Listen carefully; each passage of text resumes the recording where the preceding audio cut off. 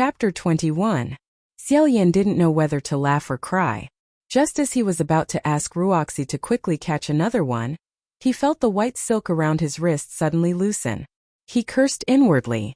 This sudden feeling was not because Wuxia's other end had been released, but because something even more terrifying had happened. Sure enough, the red shadow on the ground suddenly got a lot closer to him. Not long after, it was within his reach. San Lang had also been drawn into the storm. Xiaolian shouted at him, "Don't panic." As soon as he opened his mouth, he ate another mouthful of sand. But now as he ate, he got used to it. Although he shouted for San Lang not to panic, in reality, he also didn't think San Lang would panic. As expected, after the youth was sucked into the air, Wuxia quickly put him away. The distance between the two of them narrowed. Xiaolian could clearly see that there wasn't the slightest bit of panic on his face.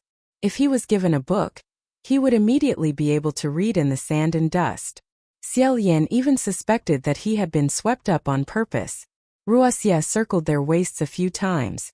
After tying them together, Xiaolian hugged San Lang. He added, "Go again. Don't arrest anyone this time." And so Wuxia flew out once more. This time the ones he grabbed were Nanfeng and Fuyao.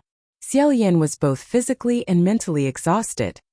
He turned to Wuxia and said, "I told you not to capture people. This people I'm talking about doesn't refer to people in the narrow sense of the word." "Fine." He shouted towards the people below, "Nanfeng Fuyao. Hold on. You must hold on." On the ground, Nanfeng and Fuyao naturally wanted to hold on. The two of them stood in place, but the sandstorm was too fierce and too violent. Not long after, two more black shadows were also swept into the tornado. This time the four of them spun rapidly in the air. In the dark yellow sky, the tornado was like a crooked pillar of sand that supported the sky, and the white silk and the four silhouettes spun ceaselessly in this sand pillar, spinning faster and faster, rising higher and higher. Xiaolian crazily ate the sand as he roared, "Why are you guys up here too?" All they could see was sand, and all they could hear was wind.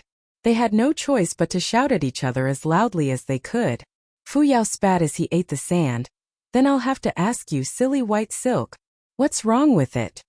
Xiaolian grabbed the silly white silk with both hands and said helplessly, "Wuxia, oh Wuxia, the four of us are relying on you now. This time you must not grab the wrong one. Go." With a solemn and stirring mood, he let go again. Nanfeng roared, "Don't count on this thing. Think of something else." At this moment, Xiaolian felt his hand tighten again, and his spirits rose as he said, "Wait, give it another chance. We caught him again." Fuyao also roared, "Don't trap another passerby. Let me go." Needless to say, Xiaolian was also extremely worried about this. He tugged at Wuxia, but the other end didn't budge at all.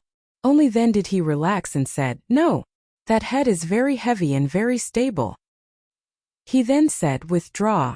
Against the frenzied tornado, Wuxia quickly pulled back. The four figures quickly distanced themselves from the wind pillar. Gradually, Xiaolian could clearly see a semicircular black silhouette in the middle of the yellow sand. The silhouette was huge, about the size of a small temple. The other end of Wuxia's hook was precisely this thing. When they got closer to the ground, he finally saw it clearly. It was an enormous rock. In this degree of sandstorm, this sandstone was like a solid and silent fortress. It was undoubtedly an excellent shelter from the wind. On their way here, they clearly hadn't seen this kind of rock. They really didn't know how far that strange tornado had brought them. As soon as the four of them landed, they immediately circled around to the leeward side of the rock. As soon as they circled around, Xiaolian's heart brightened and he said, "This really is a blessing from the heavens." It turned out that on the leeward side of this rock, there was a hole. This hole was 2 doors wide, and its height was slightly shorter than the first door. However, if an adult were to bend their waist and lower their head, it would be enough for them to enter. The hole's entrance wasn't regular and was crooked. However, it also didn't seem like it was naturally formed. It might have been carelessly dug by someone. As soon as Xiaolian entered, he discovered that this rock was practically hollowed out. The space inside the hole wasn't small, but it was relatively dark inside. He didn't explore the inside and only sat down in a place where the light could reach. Then he patted off the sand on Wuxia's body and wrapped it around his wrist. Nanfeng and Fu Yao were both spitting out sand. Sand had entered their mouths, noses, eyes, and ears, not to mention the sand in the folds of their clothes. When they took them off and shook them, they found that they were all filled with fine sand and stones. Among the four of them, the one who looked the most safe and sound was San Lang. After he stooped down and entered, he casually brushed off the sand and dust on his red clothes. Aside from his slightly messy black hair, which was tied askew, his contented appearance wasn't affected in the slightest. However, his black hair was originally tied askew for Xiaolian. If it was a little more askew it wouldn't matter. Nanfeng rubbed his face twice and cursed out loud. Xiaolian shook off the sand in his bamboo hat and said, I really didn't expect that you guys would also be praised to the heavens. Why didn't you guys use Thousand Jin Peng? Nanfeng spat out sand as he said, I did. It's useless. Fu Yao fiercely shook his outer robe as he fiercely said, What do you think this place is? This is the extreme northwest desert. It's not like it's my family's general's home ground. To the north is the Pei family's second general's territory, while to the west is Quan Yizhen's territory. Within a radius of several hundred li, there's not a single Xianzhen temple. One must know that there was a common saying in the human world. A strong dragon cannot suppress a local snake. Therefore, as the deputy generals of the martial god of the southeast and martial god of the southwest, it was inevitable that their powers would be limited when they used magic in a territory that didn't belong to them. Xiaolian looked at their appearances and saw that they were both extremely sullen and angry. It was probably the first time that they had been blown into the sky by a gust of wind and couldn't land back on the ground. He said, It's really been hard on you guys. San Lang sat on the ground next to him. With one hand supporting his cheek, he said, Are we just going to wait here for the sandstorm to pass? Xiaolian turned to him and said, It looks like we can only do this now. No matter how powerful that tornado is, it shouldn't be able to sweep such a large rock into the sky. San Lang said, It's just as you said before. This sandstorm is indeed very strange. Xiaolian suddenly thought of something and said, San Lang, I have a question.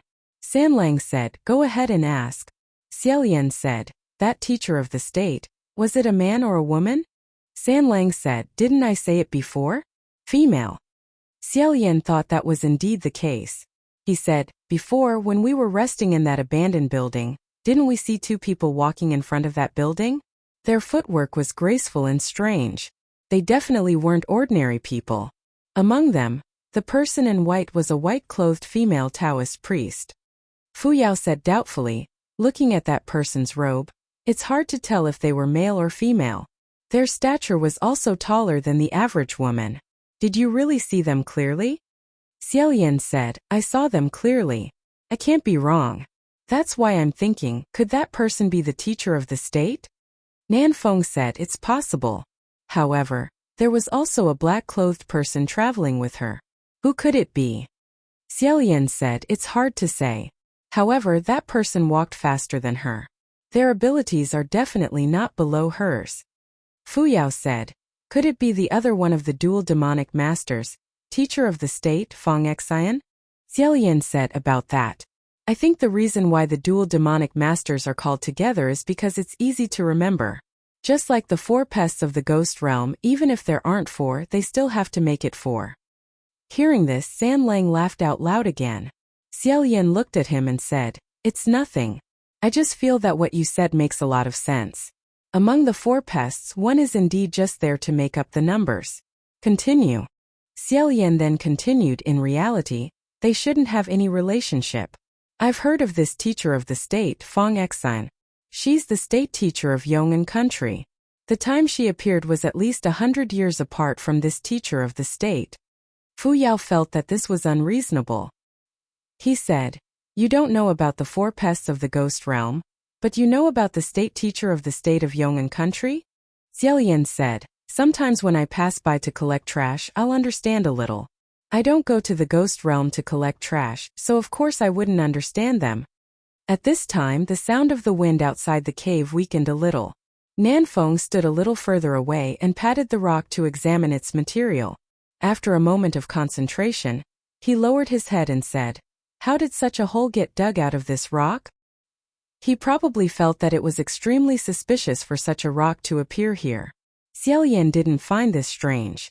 He said, "There are quite a few rocks that dig holes like this. In the past, the people of the Half-Moon Country would occasionally dig holes like this in the rocks in order to avoid the sandstorms when they were out grazing and couldn't make it back home in time. Some of these holes aren't dug, they're blasted open."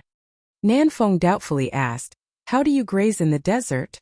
Xiaoyan said, 200 years ago, this place wasn't completely a desert.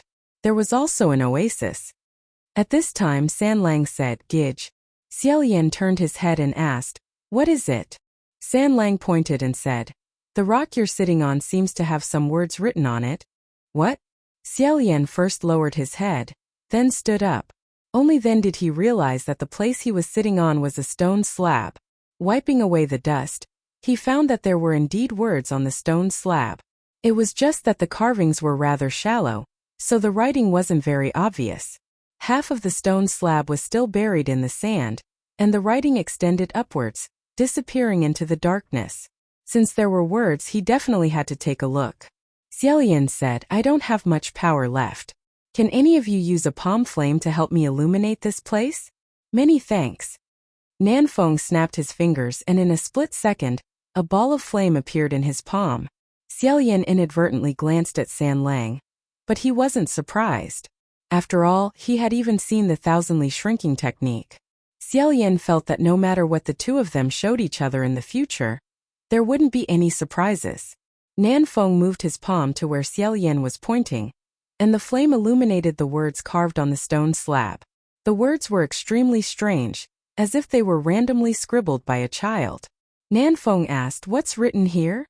Sanlang said, "Naturally, it's the language of the Half-Moon Country." Xiaoyan said, "Nanfeng is probably asking what it means. Let me take a look." As he walked, he cleared away the sand and stones on the stone slab and arrived at the top row. These words were especially large and seemed to be a question. And these words repeatedly appeared on the stone slab. Beside him, Fu Yao also held up a palm flame and said, "You know how to read the Half-Moon literature?" Xiaoyan said, "To tell you the truth, before the Half-Moon Country's demonic Taoist came out, I used to collect trash in the Half-Moon Country." "What's wrong?" "Nothing. I'm just curious how many other places you've collected trash." Xiaoyan smiled and lowered his head to continue reading. In a flash, he suddenly said two words, "General." Nanfeng and Fu Yao asked at the same time, "What?" Xiaoyan raised his head and said, "I said, the words written at the top of this stone slab are General." After a pause, he continued, "However, there's another character after General. However, I'm not too sure about the meaning of the last character." Nanfeng heaved a sigh of relief and said, "Then take another look." Xiaoyan nodded. Nanfeng held onto the ball of flames in his palm and moved his hand forward a little more. When he moved, Xiaoyan suddenly felt that something wasn't quite right. At the edge of his vision there seemed to be something extra. He pressed his hands on the stone slab full of words and slowly raised his head. Above the stone slab, the faint flame illuminated a face with stiff muscles in the darkness. This face had two eyeballs looking down, staring at him. "Ah!" The one who screamed wasn't them, but the face with stiff muscles. Nanfeng's other hand also held up the palm flame. The flames on his hand suddenly soared high and finally illuminated the entire interior of the cave. The person who was illuminated by the flames just now was a person who had been hiding in the darkness. At this moment, he was frantically retreating to the side, shrinking to the edge of the depths of the cave. At the edge of the cave, there were already 7 or 8 people huddled together, shivering. Nanfeng shouted, "Who are you people?" This shout filled the entire cave with a buzzing sound. Xiaoyan's ears were already hurting from the screams just now. At this moment, he had no choice but to cover his ears. The sandstorm was too strong and the noise was too loud. They spoke so softly that they couldn't hear each other at all. After entering the cave, they first began to discuss the half-moon imperial tutor. Later on, they concentrated on deciphering the stone slab. Unexpectedly, they didn't notice that there were still people hiding in the cave without making a sound. The 7 or 8 people trembled. After a while, an old man about 50 years old finally said, "We are a passing caravan, ordinary merchants. The sandstorm is too strong and we can't walk, so we're taking shelter here. He was the calmest person in the group and seemed to be the leader. Nanfeng said again, since you're ordinary passing merchants, why are you hiding here so sneakily?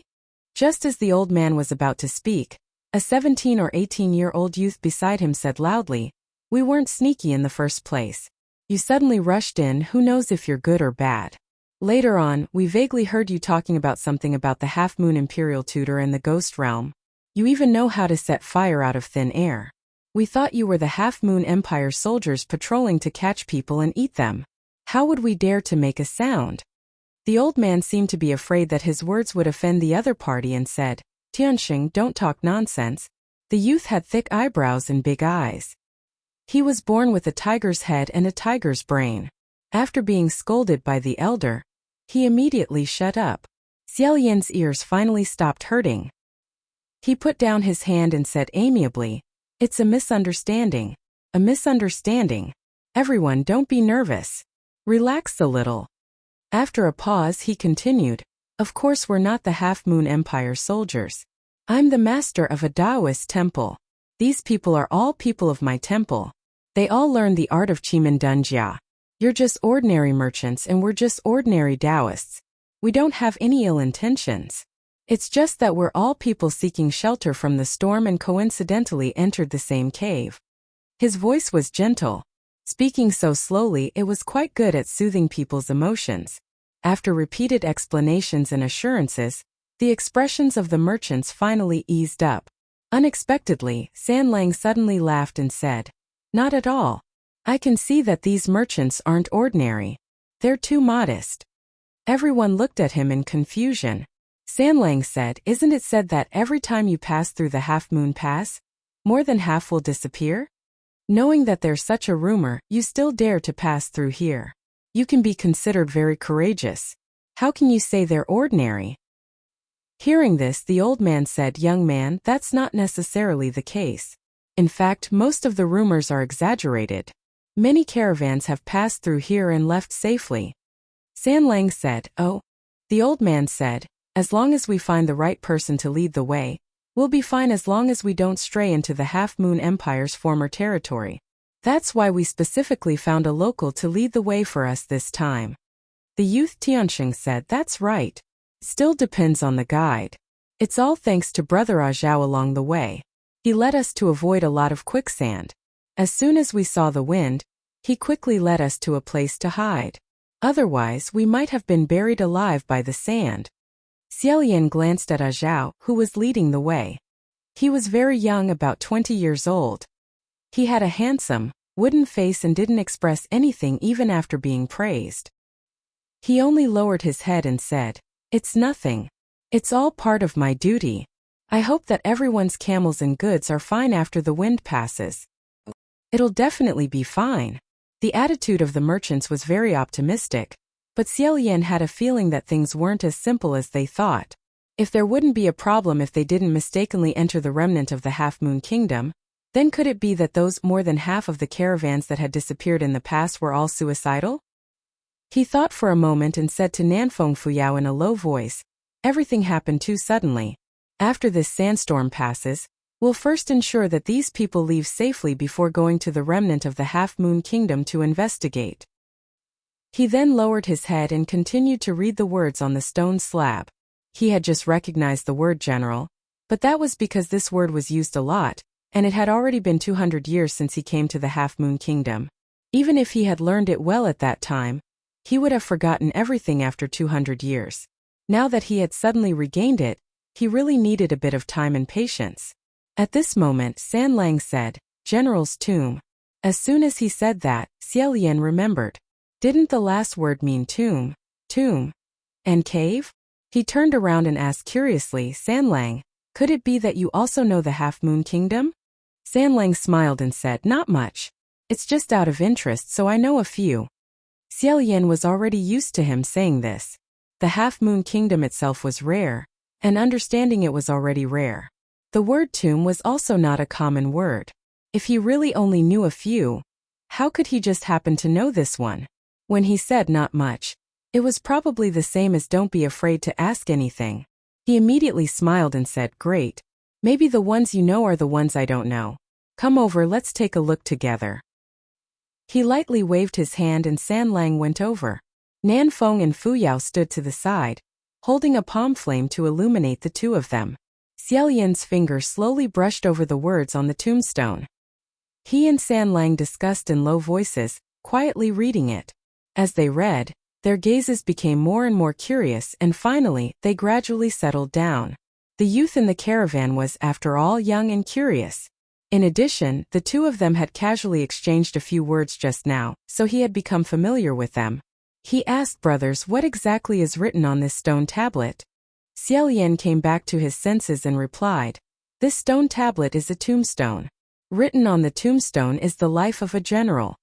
Tiansheng said, "A general from the Half-Moon Kingdom?" San Lang said, "No, it was a general from the Central Plains." Nan Feng asked doubtfully, "A general from the Central Plains?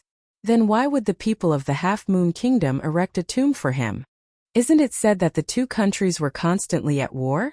San Lang said, "This general was very strange. Although the stone tablet refers to him as a general, he is actually just a lieutenant." "Then did he later get promoted to general?" "He didn't.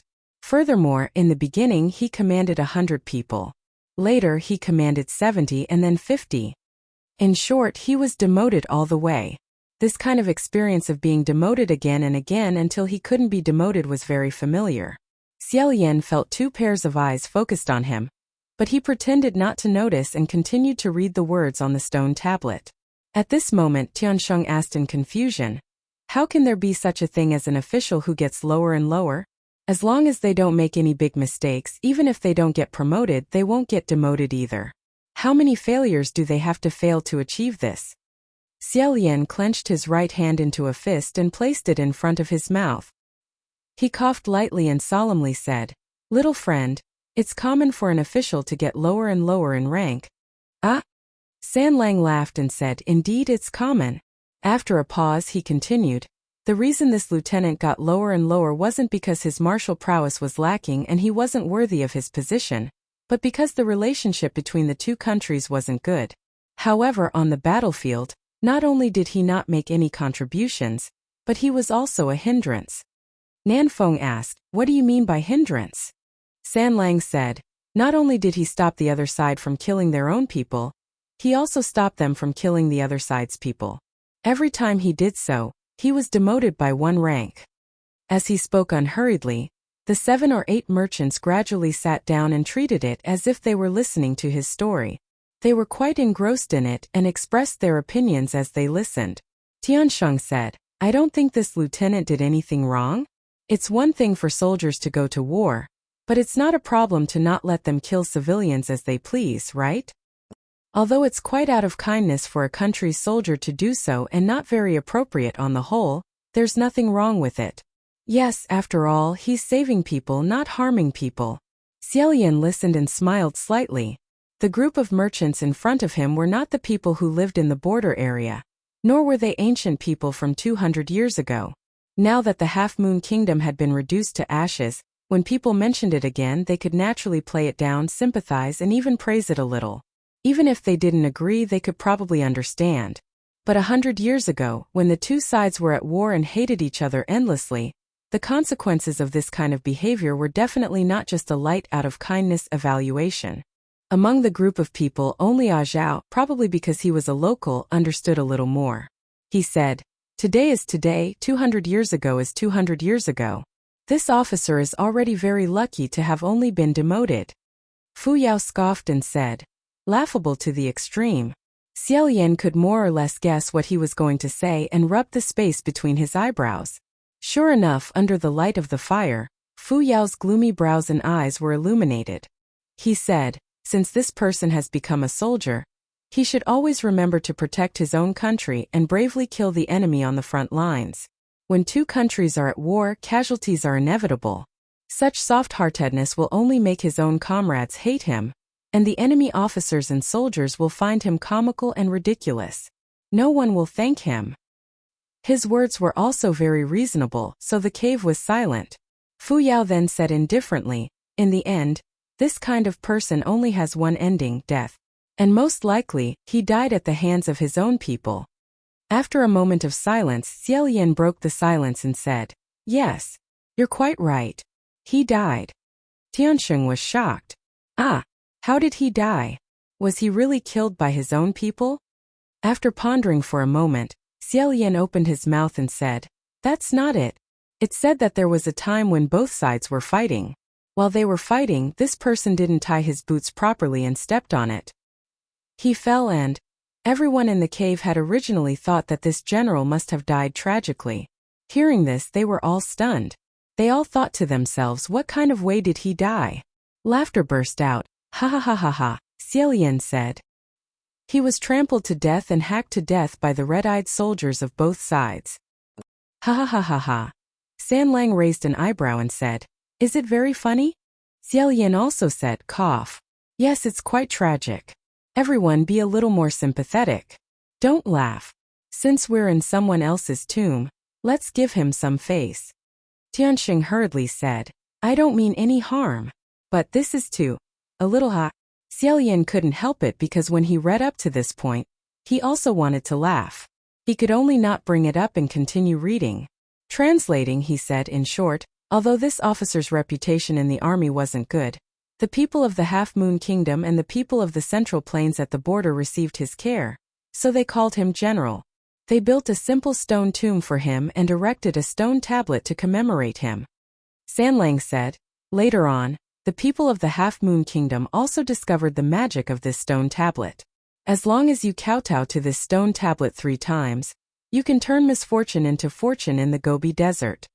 His tone was so profound that it was very convincing. His expression was also serious. When everyone heard this, several people immediately kowtowed, saying that it was better to believe it than not. Xiaolian was puzzled. "Ah, is there such a thing? Is it that magical?" San Lang smiled slightly and said in a low voice, "No. I made it up. Since they just laughed, it's not too much for them to kowtow now, right?" Xiaolian looked and saw that it was true. There was no one behind the stone tablet. Originally he was still a bit sad, but now he found it funny. He also said in a low voice, "Why are you so naughty?" San Lang stuck out his tongue. The two of them were laughing when suddenly, someone cried out in alarm. "What is this?" This cry was extremely shrill in the entire cave, causing everyone's hair to stand on end. Xiaolian looked in the direction of the cry and said, "What's wrong?" The people who were originally kowtowing to the ancient stone tablet scrambled away and cried out in fear, "Snake!" Nan Feng and Fu Yao turned their arms in the direction of the direction, and 2 flames from their palms lit up the ground in that area. Impressively, there was a long, gorgeous snake coiled on the sand. Everyone panicked. Why is there a snake? Why isn't this snake making any noise? I don't even know when it crawled in here. Illuminated by the flames, the snake's body rose up. It seemed to be extremely vigilant, ready to attack at any time. Nan Feng was just about to send a palm flame over when he saw someone leisurely walk over. With a casual grab, the person grabbed the snake's weak point and lifted it up with his left hand. As he observed, he said, "Isn't it normal for there to be snakes in the desert?" The one who was so unscrupulous was naturally San Lang. As the saying goes, hit the snake's weak point. If the snake's weak point was crushed, no matter how vicious its venomous fangs were, it wouldn't be able to become powerful. The snake's tail softly wrapped around his left arm a few times. Now that it was closer, Xiaolian focused his eyes and saw that the snake's skin seemed to be translucent. He could see the bright purplish-red color inside, mixed with strands of black. It made him think of the color of internal organs and was very uncomfortable. The snake's tail was actually the color of flesh, and it was segmented as if it had grown layers of hard shells. It didn't look like a snake's tail, but more like a scorpion's. Seeing this clearly, Xiaolian's expression abruptly changed. "Be careful of its tail." Before he finished speaking, the snake's entangled tail suddenly loosened its grip on San Lang's arm. The tip of the tail seemed to have become another snake's head as it flicked backwards and fiercely stabbed. That tail's thrust was extremely fierce, but San Lang's right hand reached out and easily caught the tail. He pinched the tail as if he was holding something fun and showed it to Xiaolian. With a smile, he said, "This tail is quite interesting." At the tip of the snake's tail there was actually a flesh-red thorn. Xiaolian let out a sigh of relief and said, "It's good that it didn't hit. It really is a scorpion tail snake." Nanfeng and Fuyao also came over to look at the snake. "A scorpion tail snake?" Xiaolian replied, "That's right. It's a type of poison unique to Half Moon Country. It's still considered rare, so I've never seen it before. However, I've heard of it. Its body is like a snake's, and its tail is like a scorpion's. However, its poison is more violent than both of them combined. Whether it's being bitten by its poisonous fangs or being pricked by its poisonous tail, it's all." Speaking up to this point, he saw San Lang toss the snake over and over in his hand. Sometimes he stretched it out, sometimes he pressed it down, and sometimes he twisted it like a towel. The only thing missing was a bow. After a moment of silence, Xiaolian warmly advised San Lang, "Don't play with it anymore. It's very dangerous." However, San Lang smiled and said, "It's fine. Gitch doesn't need to worry. This scorpion tail snake is the totem of the Half Moon Country preceptor. This is a rare opportunity, so of course I have to look at it carefully." Xiaolian was startled. "The totem of the Half Moon Country preceptor?" San Lang replied, "Exactly. It said that the Half Moon Country preceptor was able to control this type of scorpion tail snake. That's why the Half Moon Country preceptor believed that her powers were boundless and worshipped her as their preceptor." As soon as he heard the word control, Xiaolian felt something was wrong. He thought to himself, whenever someone mentioned control, it would always be in large groups. He immediately said, "Everyone, hurry and get out first. I'm afraid this scorpion tail snake isn't just one." Before he could finish his sentence, he heard a blood-curdling scream. "Ah!" One after another, several people cried out in alarm, "Snakes! So many snakes! There's one here too." Within the darkness, 7 or 8 purplish-red scorpion tail snakes had actually crawled out without a sound. They had appeared extremely suddenly, so it was impossible to tell which cave they had crawled out from. They didn't attack either, instead quietly staring at this group of people, as if they were examining something. The snakes crawled and attacked without a sound. They didn't even make the hissing sound that a poisonous snake would make when spitting out its tongue. It was truly dangerous to the extreme. Nanfeng and Fuyao struck out with their palms, causing a large ball of raging fire to explode within the cave. Xiaolian shouted, "Get out! How could anyone dare to stay in the cave?" They hastily fled out. Fortunately, the sky had already turned dusk. That tornado had long since gone far away, and the sandstorm outside had also lessened by quite a bit. The group of people retreated towards an open area. As they ran, someone said, "This stone tablet is too scary. How could we still encounter this kind of thing after kowtowing 3 times? Xiaolian thought to himself that it was fortunate that they didn't know that the last sentence was made up by San Lang. However, he heard someone else say, "That's right. The effect is more or less the same as kowtowing to that lousy immortal. The more we kowtow, the more unlucky we get." Xiaolian was left speechless as he was struck by an arrow in such a remote place.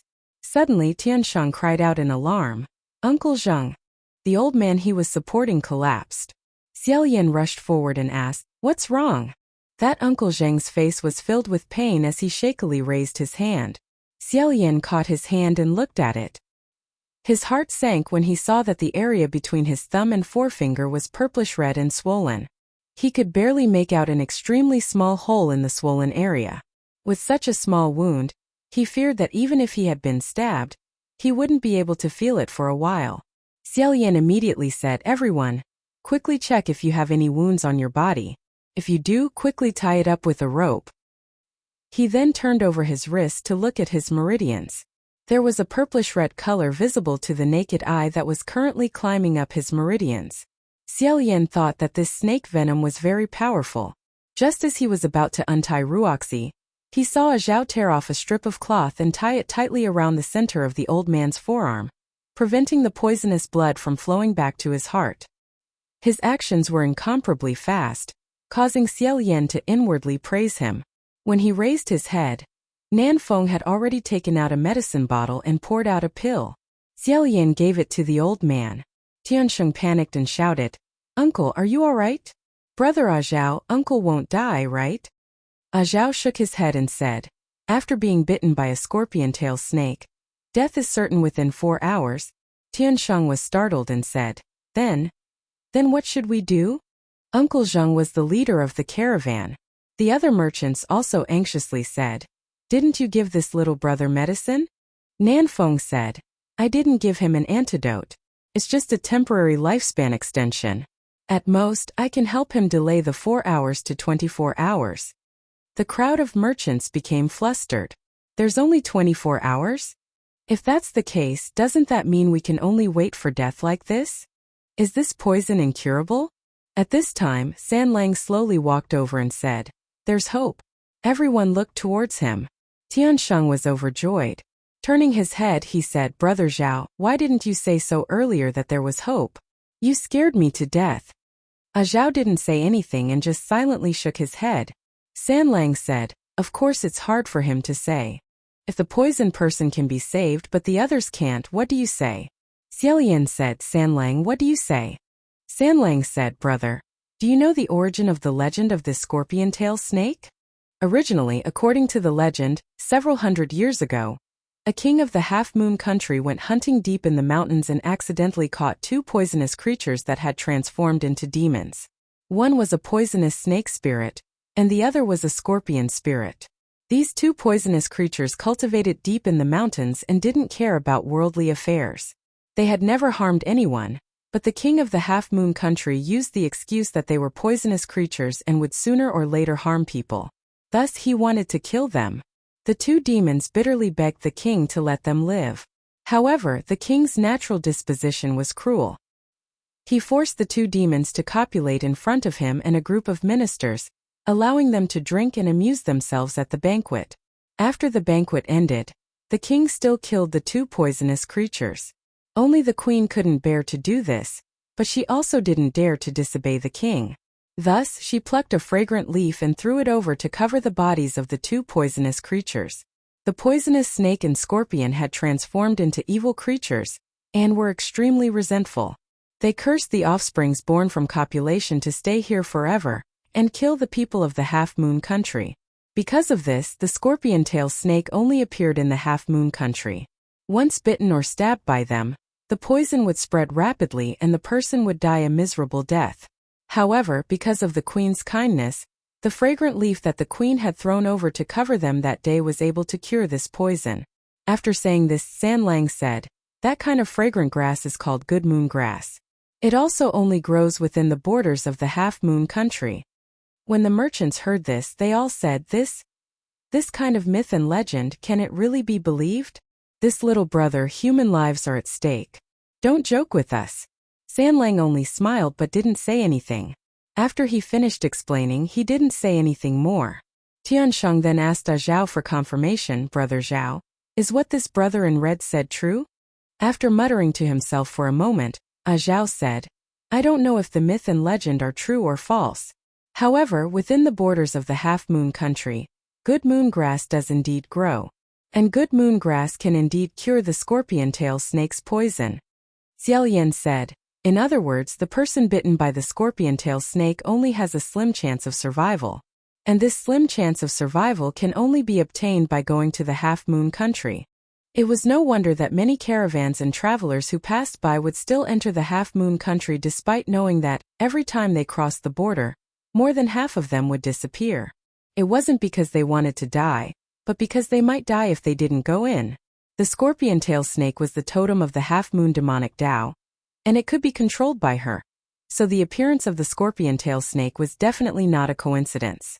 With just a few heavenly officials, there was no way they could guarantee that these people would come out unscathed. They also didn't know whether or not more scorpion-tailed snakes would appear.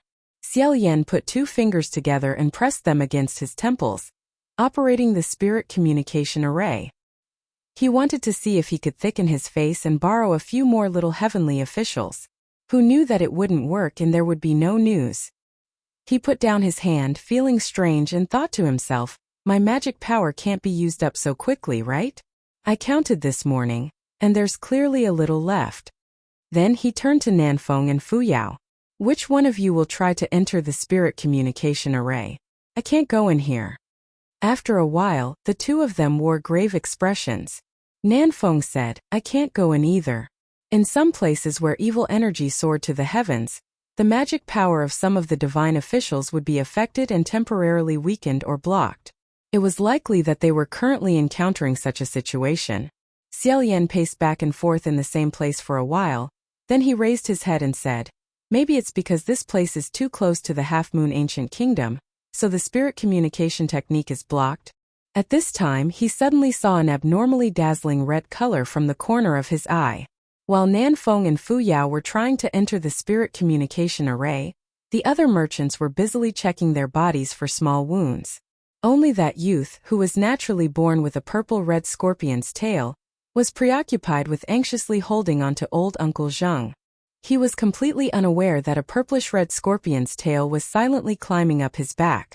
It was coiled on Tianshang's shoulder, but its fangs weren't aimed at the youth's neck, but at San Lang's arm, who was indifferently standing to the side. The snake raised its back and protruded. Just as the fangs were about to pierce San Lang, Xiao Yan stretched out his hand and accurately pinched the snake's weak spot. Chapter 22. Scorpion Tail. However, after this stinging, Xiao Yan also pinched its tail, accurately catching the entire scorpion tail snake. Exerting strength in his hand, he pinched it until it fainted. He was stung, but his expression didn't change in the slightest. He only threw the fainted snake to the ground. He said, "Everybody be careful.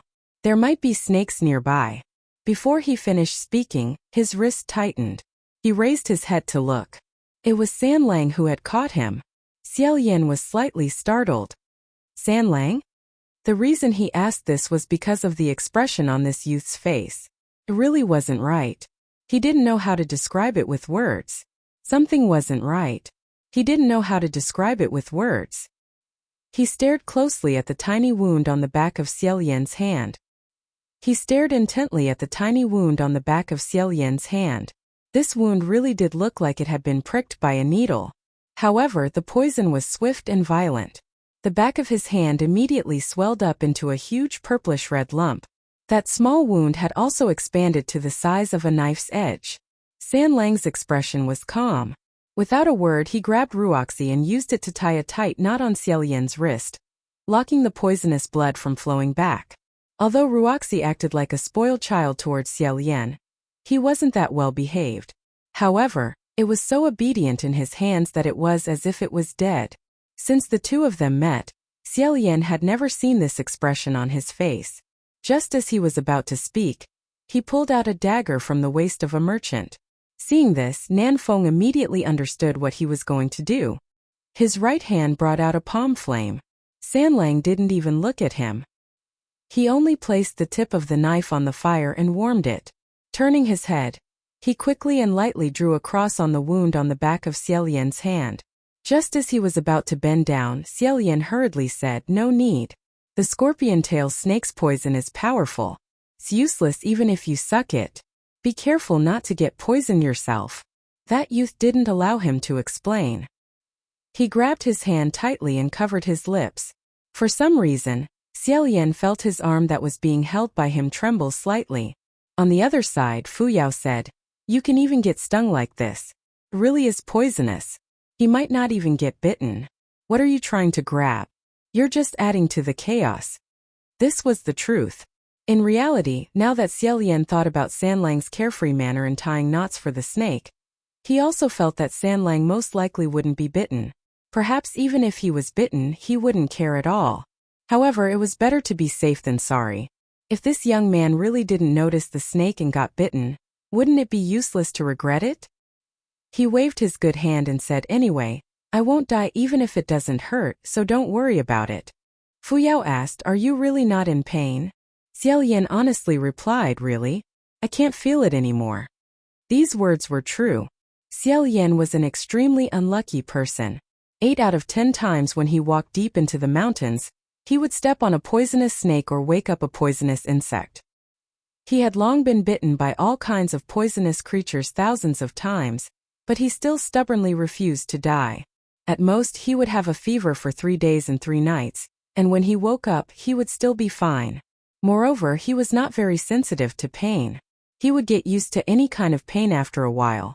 After he said this, Sanlang finally raised his head. The redness on the back of Xiaolian's hand had already disappeared, and there was a trace of blood at the corner of his lips. His gaze was extremely cold as he shifted his gaze to the side, moving towards the scorpion snake on the ground.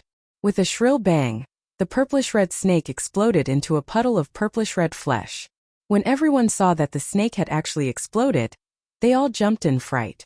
However, they didn't know who had done it. Although the blood hadn't splashed onto them, they were still very frightened.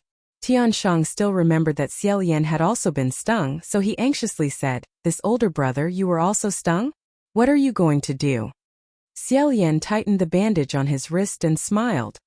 "Good child, I'm fine. Let's do it as usual. Next, we're going to enter the city to find the good moon grass." A merchant hurriedly said, "You guys are going? Then what about us? Should we also send someone to go?" Xiaolian said, "You guys don't need to. I'm afraid that the old land of the half-moon country is full of danger. One more person means one more mishap. After we find the good moon grass, we will bring it out to you within 24 hours. Several merchants said one after another, Is this true? Then we're really grateful. How can we accept this?" However, when Xiaolian's next words left his mouth, their expressions changed. He said, "In order to find the half-moon ancient country as soon as possible, I would like to trouble you guys to temporarily lend this little brother to us to lead the way." The one he wanted to lend was naturally A Zhao. If one were to say that the merchants' faces were filled with gratitude and rejoicing before, then right now, most of them were filled with hesitation.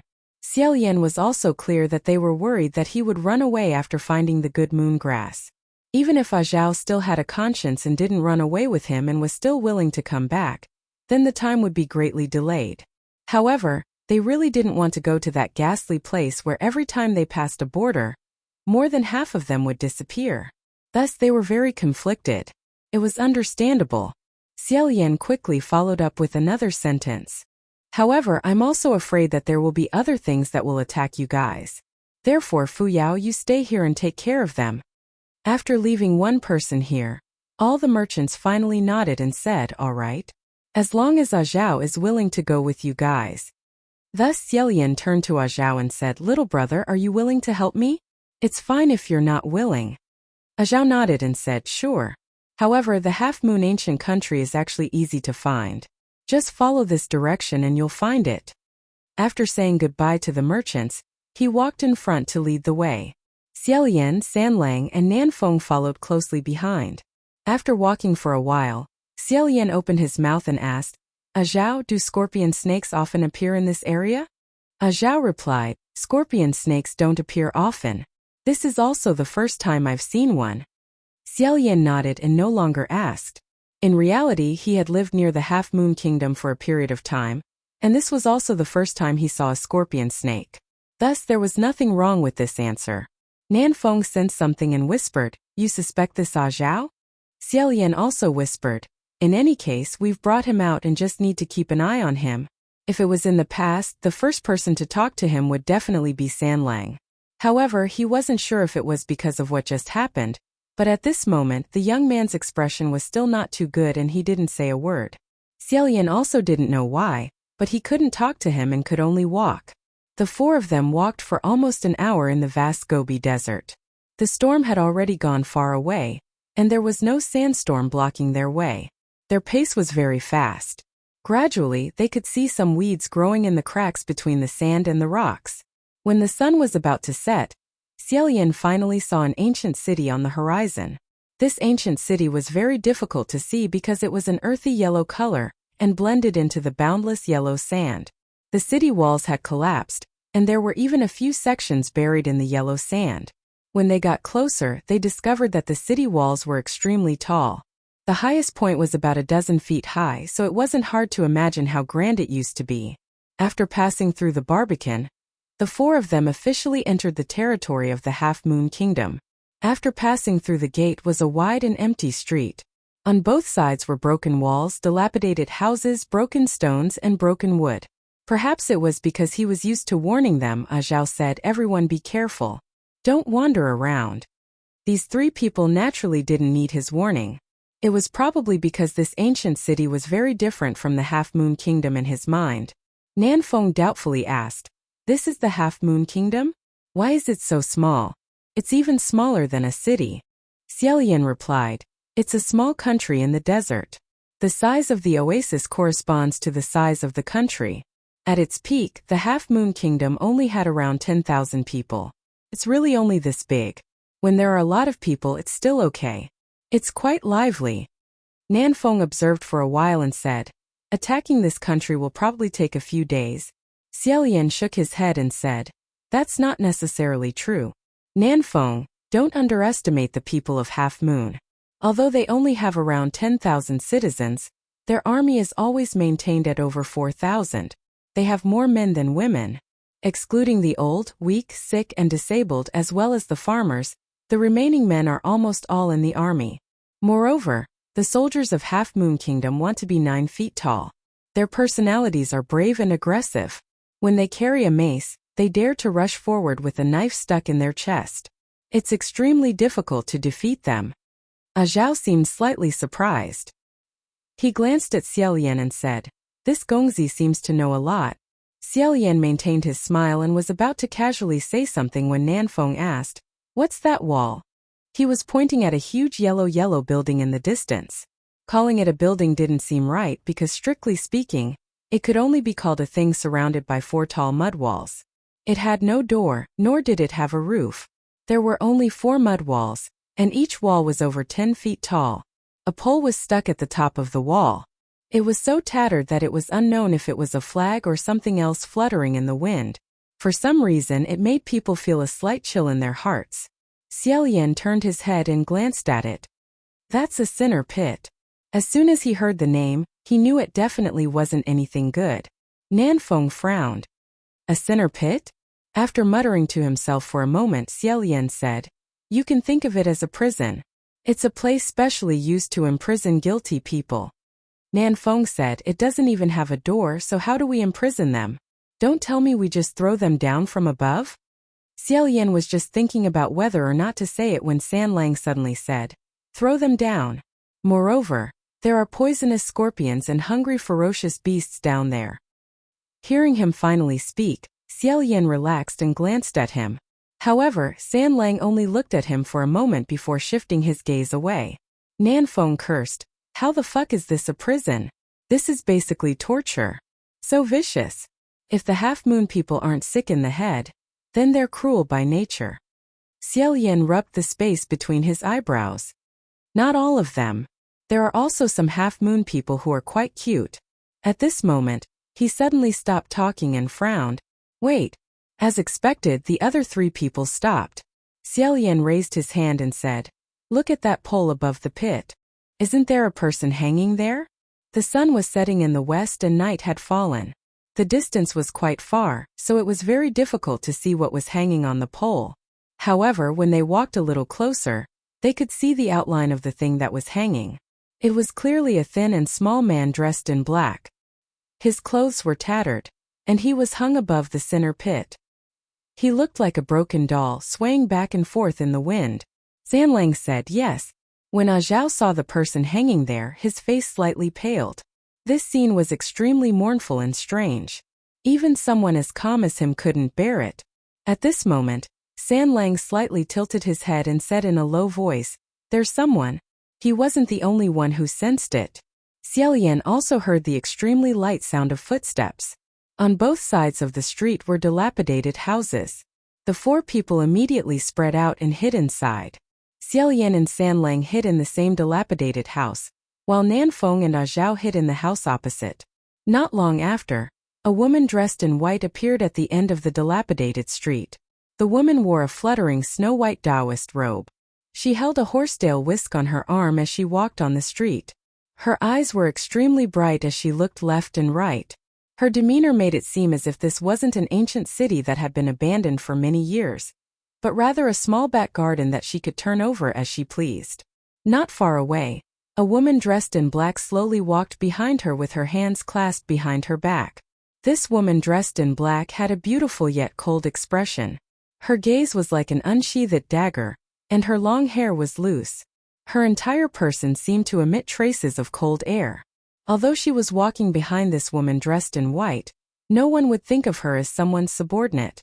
They were the two people they had seen outside the abandoned building at noon. At that time, the two people's figures flashed by. That person dressed in black was tall, so Xiaolian couldn't clearly see if they were male or female. Now, he knew that both of them were women. The one dressed in white could only be the half-moon imperial tutor. As for the one dressed in black, who could she be? That half-moon imperial tutor leisurely swung her horsetail whisk and said, "Where did those people hide? They disappeared in a moment of carelessness. Don't tell me I have to find them one by one and kill them?" Xiaolian thought to himself, sure enough, as soon as they entered the city, they were immediately targeted.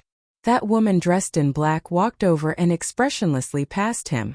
She said, "You can call your friends to help you kill them." This friends could only refer to that group of extremely lethal soldiers of the half-moon imperial tutor. The half-moon imperial tutor laughed. "Ha! I don't like calling other people, I just like calling you. Are you happy?" That woman dressed in black didn't give him any face at all. She coldly said, "What's there to be happy about being called over by you to do this kind of thing? Hurry up and leave." The half-moon imperial tutor raised an eyebrow. Sure enough, they were about to leave. Listening to their conversation, it seemed like they were old acquaintances who had a pretty good relationship. These two definitely weren't ordinary people, so this person dressed in black definitely wouldn't be a nameless person. Who was the woman familiar with the half-moon imperial tutor? A mysterious fellow disciple?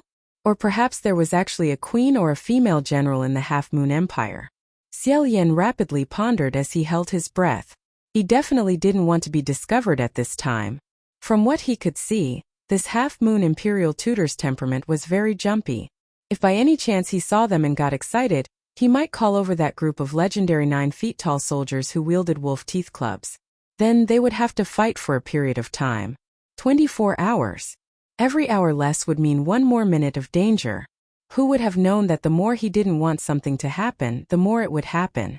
When that woman dressed in black walked past the front of this room, she suddenly stopped and swept her sharp gaze over. That half-moon imperial tutor had already walked a few steps forward. Seeing her stop, his body fell back and he said, "Hey, are you going or not?" That woman dressed in black said, "You step back." The half-moon imperial tutor said, "Oh." Sure enough, he stepped back.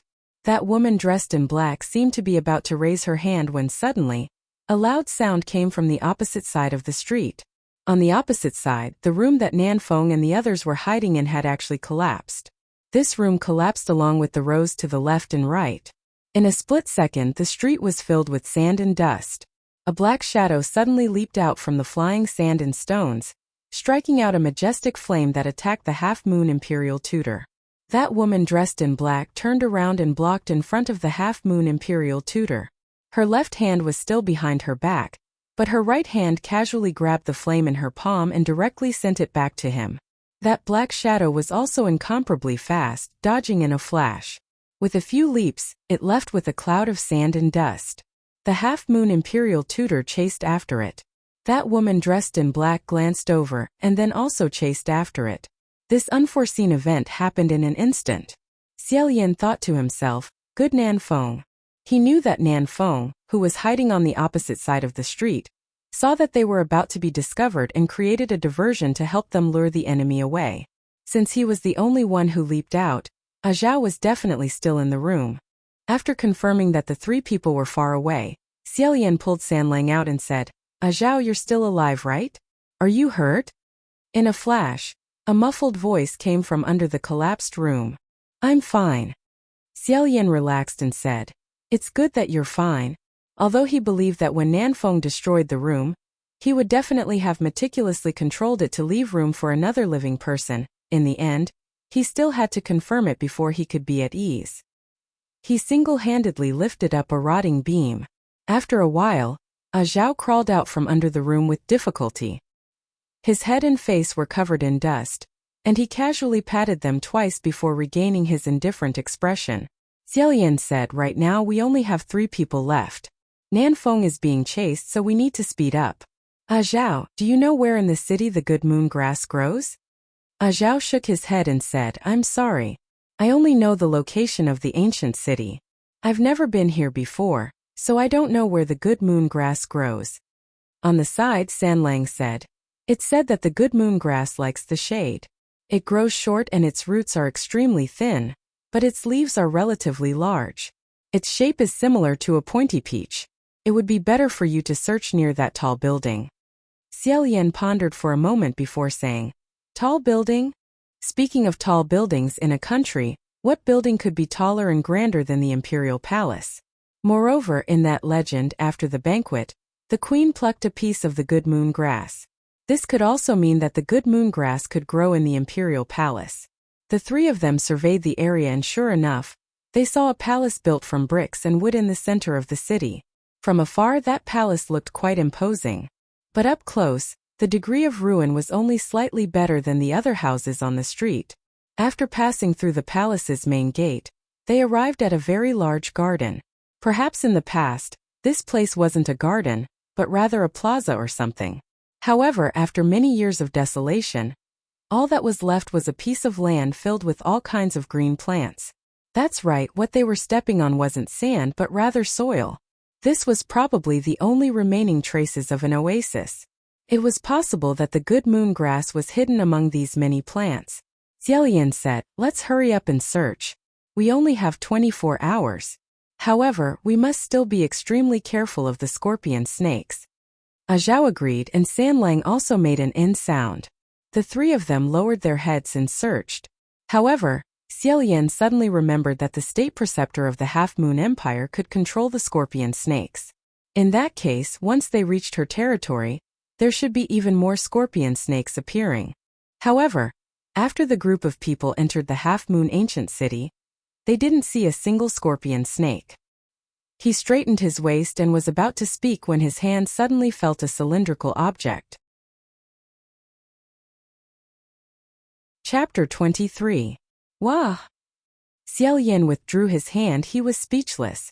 He realized that every time he saw or touched something in the darkness, in the face of such a terrifying scene, he didn't even make a sound, and the other party had already shouted first.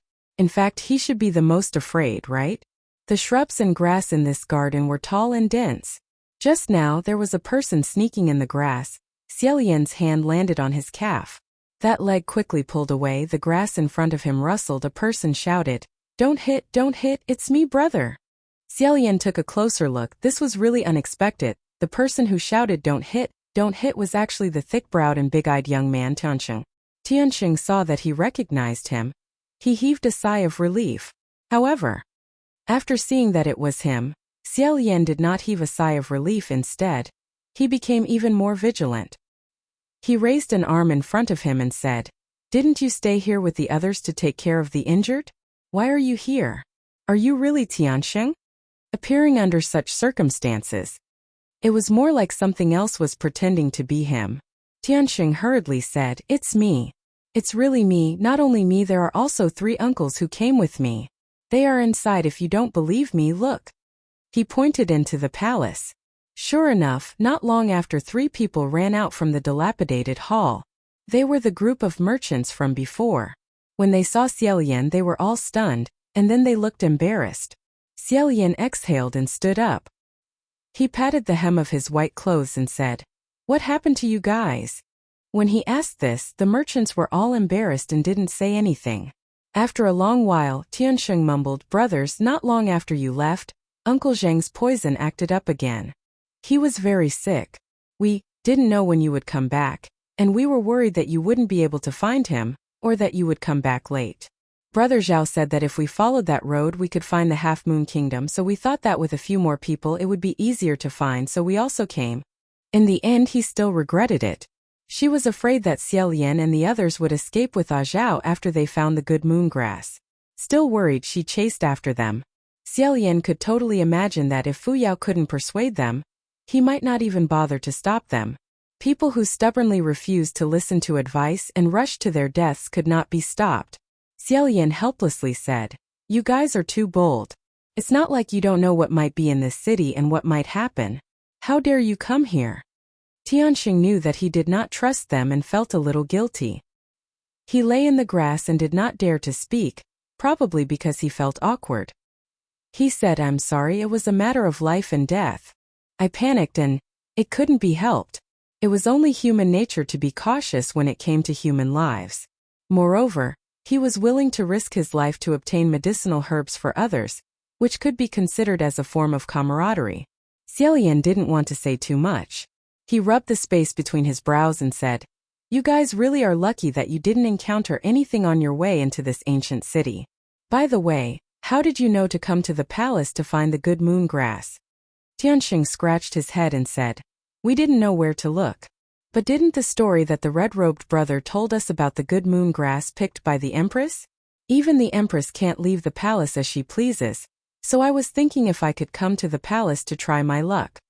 Xiaolian thought that this child's brain worked fast and got it right. At this moment, Sanlang said, "I found it." He turned around and saw Sanlang waving his hand. What he held in his hand was a jade-colored leaf that still had a bit of root on it. This leaf was about the size of a baby's palm. The roots were thin and peach-shaped, and the leaf had a pointed tail. Xiaolian didn't need to confirm with Zhao to know that this was the legendary good moon grass. Before he could say anything, Sanlang had already grabbed his injured hand. That hand had been stung and swollen to a frightening degree. But after Sanlang helped him with the drug, although the poison had not been completely removed, the swelling had decreased significantly. At this moment, Sanlang was holding Xiaolian's injured hand with one hand and holding the good moon grass with the other. He closed his fingers and didn't seem to use much force. When he opened it again, the leaf had already turned into a pile of green powder. He carefully applied this pile of green powder on the back of Xiaolian's hand. He felt a gentle coolness slowly spreading from the wound. Xiaolian said, "Sanlang, thank you very much." Sanlang didn't reply. After he finished applying the herb, he put down Xiaolian's hand. With this kind of atmosphere between the two of them, Xiaolian felt that something was a bit strange, but he didn't know how to ask. No matter how he asked, he just felt that something wasn't right. The others couldn't understand this subtlety. Tianxing impatiently said, "Gij, do you feel better? Is this herb useful?" Xiaolian snapped out of his daze and said, "It's a lot better. It should be correct." Hearing this, the others became very excited. They all said, "Hurry, let's continue looking." Not long after, Zhao also raised a handful of green leaves and said, "I also found it here." The handful of good moon grass in his hands was much fatter than the pitiful small piece Sanlang had found just now. When everyone saw that the shape and characteristics were correct, they all rushed over. One after another, they exclaimed in surprise, "There's such a big piece here. So many. Hurry up and pick some more. If we pick too many, can we sell them when we get back?" They were busy picking the herbs. Xiaolian turned his head around and looked at the back of his hand. Speechless, he tried to find something to say. He said to Sanlang, "You seem to have searched the area they were looking for just now. Didn't you discover it at the time?" After he opened his mouth, he also felt that this question was rather pointless. However, Sanlang shook his head and said, "You don't need to use the grass there." Xiaolian curiously asked why. Unexpectedly, before Sanlang could open his mouth to explain the reason, they heard a miserable cry. "Go away." Everyone was stunned. Their movements slowed as they asked one after another, "Who's screaming?" "I didn't." "It wasn't me either." Then they heard that mournful voice say, "Go away, you're stepping on me." Only now did everyone notice. This voice was actually coming from the side of their feet. In an instant, the few people who had gathered there to pick the good moon grass all scattered. Xiaolian had long since gotten used to this kind of situation. When others retreated, he would step forward. Thus, he walked to the place where the miserable cry was coming from. With a stretch of his hand, he slowly pushed aside the dense underbrush.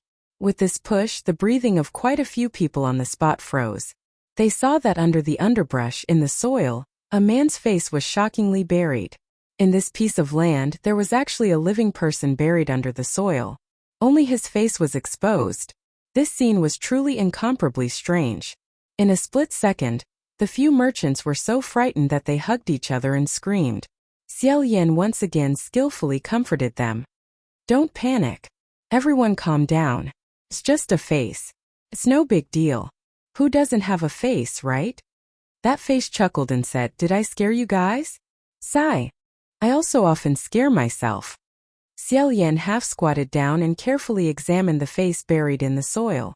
This was a man's face. When it wasn't smiling, it was very flat.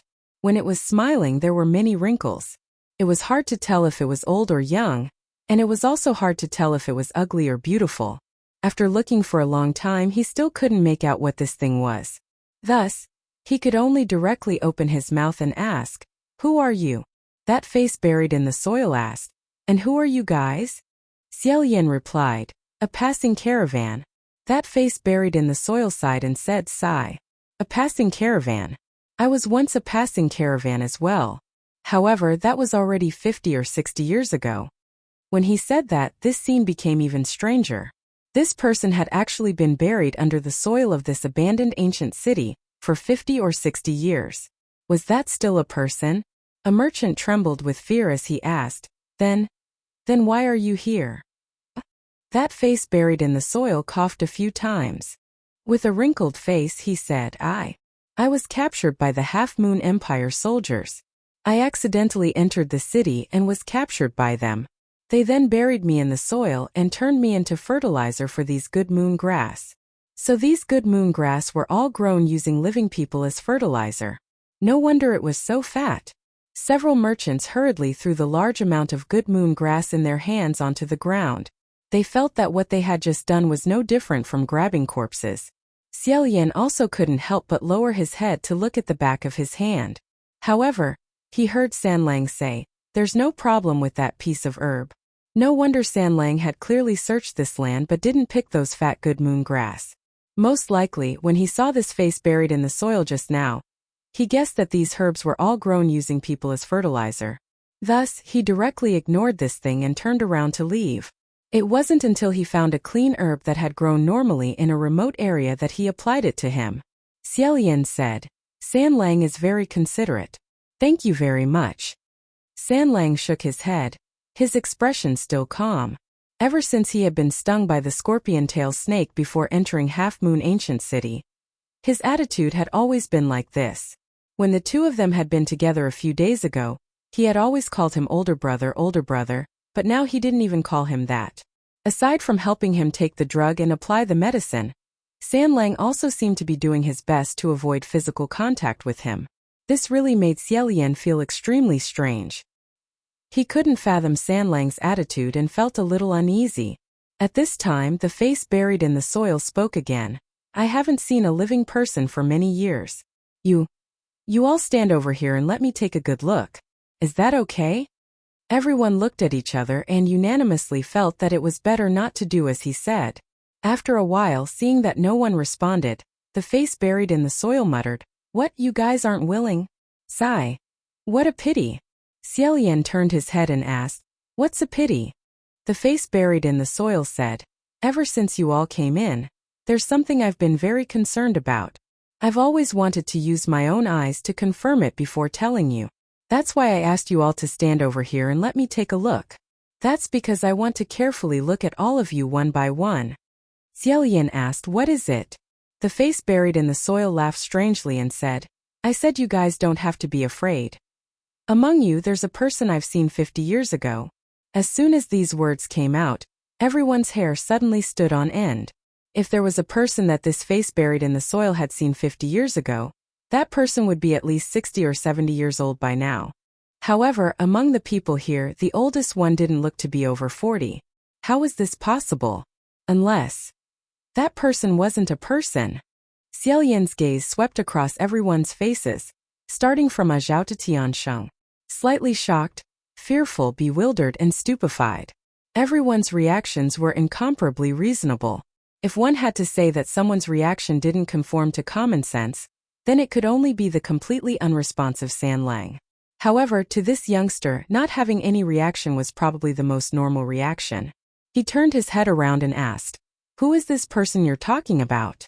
The face buried in the soil twitched a few times before revealing an incomparably strange smile. It was as if he was doing his utmost to make himself look a little more reliable, but he couldn't conceal the sinister smile leaking from the bottom of his heart.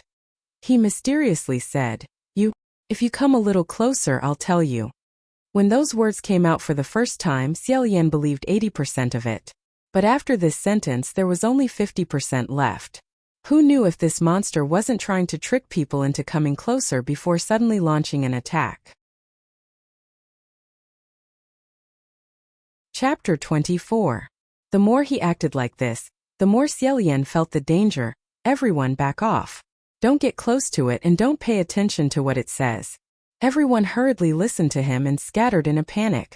That buried face tried his best to laugh as he said, "Sai, don't go. Why do you guys have to do this? I'm also a human. I won't harm you guys." Xiao Yan said in his heart, "You're thinking too much. You're not like a human at all like this." Who knew at this moment a strange change suddenly occurred? A merchant probably thought that no matter what, he still had to take some herbs back to save people. He stealthily took a few steps forward and bent down, wanting to pick up the good moon grass that he had thrown away in fright just now. That buried face's eyeballs rolled around, a bright light flashed in his eyes. Xiao Yan cursed in his heart and rushed over saying, "Don't pick it up. Come back." However, it was already too late. Buried face suddenly opened his mouth, a bright red thing slid out from his mouth. What a long tongue! Xiao Yan grabbed the back of the merchant's collar and retreated repeatedly. However, the thing that flew out of that buried face's mouth was incomparably long. With a chi sound, it jumped into one of the merchant's ears. Xiao Yan felt the body under his hands tremble violently. That merchant let out a short scream. His limbs twitched incessantly as he knelt on the ground on both knees. That long tongue quickly pulled out a large bloody thing from his ear and retracted back into the buried face's mouth. That buried face chewed and laughed at the same time, chewing until his mouth was dripping with blood. He laughed so hard that he almost overturned the roof of this dilapidated imperial palace. He screamed, "Ha ha ha! Delicious, delicious, delicious, delicious, delicious! Delicious, delicious! I'm starving to death, I'm starving to death!" This voice was sharp and piercing, and that pair of eyes were bloodshot. It was truly disgusting. This person had been buried here for more than 50 years. He had already been assimilated by this demon country, and completely turned into something else. Xiao Yan released his right hand that was holding the merchant's collar. Just as he was about to strike this disgusting thing with his palm, he suddenly heard that buried face scream again, "General! General! They're here! They're here!" He only heard a cry that was even more ferocious than that of a wild beast. A black shadow fell from the sky and landed heavily in front of Xiao Yan. The moment this black shadow landed on the ground, almost the entire ground trembled from its stomp.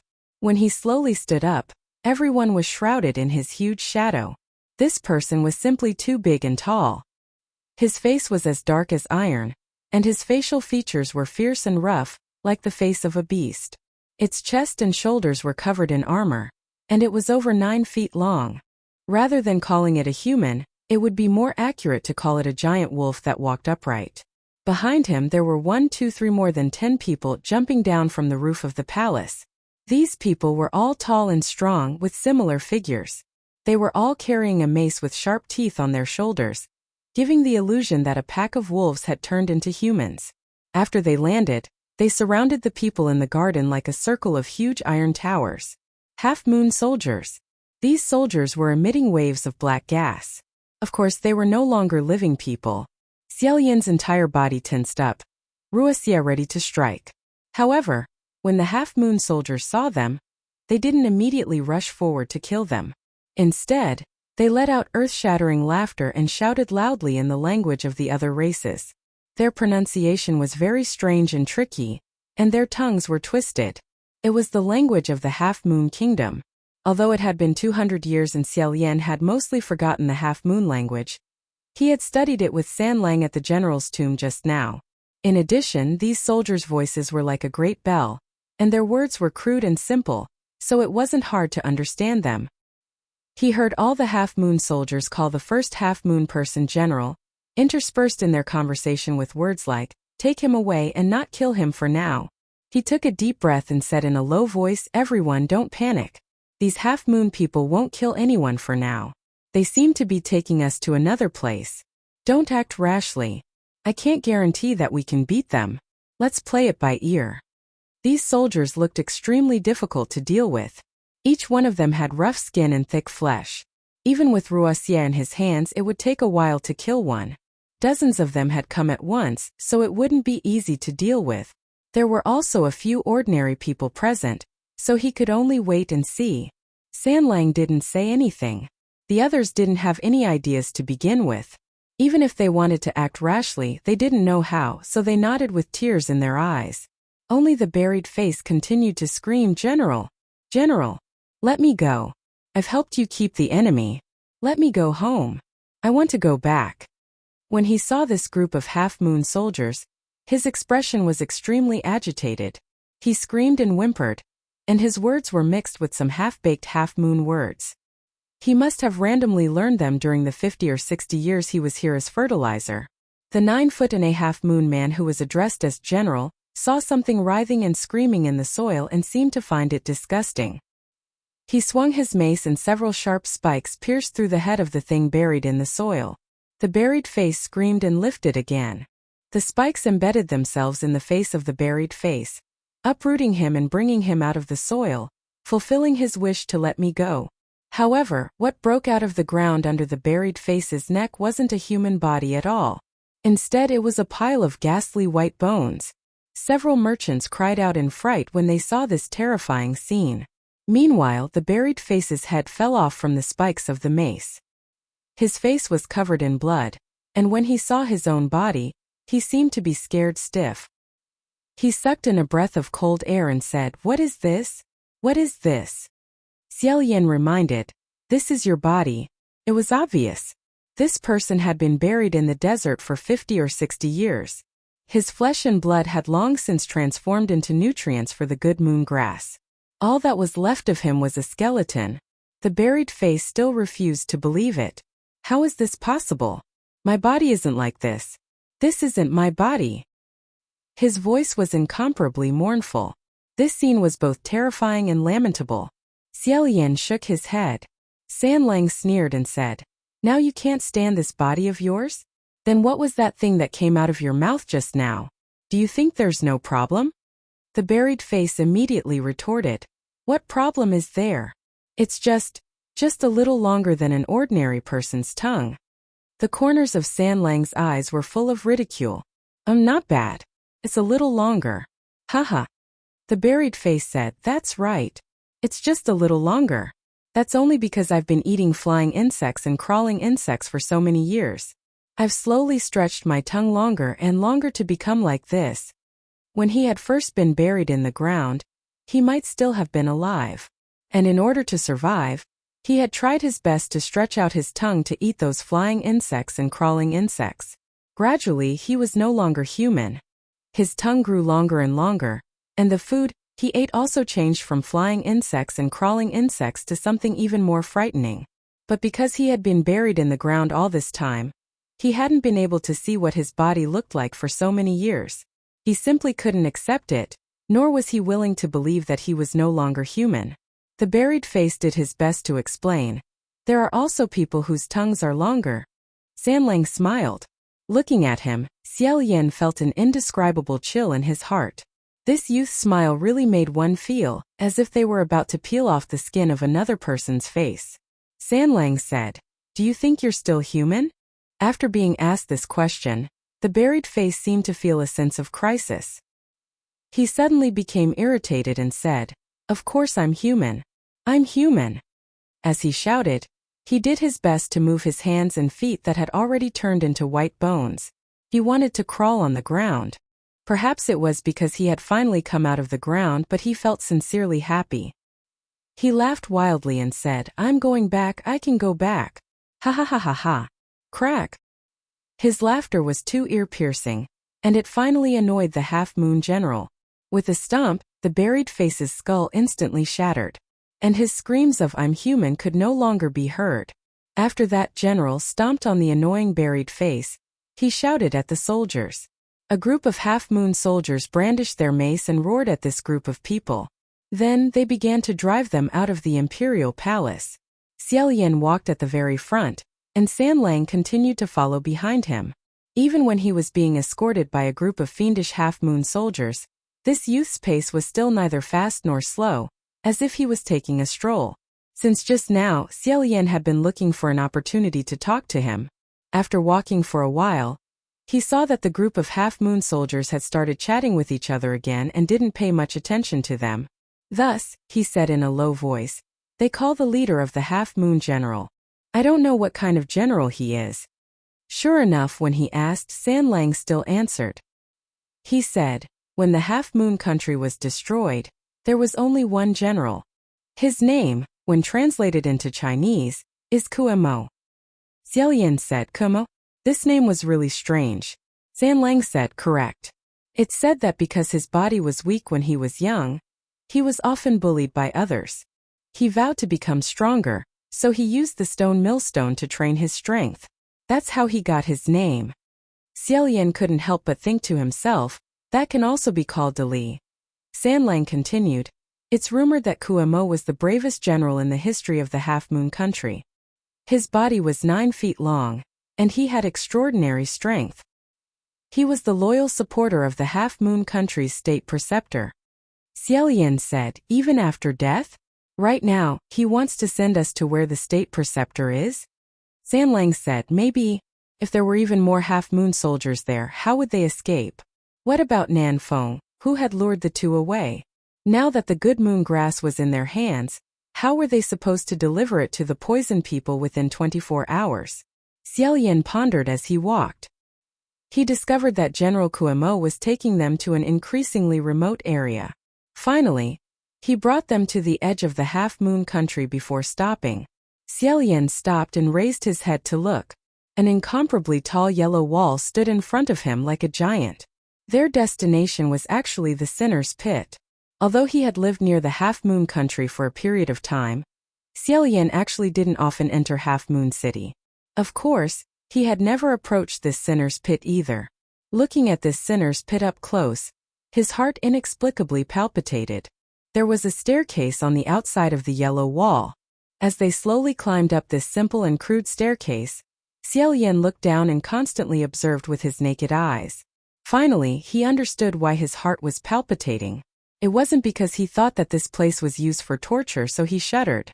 It wasn't because he was worried about whether or not this group of people would be pushed to the bottom of the pit. Rather, it was a kind of palpitation that came from sensing the existence of a magical array. The terrain and layout of this Sinner's Pit had been deliberately set up into an extremely powerful array. And this array only had one function: to make people who fell into this pit never to climb up again. The so-called never to climb up meant that even if someone put down a rope or put up a ladder, and the person below sees this chance to climb up halfway up, the array would be activated and that person would be knocked back down again. Xiaolian calmly placed his hand on the wall. After walking for a while, he roughly understood the material of this wall. He discovered that this wall looked like soil from afar, but it was actually incomparably hard stone. Moreover, it might have been imbued with some kind of incantation, so it would definitely be very difficult to break. And when they climbed up the stairs and came to the top of the Sinner's Pit, standing on the yellow wall's eaves, the first scene that they saw could only be described as shocking.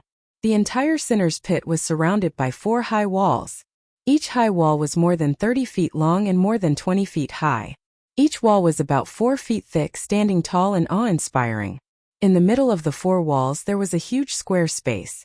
There wasn't any platform or crossbar to stand on. It was already late, and the giant pit was so dark that they couldn't see the bottom at all. Only bursts of cold air and the smell of blood drifted up from the bottomless darkness from time to time.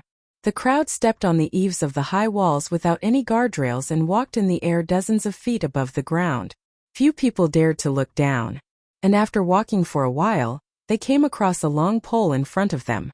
There was a corpse hanging on the pole, which was the one they saw below before. The corpse was very small. It was a black-clothed girl, her clothes were tattered, and her head was hanging down. Xiaolian knew that this pole was specially used to hang the sinners who the soldiers wanted to humiliate maliciously. Usually, the jailers would strip the sinners' clothes and hang them up naked, leaving the prisoner to starve or die of dehydration. After death, the corpse would sway with the wind, be exposed to the sun, rain and wind, and the limbs would rot and fall down. The corpse's state of death was extremely ugly. The girl's corpse had not rotted yet, so she must have died not long ago. Perhaps she was a nearby resident. This group of Half-Moon Empire soldiers actually hung a girl's corpse in a place like this. It was extremely cruel and vicious. When Zhao Tiansheng and the others saw this scene, their faces all paled, and they stopped in their tracks, not daring to move forward. Fortunately, Kuo-mo did not chase them away. He turned and gave a long loud shout towards the bottom of the sinner pit. Xiao Yan was puzzled. Why did he shout like that? In the next moment his question was answered. As if in response to his shout, a series of roars came from the bottom of the pitch-black pit. Like tigers and wolves, like monsters, like tsunamis, there were hundreds and thousands of them, and it was deafening. The people on the eaves were so shaken by this roar that they almost couldn't stand. Xiao Yan could even hear the rustling of sand and gravel. It was extremely clear. Only criminals would be thrown into the sinner pit. Could it be that the response was the souls of the sinners at the bottom of the pit? At this moment Kuo-mo shouted again. Xiao Yan listened carefully. This time it was no longer a meaningless roar. Nor was it a curse. On the contrary, it was an encouragement. Xiao Yan was very sure that he heard one word. Brothers. After Kuo-mo finished shouting, he shouted at the Half-Moon Empire soldiers who were holding Xiao Yan and the others. Xiao Yan heard this sentence clearly. He said, "Only throw 2 down." Although the others didn't understand what he was saying, they could roughly guess what he was going to do. Their faces all paled. Xiao Yan saw that they were so scared that they almost couldn't stand, so he took a step forward and said in a low voice, "Don't be nervous. If anything happens later, I will go up first." If he had to go down later, then he would brace himself and go down first. In any case, it was nothing more than uninteresting poisonous snakes, fierce beasts, and evil spirits. Since he couldn't be thrown to death, beaten to death, bitten to death, or poisoned to death, then as long as it wasn't lava or poisonous water, it shouldn't be too ugly for him to jump down. Moreover, he still had Wuxia. Even if he couldn't use it to climb up due to the formation, if these Half-Moon Empire soldiers threw themselves down again, he could still pick them up. When Kuo-mo said, "Take care of the others," it meant that the others would be relatively safe for the time being. After all, it wasn't easy to capture people alive in the Gobi, so he couldn't eat them all at once. He probably wanted to hoard them and eat them slowly one at a time. He thought this through clearly. But who knew that there was someone beside him who couldn't keep his cool? Ever since they climbed to the top of this sinner pit, aside from Xiao Yan and San Lang who had their usual expressions, everyone else was trembling, especially Zhao. Perhaps he felt that he would definitely die, so he might as well fight to the death. Zhao clenched his fists and suddenly launched an attack. He buried his head and rushed towards Kuo-mo. His charge seemed to be filled with the determination to perish together with his enemy. He was aiming to knock down Kuo-mo along with him. Even though Kuo-mo's stature was tall and sturdy like an iron tower, he was still knocked back 3 steps by Zhao's suicidal charge and almost lost his footing. He was enraged on the spot. With a loud roar, he flipped his hand and pushed Zhao down. Seeing that young man fall into the dark pit, everyone screamed in unison. Xiao Yan also shouted, "Zhao." At this time, cheers came from the bottomless pit, as well as the sound of extremely cruel biting. It was as if evil spirits were fighting to devour each other. Just by listening, they knew that this young man named Zhao had no chance of survival. Xiao Yan also didn't expect this kind of development and was greatly stunned. He originally suspected that Zhao was a subordinate of the Half-Moon Imperial Tutor, and that he was responsible for tricking those who passed the trial into entering the Half-Moon Ancient Kingdom. He also suspected that the person whom Buried Face said he had met 50 to 60 years ago was him as well, but he didn't expect this young man to be the first to be killed. How could he still survive after jumping down like this? Could he have faked his death? But right now, they were already prisoners of the Half-Moon Ancient Country's soldiers. If Zhao really was a subordinate of the Half-Moon Imperial Tutor, he could completely tear off his disguise and act arrogantly now that he had the upper hand. Why would he need to fake his death in front of them? This was completely meaningless. But why did Zhao rush towards Kuo-mo? Wasn't this also a meaningless death? Xiao Yan's mind was still in a mess as the Half-Moon Ancient Country's soldiers began to look for the next living person to push down. Kuo-mo raised his hand and pointed at Tiansheng. One of the Half-Moon Ancient Country's soldiers extended his hand and came forward to grab someone. Tiansheng was so frightened that he shouted, "Ah! Save me! Don't grab me! I'm..." Xiao Yan didn't have time to think anymore. He stood up and said, "General, wait." Hearing him speak, and also in the half-moon language, Kumo's dark face showed a shocked expression. He waved his hand to stop the soldiers and said, "You can speak our language? Where are you from?" Xiao Yan warmly said, "I'm from the Central Plains." He didn't mind lying and saying he was from the half-moon ancient country, but this wasn't feasible. He didn't know how much of his half-moon ancient language was used. If he talked with Kumo for too long, he would eventually be exposed. Moreover, from his appearance it was obvious where he was from. The half-moon ancient country hated people who lied and cheated. If he was exposed, the consequences would be even worse. Kumo said, "Central Plains. Descendants of Yong'an?" Xiao Yan said, "No. Yong'an has long been destroyed. Now there are no Yong'an people. However, for the people of the half-moon ancient country, as long as they came from the Central Plains, they were all the same. They were all relatives and descendants of Yong'an. They had been destroyed by the army of Yong'an." As soon as he heard where Xiao Yan came from, Kumo's dark face flashed with fury. The soldiers of the half-moon ancient country also began to clamor. Their shouts were full of curses and derogatory words. When Xiao Yan heard them, it was nothing more than things like despicable, liar, and throw him down. Kumo said, "Our country has disappeared from the Gobi Desert for more than 200 years. You aren't from our country, but you know our language. Just who are you?" Xiao Yan couldn't help but glance at the calm and composed youngster beside him. He hoped that if he couldn't make up for it later, he could just brace himself and ask San Lang to save him. He was ready to start talking nonsense. At this moment, an earth-shattering roar came from the bottom of the pitch-black pit. The things down there seemed to have finished eating A Zhao's corpse. However, they were still hungry.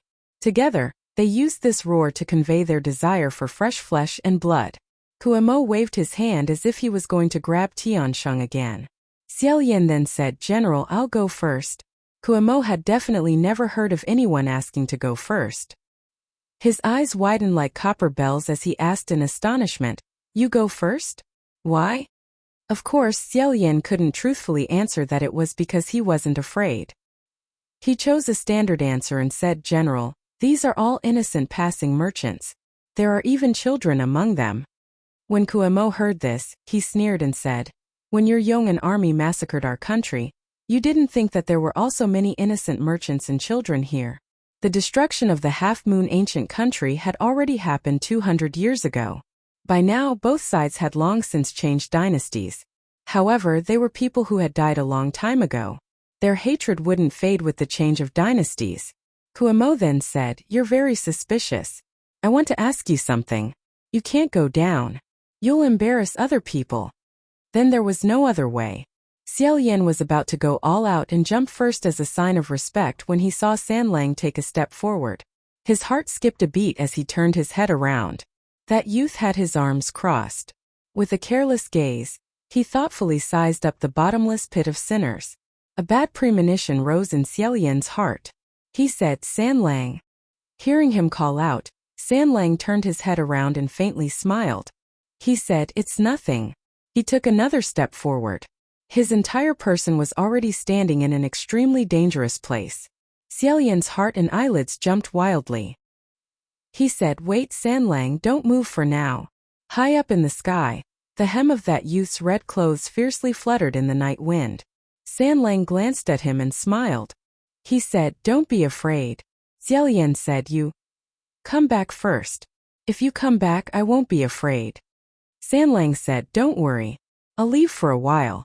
I'll see you again very soon." Xiao Yan said, "Don't." Before he finished speaking, that youth maintained his posture of crossing his arms and took another step forward.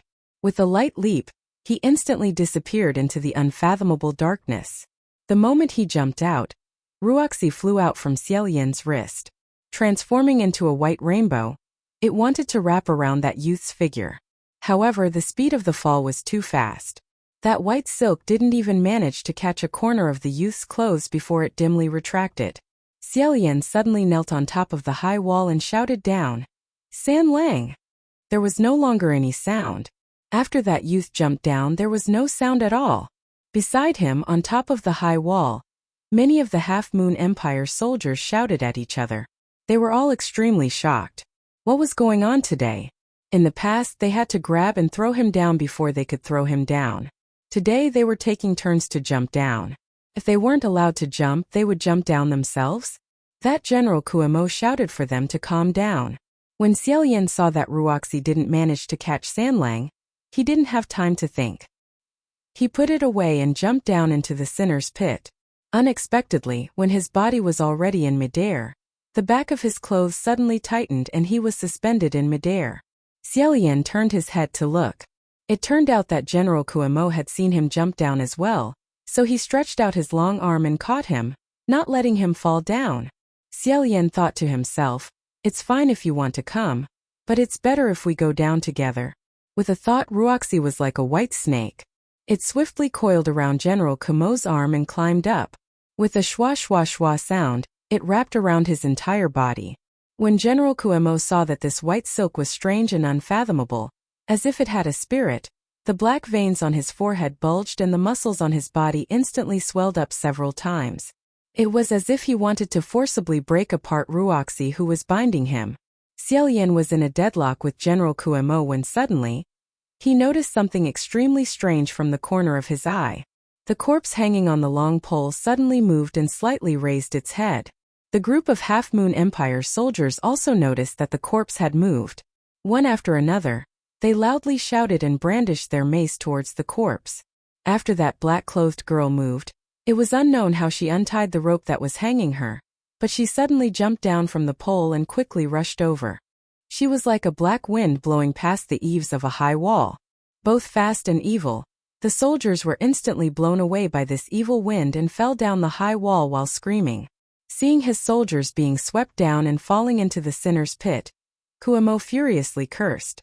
His curses were extremely vulgar and probably used a lot of street slang. Xiaoyan didn't really understand. However, he understood the first sentence. Kuemo was cursing, "It's this slut again." In the next moment he couldn't curse anymore because Xiaoyan suddenly used force and dragged him down the sinner's pit. A sinner's pit that one couldn't climb out of once they fell. As they fell, Kumo's angry roar almost pierced Xiaoyan's eardrums. He could only put away Ruoxi and conveniently kick Kuemo to keep him a bit further away to protect his ears. Immediately after, he urged Ruoxi to jump up, hoping to grab onto something to cushion his fall. At the very least, when he landed, he wouldn't fall too miserably. However, this sinner's pit was very powerful, and the array was also very powerful. Not only was Ruoxi unable to explore higher, but he also had nowhere to rely on in this high wall. Just when he thought he was going to fall into a flat human patty like the countless times before and be embedded in the ground for several days without being able to dig himself out, suddenly, in the darkness, a silver light flashed. In the next moment, a pair of hands lightly caught him. That person accurately caught him head-on. It was as if he was waiting for someone to catch him. One hand went around Xiaoyan's back and wrapped around his shoulder, while the other hand grabbed onto his knee. Xiaoyan's fall from the sky was easily averted by this action. Xiaoyan had just fallen from a high place when he suddenly stopped. He was still a bit dizzy, so he subconsciously raised his hand and tightly held onto the other person's shoulder. He said, "Sanlang." Everything around him was dark, so he couldn't see anything clearly. Of course, he also couldn't clearly see who this person was. However, he still blurted out those two words. The other person didn't answer. Xiaoyan felt around his shoulder and chest a few times, wanting to confirm. He said, "Sanlang, is that you?" He didn't know if it was because they were at the bottom of the pit, but the smell of blood here was so heavy that it would make people faint several times. Xiaoyan didn't know what was going on either. He randomly felt all the way up, but when he felt that person's hard Adam's apple, he suddenly woke up with a start. In his heart he said, "You're Sanlang, right? Are you alright? Did you get hurt?" After a while, he finally heard that youngster's reply. It came from a place extremely close to him. "I'm fine." Chapter 25. Xiaoyan said, "Sanlang, are you really okay? Let me down." Sanlang said, "Don't come down." Xiaoyan was startled. He thought, what's going on? Is there something on the ground? That pair of hands were still tightly hugging him, with no intention of letting go.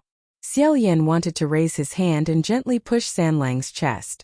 However, just as he put his hand on it, he remembered that when he fell and was caught, he had carelessly groped around and felt the hard bulge in the youth's throat. Thus, he secretly retracted his hand. He didn't know what was going on. Xiao Yan had lived for hundreds of years, but he still didn't know how to write the word awkward. At this moment, a voice in his heart kept warning him, "It's best not to randomly move your hands and feet." At this moment he heard a roar filled with anger and grief. A mournful roar came from the other side of the pit. "What's wrong with you guys?" This was the half-moon language, and from the sound of it was General Kuemo, who Xiao Yan had pulled down. He was originally dead. Naturally, he didn't fall to his death. It was just that this fall was very fierce. He probably smashed a human-shaped pit and was embedded inside. When he got up, he began to shout, "What's going on? Soldiers! My brothers, what's wrong with you?" Just now he was shouting down from the high wall. There were clearly hundreds and thousands of voices responding to him. It was as if the depths of the pit were filled with ferocious evil spirits crying piteously for food. However, at this moment Xiao Yan's ears heard, other than Kumo's furious roar, there was only a deathly silence. He couldn't even hear the sound of Sanlang's breathing and heartbeat, who was right next to him. Xiao Yan's breathing stopped. He suddenly realized something was wrong. Yes, he was clearly sticking closely to Sanlang, but he couldn't hear the youth's breathing and heartbeat at all. Kuemo roared, "Who killed you? Who killed you?" When Zhao fell, he could still hear the terrifying sound of people being eaten. But after Sanlang jumped, there were no more sounds. Who else could it be? Presumably, Kuemo immediately reacted and said, "You killed my soldiers. You deserve to die. I want you dead." Although he couldn't see, Xiao Yan could sense danger rushing towards him. His body moved and he said, "Sanlang, be careful." Sanlang, however, said, "Don't mind him." Still holding him, he moved his feet slightly as if turning around. In the darkness, Xiao Yan heard an extremely fine ding-ding sound. It was extremely pleasant to listen to, clear and intense, and it disappeared in a flash. Just as he was about to capture it again, the Chiamo pounced on empty air and attacked again. Sanlang once again lightly and deftly turned, dodging the attack. Xiao Yan's arms involuntarily climbed up again, tightly hugging Sanlang. Unconsciously, he tightened his grip on the clothes on Sanlang's shoulders. However, these two hands were holding him very firmly. Even though he was moving and dodging, they still held him firmly. However, from time to time, Xiao Yan felt as if there was something icy cold pressing against him, and he couldn't help but be startled. In the boundless darkness, there was a flash of silver light, and the sound of sharp blades cutting and grinding could be heard from all directions. The half-moon general seemed to be heavily injured, but he was extremely brave and did not retreat. He attacked again with a gust of angry wind. Xiao Yan called out, "Roxy!" That white silk flew out in response. With a paw sound, it seemed to whip the Chiamo into a somersault in the air before falling to the ground. This fall caused the Chiamo to roar, "You two! 2 against 1, despicable!"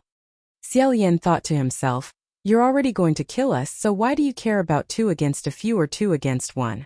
Despicable or not, saving your life is more important. Kill him first and talk later." However, Sanlang snorted and laughed without the slightest hint of a smile. He said, "1 against 1, you have no chance of winning. Don't make a move." The last sentence was directed at Xiao Yan. His voice was a bit deeper, and the sarcasm in the previous sentence had also disappeared. Xiao Yan said, "Okay." After he finished speaking, he still reminded him, "Sanlang, why don't you put me down first? I'll be in your way." Sanlang said, "It's fine. Don't come down." Xiao Yan couldn't help but ask, "Why can't I come down?" It couldn't be that this youngster liked to hug people and fight, right?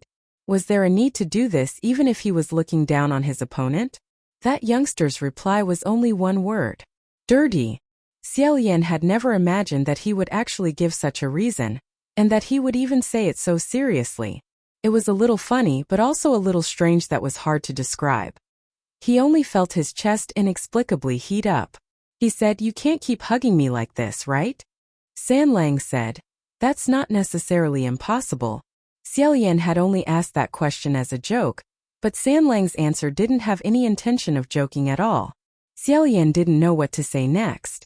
In the span of a few sentences, the Chiaramo once again tenaciously and unyieldingly launched an attack in the darkness. San Lang was clearly hugging him with both hands. Yet he used some unknown method to beat the Chiaramo into retreating again and again. As he retreated, he roared, "That slut let you." Before he could finish roaring, a loud dong rang out, and a huge body fell down with a loud bang. He had actually been beaten to the point where he couldn't get up again and again. Hearing this, Xiao Yan said, "San Lang, don't kill him yet. If we want to leave this place, I'm afraid we'll have to interrogate him first." Sure enough, San Lang didn't attack again. Standing still, he said, "I originally didn't plan on killing him. Otherwise, he wouldn't have survived until now."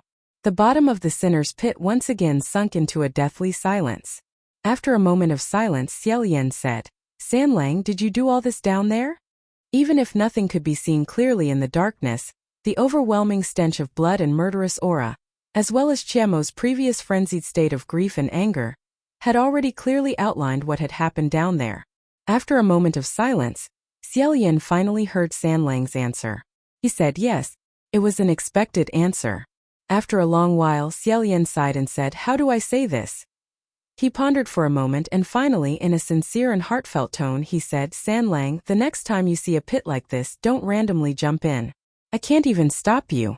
I really don't know what to do."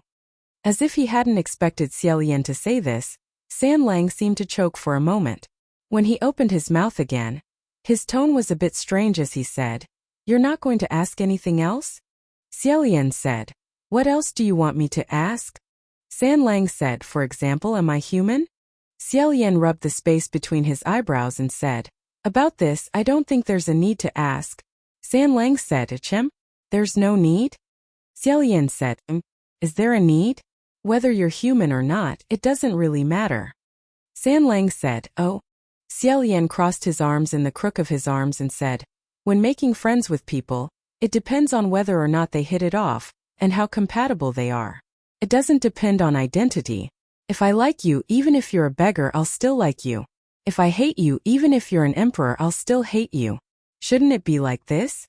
It couldn't be any more simple logic, so there's no need to ask. San Lang laughed out loud and said, "What you said really makes a lot of sense." Xiao Yan said, "Right?" He also laughed out loud a few times. As he laughed and laughed, he kept feeling that something wasn't right. Suddenly, he finally reacted. He had actually been carried by San Lang like this. Moreover, the most frightening thing was that, unknowingly, he had already gotten used to this position. This was really asking for his life. Xiao Yan coughed lightly and said, "That, San Lang, we can talk about this kind of small matter later. Why don't you put me down first?" San Lang seemed to smile and said, "Wait a moment." He carried Xiao Yan and seemed to walk down for a while before he gently put him down. Xiao Yan landed on solid ground and said, "Thank you very much." San Lang didn't say anything. Xiao Yan said his thanks and raised his head to look up. A bright moon hung in the deep blue sky. It was extremely beautiful, but it was framed in a square sky. It made people think of a frog sitting in a well looking up at the sky. He tried to urge Wuxia to leap up again. As expected, Wuxia was blocked by something invisible in midair and bounced back. He couldn't go up anymore. San Lang said, "There's an array set up around this sinner's pit." Xiao Yan said, "I know. I'm just trying. If I don't try, I won't give up. I don't know what happened to the other people up there. Did that black-clothed girl sweep them down as well?" He told San Lang about the girl hanging on the pole suddenly rising up and sweeping a group of soldiers down. After saying a few words, he wanted to take a few steps forward, but he stepped on something. Seemed to be an arm. Xiao Yan almost tripped, but he quickly steadied himself. However, San Lang still helped him up and said, "Be careful." He lightly added, "I said, the ground is very dirty." Xiao Yan also understood what that dirty referred to. He said, "It's nothing. I want to hold a palm flame and see what's going on down there. Then I'll make a plan." San Lang didn't say anything. At this moment, Jimo's voice rang out again from a distance. "If you work for that slut, the millions of resentful souls in our country will curse you." Xiao Yan turned his head and said in the half-moon language, "General GMO, the person you're talking about." "Who is it?" GMO hatefully said, why bother asking? That demon Taoist. Xiaolian said, is it that Taoist nun wandering around the city? GMO fiercely spat on the ground. Seemed like that was the case. Xiaolian said, aren't you loyal to the half-moon state preceptor? GMO was infuriated by his words and said, I will never be loyal to her again. I won't forgive that slut. What followed was a long string of curses. GMO's emotions were agitated, and he spoke extremely fast. It was so fast that Xiaolian's face was already filled with confusion towards the end. He couldn't understand at all, so he could only stealthily say, Sanlang, Sanlang. Sanlang then said, he's cursing. He's saying that the state preceptor betrayed their country, opened the city gates to let the Central Plains army massacre the city, and pushed his brothers into this damned pit. He wants to hang her to death 1,000 times, 10,000 times. Xiaolian hurriedly said, wait, how could it be like this? There were two things that were completely wrong. First, the Taoist nun wandering around the city, that Xiaolian had just mentioned was referring to the white-clothed woman. But now GMO repeatedly called the half-moon state preceptor a slut, and also said that the state preceptor had pushed his brothers into this damned pit. And just now, when that black-clothed woman swept the soldiers off the high wall, Xiaolian also heard GMO curse at her. Coupled with the last sentence, hang her to death 1,000 times. Xiaolian suddenly realized that the people they were talking about didn't seem to be the same person at all. Second, the half-moon country was actually betrayed by the half-moon state preceptor. Xiaolian interrupted him and said, General, the half-moon state preceptor you're talking about, is she the black-clothed woman hanging on the pole of the sinner pit? GMO said, if it wasn't her, then who else could it be? That black-clothed woman hanging on the pole like a corpse was actually the real half-moon state preceptor. But if that was the case, then who was the white-clothed nun leisurely strolling around Half-Moon City and saying she wanted to kill them all, and the black-clothed woman walking with her? Chapter 26. The more Xiaolian listened, the more curious he became. The more he thought about it, the more confused he became. He said, General, I want to ask. However, Kuemo said, don't ask. You guys killed my soldiers. What else do you want to ask? I won't answer. Come fight. Sanlang said, I killed them. He didn't do anything. You can answer him and then fight me. This really made sense. Kuemo angrily said, you guys are all the helpers she found. It's all the same. Xiaolian immediately said, General Kuemo, are you misunderstanding something? We originally came to this desert to eliminate the half-moon state preceptor. How could you be the helper she invited? Hearing that he came to eliminate the half-moon imperial tutor, Kumo's side fell into silence. After a while he said, if you guys weren't sent by her, why did you guys kill my soldiers? Xiaolian said, this isn't because you threw us down. Is that why we had no choice but to protect ourselves? Nonsense, he said sternly. I didn't throw you guys at all. I clearly caught you just now. You guys were the ones who insisted on jumping down. Xiaolian could only say, yes, we were the ones who wanted to jump into the pit. General, right now we're all trapped at the bottom of this pit. So let's temporarily unite. Then why did the half-moon imperial tutor open the door and lead the army to massacre the city? How could Kuemo listen to reason with him? You two are too despicable. Hit me together. Xiaolian helplessly said, I really only hit you once. I didn't really do anything. He didn't mind being called despicable and cunning. If the situation was critical, let alone 2 against 1, let alone 2 against 1. Even if he brought 100 people to gang up on one, he wouldn't lose face. Who would want to fight one-on-one? But just now, Sanlang clearly had the upper hand even though he was carrying a person. He also said not to let Xiaolian make a move, but in the end, Kuemo seemed to think that he could beat him in a one-on-one fight. Xiaolian really felt depressed for him. However, looking at Kumo's personality, his words should be easier to trick. Take it slow, it shouldn't be a problem. However, Sanlang didn't have much patience. He leisurely said, for your soldiers, it's better if you answer him. Kuemo said, they've already been eliminated by you. It's useless even if you use them to threaten me. Sanlang said, but the corpse is still here. Kuemo seemed to be unable to continue lying down. He asked warily, "What do you want?" Sanlang said, "I'll have to ask you then. What do you want?" Just by listening to his voice, Xiaolian could already imagine the way he narrowed his eyes when he said this. Do you want them to be safe and sound in their next life? Or do you want them to be born into a pool of blood? Kuemo stared blankly at first, then understood. The people of the Half-Moon Country attached great importance to funeral etiquette. They believed that they would be the same in their next life as the corpse of the deceased. For example, if he died without an arm, he would be born as a one-armed cripple in his next life. If the corpses at the bottom of the pit were really crushed into a pool of blood, wouldn't it be better to have no afterlife? This Chui Amo was a pure half-moon person, so he had to be afraid. As expected, he gritted his teeth for a while in the darkness. After a while he finally said helplessly, "Don't touch their corpses. They were all brave and good soldiers. It was already very unfortunate for them to stay in this sinner's pit for so many years. Today they were killed by you. I don't know if this is considered a release, but they definitely can't suffer this kind of humiliation again." Pausing for a moment, he then said, "You guys really came to kill Half Moon?" Xiaolian warmly said, "I'm not lying. As the saying goes, know yourself and know your enemy, and you will emerge victorious in every battle." Outsiders know very little about the deeds of the Half-Moon State Preceptor, so even if they wanted to deal with her, they wouldn't know where to start. But General Chui Mo, since you've worked with her before, you should be able to give us a few pointers. Perhaps it was because they shared a common enemy, or perhaps it was because they had fallen into an abyss that they couldn't climb out of. Sitting on top of the mountain of corpses, Kuemo temporarily put away his hostility and said, "You don't know why she opened the door to let the Yong'an people in? Because she wanted to take revenge on us. She hates the Half-Moon Country." Xiaolian said, "What do you mean she hates the Half-Moon Country?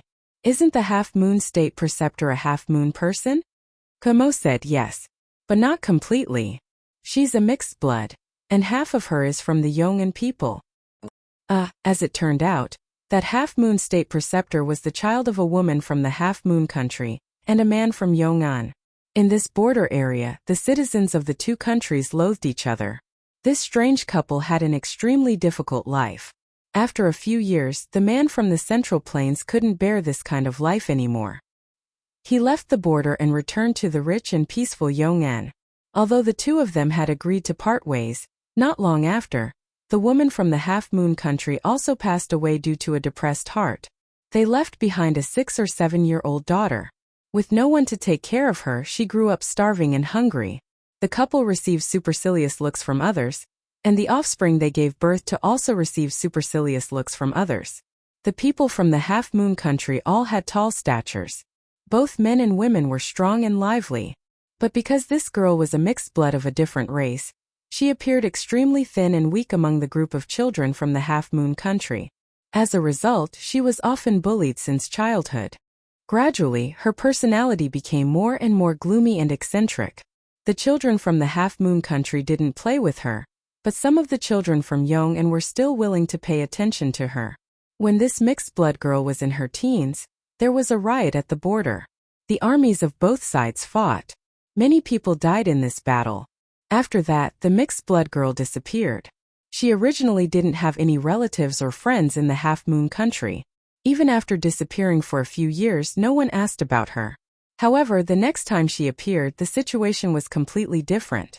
In these few years, she actually traveled thousands of miles. Alone, she passed through the Gobi Desert and walked to Yong'an. It was unknown what kind of fortuitous encounter she had there, but she managed to learn an extremely demonic spell.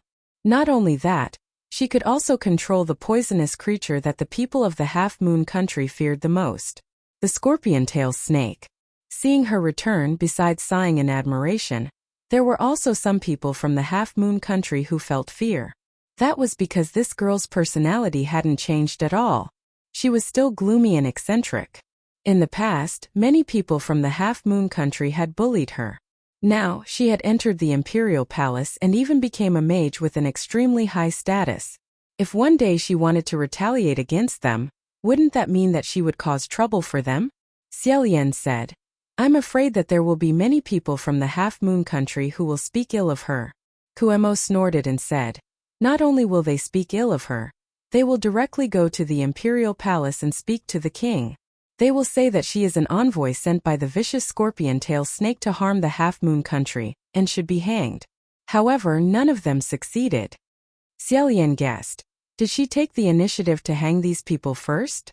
Kuemo became even more disgusted. You, a person from Yong'an. How can your brain be filled with such sinister and ruthless thoughts? No, I was the one who protected her. Xiaolian helplessly said. I already said that I'm not a person from Yong'an. Fine, forget it. At that time, Kuemo was already a general. Once, he brought his soldiers to encircle and suppress the desert bandits. He also brought along the girl who was a court mage to accompany him. That group of bandits was very impressive. They had built a nest under the sand, and in that battle both sides suffered casualties. Kuemo won, but the battle caused the nest under the sand to collapse. In addition to that, there was a sandstorm, so it wasn't advisable to stay for long. Kuemo brought a portion of the soldiers to retreat. However, there was still a portion of people, including the mage, who didn't have the time to escape. After retreating to a safe location and waiting for the sandstorm to pass, Kuemo once again returned. He wanted to dig up the bodies of the soldiers and bury them. Who would have thought that when he got there, he would discover that the mage had used his own strength to dig a sizable hole in the ground and drag the surviving and injured soldiers inside to take shelter from the sandstorm. The corpses of the deceased were also dug out and placed neatly. She had done all of this with her bare hands. When they arrived, the mage was covered in blood, but he was still silently guarding the entrance of the cave, kneeling and waiting for them like a small lone wolf. He said, after that incident, I felt that she was a good person and did the right thing. She definitely had no intention of harming the Half-Moon Kingdom, so I vouched for her and refuted those malicious voices. In addition, when Kuemo was young, he had been bullied by his peers because of his weak body. Thus, he could empathize with this young lady and naturally paid a lot of attention to her. The more he paid attention to her, the more he realized that this mage was very capable. Thus, he recommended her all the way and single-handedly sent her to the position of Imperial Preceptor. Just as the later generations recorded, she became the most loyal supporter of the Half-Moon Imperial Preceptor, until another war broke out, and the Yongan Kingdom sent an army to besiege the Half-Moon Kingdom. GMO said, the two countries have been at war for a long time and are still locked in a stalemate. She opened an altar to offer sacrifice to the heavens, saying that she wants to protect our Half-Moon soldiers. As a result, the soldiers' killing intent soared and their morale was greatly boosted. They defended the city gate to the death. Stray arrows, boulders, boiling oil, swords, killing was endless. Who knew that this Imperial Preceptor, at the most intense moment of the battle, would suddenly open the city gate? The city gate was wide open, and tens of thousands of enemy troops instantly rushed into the city. As the armored cavalry trampled over them, the entire city instantly turned into a blood altar. When Kuemo, who was in the middle of a bitter battle with the enemy troops, heard that the Imperial Preceptor had opened the city gate, he went mad with anger. No matter how valiant he was alone, in the end, he was powerless to reverse the situation. Kuemo gritted his teeth and said, only then did I find out that she had long colluded with the enemy country's generals. They arranged to directly let people in at this time. But even if I was destined to die in battle before I died, I still wanted to kill this traitor. Thus, I had a group of soldiers rush up to the city gate tower, grab her, drag her down, and hang her on the sinner's pit. It's hanging on that pole. When the army passed through, the entire Half-Moon Kingdom turned into a dead country. The generals, soldiers, and Imperial Preceptor who died in battle and were hanged to death. Neither side could leave these ruins, yet they still hated each other. Xiaolian said, so General Kuemo, you led the Half-Moon army under your command and searched everywhere for the Imperial Preceptor's figure. Every time you caught her, you would once again hang her on the sinner's pit? Kuemo said, hanging her 1,000 times or 10,000 times wouldn't be too much. That's because she was also everywhere capturing the soldiers under my command who had been demonized, and pushing them into the sinner's pit. She set up an extremely powerful array around the pit. Only she could undo it, and once you fell in you wouldn't be able to climb back up again. As for me, the soldiers who were betrayed by her and died in battle, my resentment was deep. Only by eating the flesh and blood of the people of Yong, and could we dispel the hatred in our hearts and gradually ascend to heaven. Otherwise we could only howl every night, unable to be freed. Xiaolian said, so, you kept catching people and throwing them down to feed them, right? Kuemo said, what else could I do? Did you want me to just listen to them cry and howl down there? The people who were thrown down, were they caught by you yourselves or? We couldn't leave Half Moon Kingdom too far, but fortunately, her snakes loved to cause trouble. They would often crawl out of the ancient city and bite people everywhere. Those merchant caravans that were bitten would enter the city to find good moon grass. That buried surface in the Imperial Palace, was it you guys who buried it? Correct. The person buried in the soil wanted to steal the treasures of the Imperial Palace. However, all of the treasures of our country had been looted clean by the people of Yong and 200 years ago. Xiaolian asked, why did you guys just bury him, and not directly throw him down? Kuemo said, there must be fertilizer to raise the grass. Otherwise we wouldn't be able to control those scorpion-tailed snakes. We also didn't want to encounter those things. Xiaolian thought to himself, that's not right.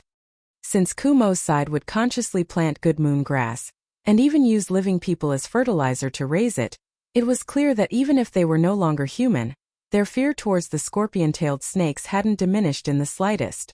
Thus, when they were alive, this fear must have been even greater. Since that Half Moon Kingdom's preceptor had grasped the great killing weapon of the scorpion-tailed snakes, how could he have been so easily dragged down the city wall and hung to death by a group of soldiers? According to Kumo's explanation, in these 200 years, they had caught the preceptor again and again, and the preceptor had been hung to death by them again and again. In any case, Xiaolian felt that if it was him, with such a killing weapon in his hands, he definitely wouldn't let the enemy have the chance to get close to him. There was also that scorpion-tailed snake that had crawled out of the ancient city to bite people. Was it an accident? Didn't seem like it. It was more like it was deliberately luring people into the pass. Was that the preceptor had done it on purpose? Wasn't that the same as opening the door for Kuemo to capture living people to feed the soldiers? Wouldn't the argument that the two sides were hostile be contradictory? Then were they pretending to be hostile? But what was the point of pretending to be hostile? And before all this chaos, there was still a puzzle, the identity of that white-clothed female crown prince and her companion. Xiaolian decided to ask a few more questions. General, when we entered the city, we saw two female crowns, one black and one white, on the street. Do you know who these two people are? Before he could answer, Sanlang softly said, sure. Although he didn't know what was going on, Xiaolian immediately stopped talking. A strange intuition made him raise his head and look up. It was still that square dark blue night sky, and it was still that cold white half moon. However, next to the half moon he saw a person in the distance. Half of a black-clothed figure poked out and looked down. After looking for a moment, that person's half-body suddenly turned into a whole body, and jumped down. Chapter 27. After the state preceptor jumped down, she said in the half-moon language, GMO, what's going on? When she opened her mouth, her voice was quite different from what Xiaolian had imagined. It indeed sounded cold, but it was very small, as if a sullen child was talking to himself. It wasn't the kind of cold and powerful voice. If Xiaolian's hearing wasn't bad, he probably wouldn't have been able to hear it clearly. GMO said, what's going on? They're all dead. The state preceptor said, why are they all dead? GMO said, isn't it because you pushed them all down? Locked them up in this damned place. The state preceptor said, who's here? There's another person. Actually, at this time, besides GMO, there should be two more people at the bottom of the pit. However, Sanlang didn't breathe or have a heartbeat. The half-moon state preceptor couldn't catch any trace of his existence. Just now it was also chaotic up there. She couldn't remember who fell down and who ran away. Thus she thought it was only Xiaolian. GMO said, they killed my soldiers. Are you happy now? They're all dead. The state preceptor was silent for a while. After a while, a flame suddenly lit up in the darkness. It reflected a black-clothed girl holding a small flame in her palm. This girl looked like she was only 17 or 18 years old. She wore a simple black Taoist uniform and her eyes were also black. It wasn't that she wasn't pretty. She just looked very unhappy. Her forehead and mouth were bruised, which could be seen clearly under the light of the fire. If it wasn't confirmed in advance, no one would have thought that the half-moon state preceptor was actually such a pale girl. The flame also illuminated her surroundings. At her feet, there were the corpses of the half-moon soldiers wearing armor. Xiaoyan couldn't help but look to the side. Because the flame that the state preceptor held up was very small, it didn't illuminate the entire bottom of the sinner's pit. They were still hidden in the darkness, but with the help of the distant flame, he could see a red-clothed figure beside him. He didn't know if it was an illusion, but Sanlang was originally taller than him, but now he seemed to be a little taller. Xiaoyan's gaze slowly moved up to the youth's throat. He paused for a moment before continuing to move up, stopping at the beautifully shaped lower jaw. The upper half of the youth's face was still hidden in the darkness, but the lower half seemed to be slightly different from before. Although his handsomeness didn't diminish, his facial features seemed to have become more distinct. Perhaps noticing his gaze, the man tilted his face slightly and turned around, the corners of his lips curving up slightly. Perhaps it was because he wanted to see too clearly, wanted to get closer, that Xiaoyan unconsciously took another step closer to him.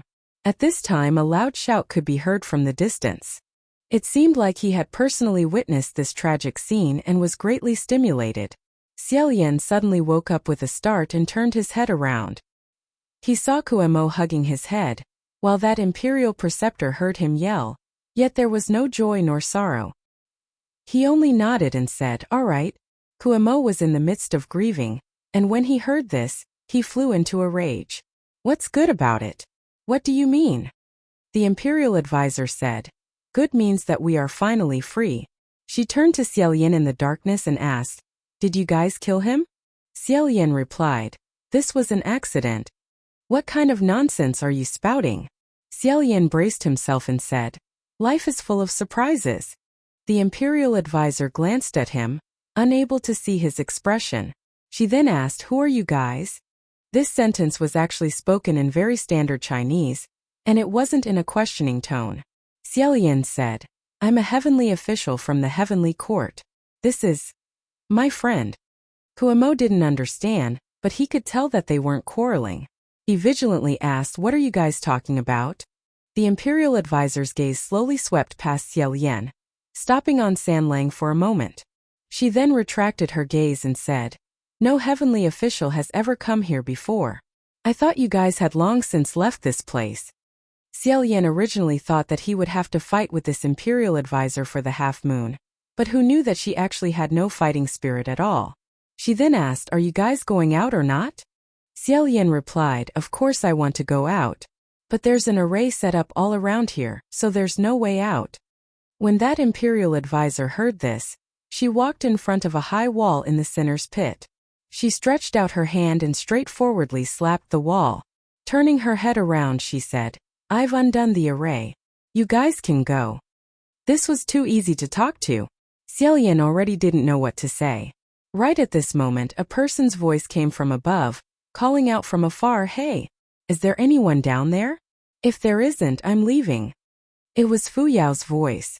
Xiaoyan seemed to hear Sanlang, who was beside him, click his tongue. He immediately raised his head, and sure enough, he saw a figure dressed in black looking down. He shouted, "Fu Yao, there's someone down there. I'm down there." After shouting, he even waved his hand. Fu Yao said from above, "How come you're really down there? What else is down there besides you?" Xiaoyan said, "This. Aside from me, there are still a lot of things down there. Why don't you take a look yourself?" Fu Yao also seemed to feel that it was better to take a look himself than listen to him. Thus, with a boom, he released a large fireball and threw it downwards. In a split second, the entire bottom of the sinner's pit was illuminated by the fireball, making it as bright as day. Xiaoyan finally saw clearly what kind of place he was standing in. He was surrounded by mountains of corpses and seas of blood. Countless corpses of the Half-Moon Empire soldiers were piled up on top of each other. Their faces and arms were black, their armors were shiny, and their blood was purple. And the place where Xiaoyan was standing was the only empty space at the bottom of the sinner's pit without corpses. All of this had been done in the blink of an eye after Sanlang jumped down in the darkness. Xiaoyan once again turned his head to look at the youth beside him. Just now in the darkness, He had vaguely seen that San Lang seemed to have suddenly grown a bit taller. There were also some subtle differences in some areas. However, at this moment, under the bright firelight, the one standing beside him was still the same handsome youth from before. Seeing him look over, the youth faintly smiled. Xiao Yan lowered his head to look at his wrists and boots. Sure enough, they were the same as before, without anything that would make light clinking sounds. At this moment he heard a muffled sound as Fu Yao jumped down. Xiao Yan said, "Weren't you looking after that caravan of merchants?" Fu Yao had just come down, so he still wasn't used to the smell of blood at the bottom of the pit. Frowning, he fanned the air with his hand and softly said, "I've waited for 6 hours, but I still haven't seen you guys return. I think something happened. I drew a circle to tell them to stay somewhere else and come over to take a look first." Xiao Yan said, "Drawing a circle won't last long. With you leaving like this, it's hard to avoid their suspicions being left behind. What good would it be if they ran out of the circle?" Fu Yao said, "If a person wants to die, even 8 horses can't stop them. There's nothing we can do. What's going on with these two? Who are they?" He was extremely vigilant against the other 2 people at the bottom of the pit. However, he quickly discovered that Kuemo had been beaten to the point that his entire body was covered in wounds. He was lying on the ground with difficulty, while that half-moon state preceptor hung his head and didn't make a sound. Xiao Yan said, "This is the general of the half-moon country, and this is the state preceptor of the half-moon country. Right now they—" Before he finished speaking, Kuemo suddenly leaped up. After lying on the ground for so long, he finally gathered enough strength. With a loud shout, he stood up and sent a palm towards the half-moon state preceptor. A burly man beating up a little girl. In the past, this kind of scene would never have happened in front of Xiao Yan. However, Kuemo had an extremely ample reason to hate the state preceptor. The state preceptor clearly could have dodged, but he didn't. Instead, he was like a broken doll being thrown around by him. Kuemo angrily said, "Where's your scorpion? Come on, let them bite me to death.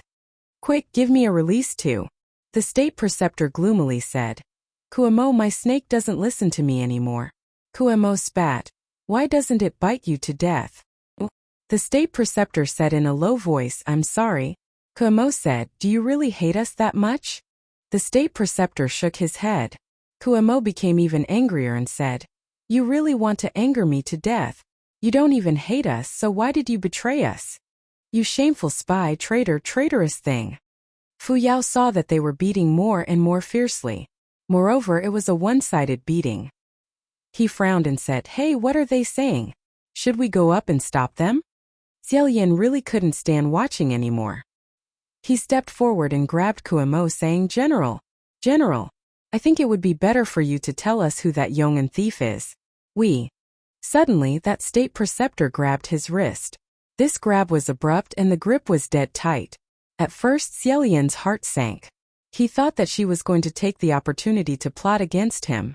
He didn't expect that when he looked down again, this state preceptor was lying on the ground. There was a bit of bruise at the corner of her mouth as she raised her head to look at him. She clearly didn't say anything, but her 2 jet-black eyes burst out with an almost fiery vitality. This appearance overlapped with a small figure in his memory from a long time ago. Xiao Yan blurted out, "It's you?" The state preceptor also said, "General Hua?" With this exchange, everyone at the bottom of the pit was stunned. Fu Yao took a step forward and knocked Kuemo unconscious. He said, "You guys know each other?" However, Xiao Yan didn't have time to answer.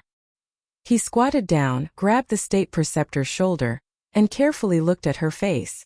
Just now, he was far away and couldn't see clearly.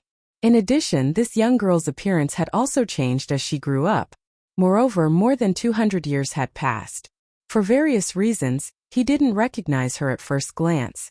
But now that he looked again, this face was clearly the same as in his memory. Xiao Yan couldn't speak for a while. After a while, he finally said, "Banua."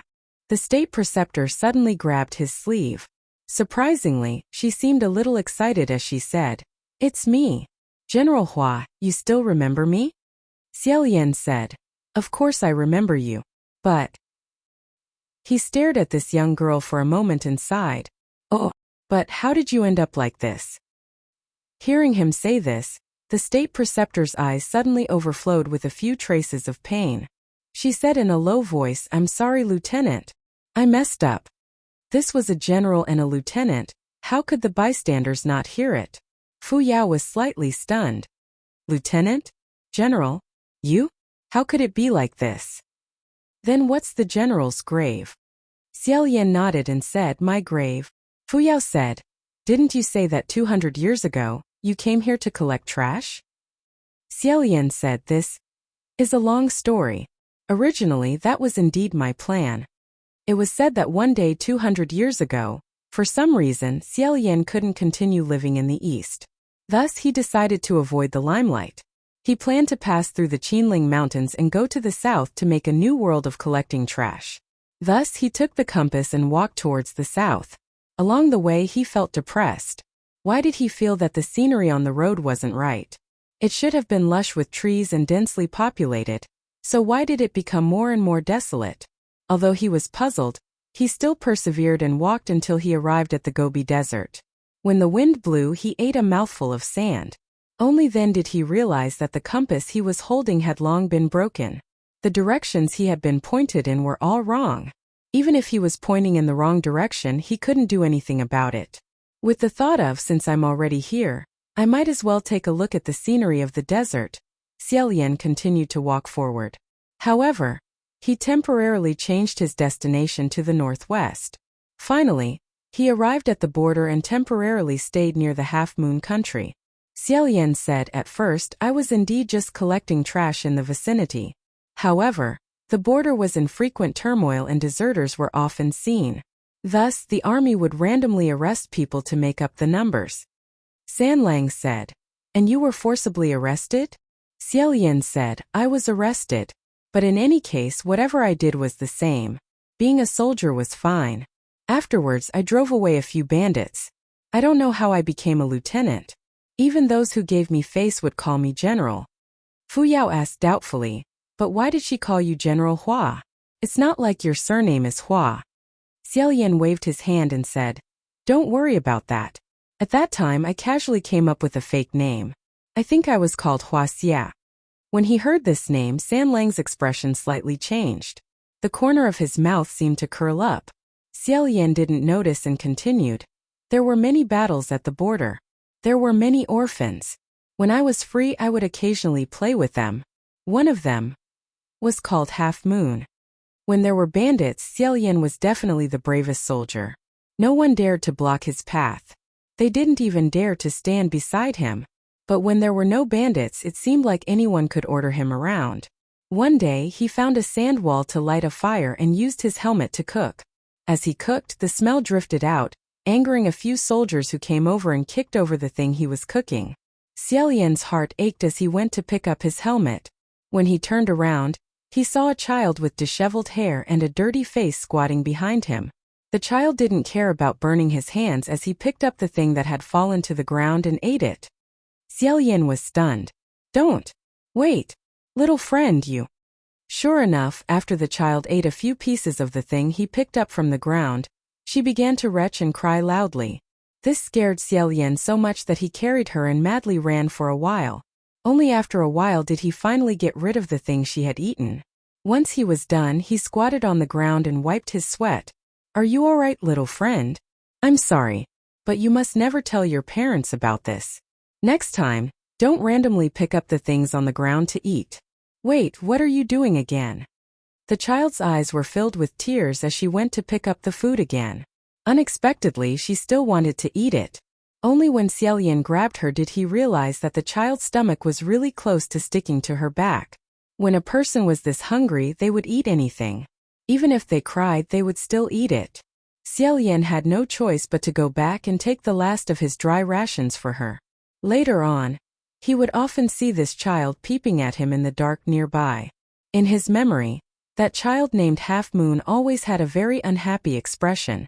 Her body and face were always covered in bruises. When she looked at him, she would grab the hem of his clothes and stare anxiously from below.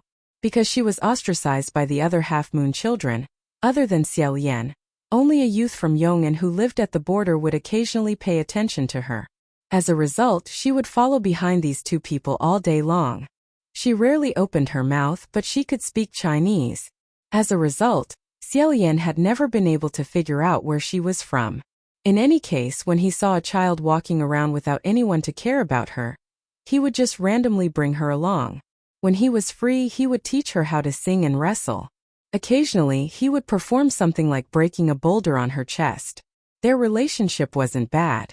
Xiaolian said, I originally thought that the two words half-moon in state preceptor half-moon referred to the country. I never expected that the state preceptor's name was actually half-moon.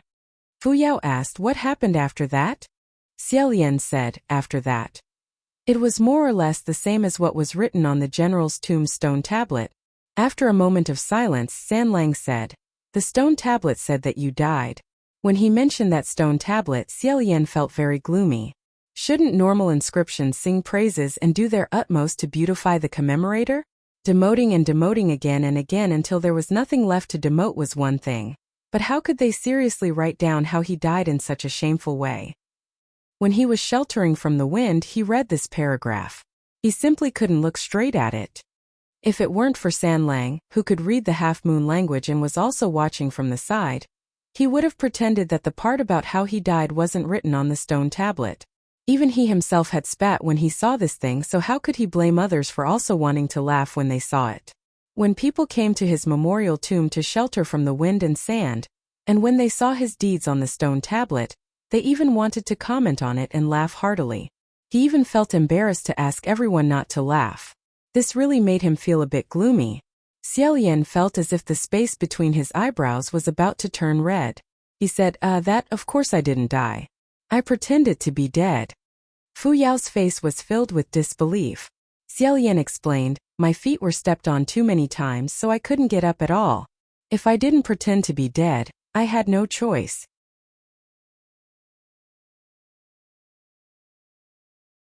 Chapter 28.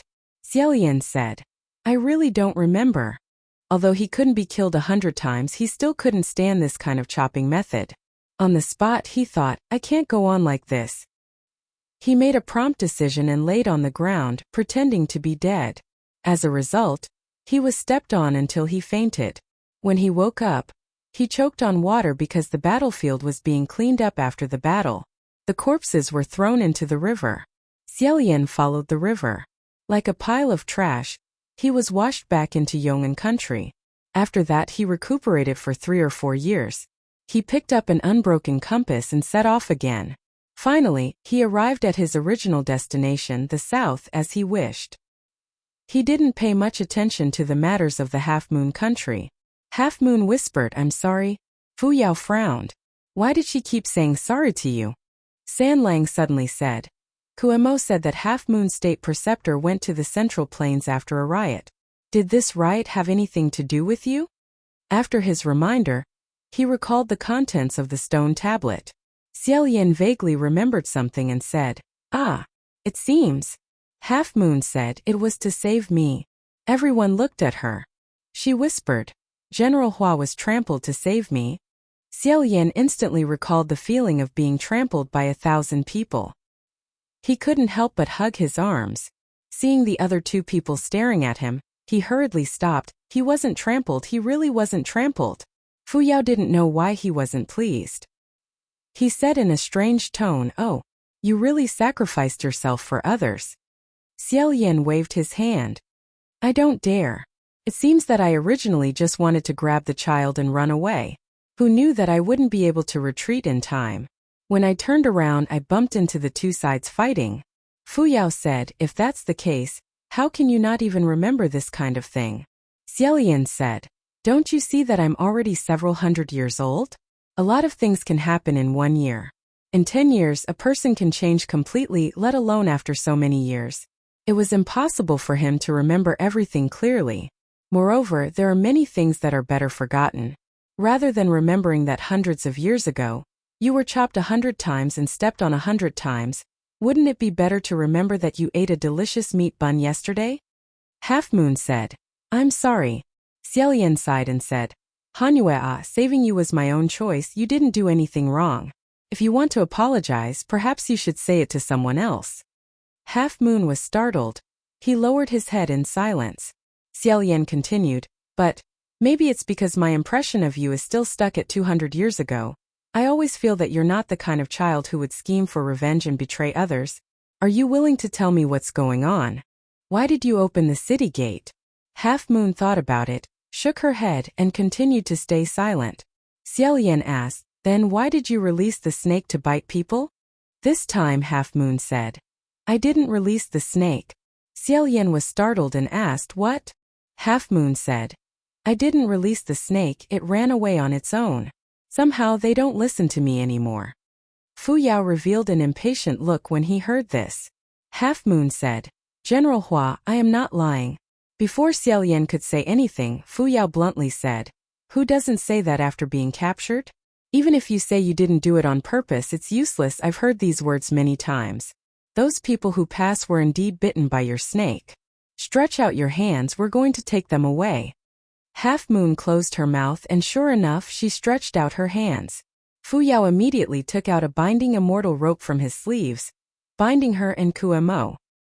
He said, all right, the goal of this trip has been achieved, we can end this matter now. At this time Sanlang said, she doesn't need to lie. Xiaolian also felt the need to ask again, so he asked Half Moon, right now you can't summon the scorpions at all? Half Moon said, I can summon them, most of the time they listen to me, but sometimes they don't. I also don't know why. Xiaolian said, summon the snake, let us take a look. Half Moon had just knelt in front of him, and now she finally got up and nodded. Not long after, a purplish-red scorpion snake slithered out from under a corpse. Raising its upper body, it coiled on top of the pile of corpses, silently flicking its tongue at everyone. Xiaolian was just about to take a closer look at the snake, when he saw Half Moon slightly widen her eyes, her expression strange. Seeing this, Xiaolian's heart sank, thinking, something's wrong. Sure enough, after that scorpion snake finished flicking its tongue, it suddenly opened its mouth wide, and fiercely shot out, attacking him. Although this snake's attack was sudden, Xiaolian had long since prepared for it. Seeing it clearly, he was just about to reach out to grab it, but who knew that before his hand could even touch it, he heard a bang sound, as if something had exploded. When he looked again, that snake had already softly fallen to the ground, exploding. Moreover, the explosion was extremely controlled. There wasn't any poison splashing out. Xiaolian immediately remembered that before he entered the Half Moon Kingdom, there was also a scorpion snake that had died like this. It went without saying who did it. Before he could raise his eyes to look at Sanlang, he saw a red-clothed arrow sleeve stretch out, blocking in front of him, separating him and Half Moon. On the other side, Fu Yao also coldly said, sure enough, she was lying to you. Do you think this snake could bite him in this situation? Stupid. Half Moon saw that the snake's complexion was already bad. Hearing that, she suddenly raised her head and said, I didn't. I said some snakes don't listen to me. That one just now was one of them. Fu Yao didn't believe her at all and said, who knows whether it listened to you or not? Half Moon said in a low voice, it wasn't summoned by me at all. Xiaolian was just about to speak, when he saw two more deep purple scorpion snakes drill out from under the corpses, flaunting their strength as they spat their tongues at them. Immediately a third, a fourth, a fifth. From within the mountain of corpses, from every corner countless scorpion snakes unexpectedly swam out. Everyone looked at Half Moon, who was kneeling on top of the pile of corpses. Fu Yao's hand revolved a ball of white light, and he said to Half Moon, make them retreat, it's impossible for them to all not listen to you. Half Moon's eyebrows tightly knit, as if she was thinking of a way to drive them away. However, there was still an unending stream of scorpion snakes appearing, twisting and entangling as they approached. Even if one or two snakes couldn't bite them to death, it would be hard to say if there were hundreds or thousands of them.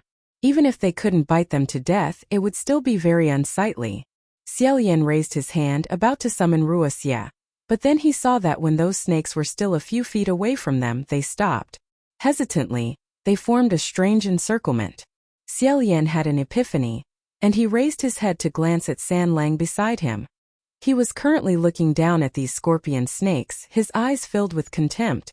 The scorpion snakes seemed to understand his gaze, and didn't dare to come closer. Instead, they retreated a small distance, and as they retreated, they constantly lowered their heads, sticking their sinister heads to the ground in a subservient manner. However, it was as if there was some kind of power driving them, not allowing them to give up their attack and directly leave. As a result, many of the scorpion snakes turned around and swam towards Fu Yao. Fu Yao casually waved his hand, and flames sprayed out from his sleeve, burning a circle to death and forcing another circle to retreat. However, this wouldn't last long. Xiaolian said, "Let's go up first, we'll talk after we leave this place." Hearing this with a whoosh, Wuxia leapt upwards. Unexpectedly, not long after, it once again made a whoosh sound and slipped back. Xiaolian was slightly stunned. Facing the white silk that had wrapped around his wrist, he said, "Why did you come back? The array has already been opened, so there's nothing stopping you. Quickly go, quickly go." Wuxia, on the other hand, was shivering as it wrapped around his wrist, as if it had encountered something terrifying up there.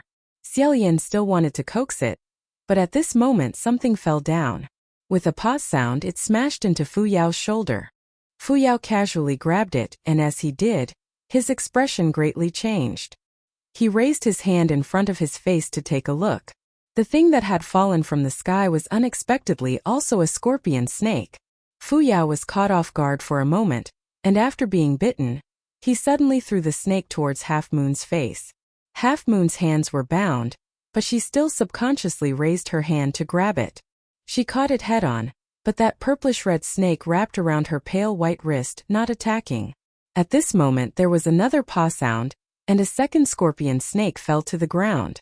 Xiaolian could roughly guess why Wuxia was unwilling to go up. He raised his head, and with a bit of moonlight he was barely able to see this scene clearly. Several hundred purplish-red dots were currently rapidly falling from the top of the Sinner Pit. Snake rain. Seeing those purplish-red dots getting closer and closer, Xiaolian said, "Fu Yao, fire. Shoot a fire screen up there, and they'll all be taken care of in midair." Fu Yao bit open his palm, and with a wave of his hand, a bead of blood flew upwards, transforming into a raging flame barrier that rapidly flew upwards. That flame barrier rose several dozen feet, and as it floated in midair, the scorpion snake that came into contact with it was instantly burned to ashes. It blocked the snake rain that was currently falling. Seeing that they were temporarily out of danger, Xiaolian let out a sigh of relief and said, "Good. Fu Yao, it's really all thanks to you." This level of technique would certainly consume a lot of spiritual power, so after casting it, Fu Yao's complexion was a bit green. He turned his head around, and once again set a circle of fire on the ground, burning away the snakes below. Then he said to Half Moon, "You still say that they don't listen to you? If it weren't for you controlling them, why would these scorpion snakes not attack you?" Sanlang laughed and said, "Maybe it's just because your luck isn't good? It also didn't attack us, ah." Fu Yao turned his head around, and his sharp gaze swept over the two of them. Xiaolian had a bad premonition in his heart, but because he had a little clue in his heart, he didn't have time to sort it out. He didn't want to see them fight first, so he said, "Let's first figure out what's going on with these snakes, and then we'll charge out." Fu Yao sneered and said, "What's going on? If it's not this half-moon state preceptor lying, then it's the one beside you playing tricks." Xiaolian glanced at Half Moon, and then looked at Sanlang before saying, "I don't think it's them."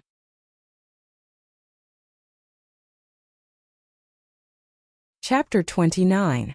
Intentionally or unintentionally, Xiaolian took a step forward, blocking in front of Sanlang. "I know better than anyone else what kind of status I have." Fu Yao said, "Then why do you still dare to stand next to him?" Xiaolian honestly said, "Because standing next to him, no snakes will come and bite." Hearing this answer, Sanlang burst out laughing. Fu Yao's face turned even greener as he said, "You?" His face turned green, his face suddenly turned pure black. Not only his face, Xiaolian's entire vision turned pure black. As it turned out, the flame barrier that Fu Yao had just cast, as well as the flames he had released at the bottom of the pit, suddenly, all of them were extinguished. In the darkness, Xiaolian heard Sanlang laugh out loud. "Trash." Then he felt Sanlang grab his shoulder. Immediately Xiaolian heard a rapid and intense, pong-pong, sound from above the two of them, as if a torrential rainstorm was hitting the surface of an umbrella. Needless to say, it must be that the purple rain of snakes had lost the barrier blocking them, and were frantically falling down. And with an umbrella above them, it completely blocked the rain of snakes. Xiaolian smelled an extremely strong scent of blood and was about to move. Sanlang said, "Don't move. No blind thing would dare come over." His tone was firm. The first sentence was low and gentle, but the second sentence carried a bit of arrogance. Xiaolian wasn't worried at first, but when he heard Fu Yao's angry shout, it seemed that he had been drenched by the rain of snakes. He said, "Sanlang." Sanlang immediately said, "Don't." Xiaolian didn't know whether to laugh or cry. "How do you know what I'm going to say?" Sanlang said, "You can rest assured. He won't die." At this moment, a roar came from the side of the two of them. "Half Moon, if they want me to die, then hurry up and let them bite me to their heart's content." "What's going on?" Half Moon said, "It wasn't me." Presumably, the grinder had been smashed awake and found himself immersed in countless slippery streams of snakes. He was certain that it was Half Moon's doing. Xiaolian said, "Fu Yao, can you still light a fire?" "Light another fire." Fu Yao gritted his teeth and said, "That thing beside you is suppressing my magic and not letting me ignite it." Xiaolian's heart sank, but Sanlang said, "I didn't." Xiaolian replied, "I know you didn't, but it's precisely because you didn't. Half Moon and Carvemo are locked by Kuan and can't cast spells. I've used up all my power and you didn't suppress him. Doesn't it mean that there is a sixth person in the pit?" Fu Yao said, "You must have been possessed. How could there be a sixth person? No one came down from above." At this time Half Moon said, "Who?" Xiaolian asked, "Ban Yu, what's wrong? Did someone go to your place?"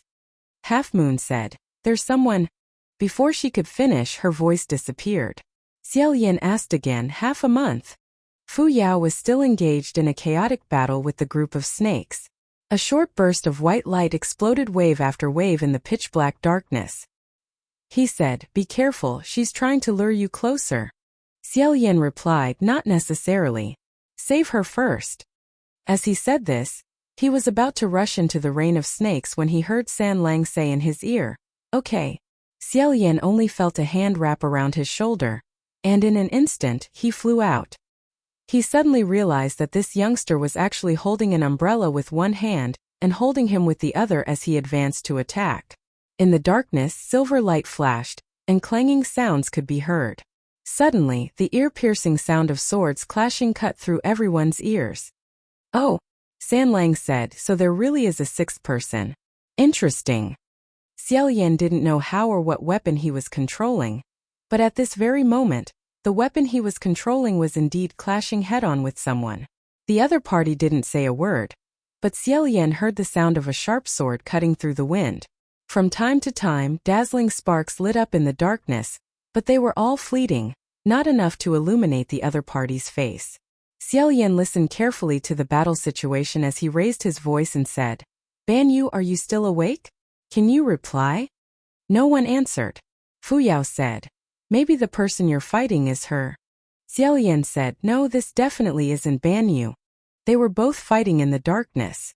When they were fighting, Sanlang was relaxed, as if he was toying with the other party. This time, however, he was slightly more serious. The other party's martial strength was outstanding, and he could use weapons with ease. On the other hand, Ban Yu had a petite figure. Just by looking at her arms, one could tell that strength and weapons weren't her forte. Thus, it definitely wasn't her. But who was this sixth person? And when did he appear? Fu Yao said, "This kind of person who betrays their own country is no different from the female ghost Xianji. Why do you still believe her?" Xiaolian said, "Fu Yao, can you not be so impatient all of a sudden? You..." "Wait, what did you just say?" Fu Yao once again sent several scorpion snakes flying with a palm strike. He said, "I say, why do you trust her so much? Just like how you trust that thing next to you." Xiaolian said, "No, I'm not talking about that sentence. You're talking about Xianji. You mentioned Xianji, didn't you? So what if I did? It doesn't matter at all." Xiaolian held his breath. After a moment he said, "Stop. There's no need to hide anymore. I already know who you are." The sound of swords clashing didn't stop. The other party was indifferent. Xiaolian wasn't anxious either. He said, Do you think I'm tricking you when I say I already know who you are? Little General Pei? Fu Yao was stunned. Who are you talking to? Little General Pei. Don't tell me you've gone crazy. What kind of status does Little General Pei have? Once he comes down, who wouldn't know? Xiaolian said, you're right. However, what if he didn't personally come down? In the darkness, the sound of swords clashing paused for a moment before continuing. Xiaolian said, I discovered it already very late. In fact, I should have thought of it from the start.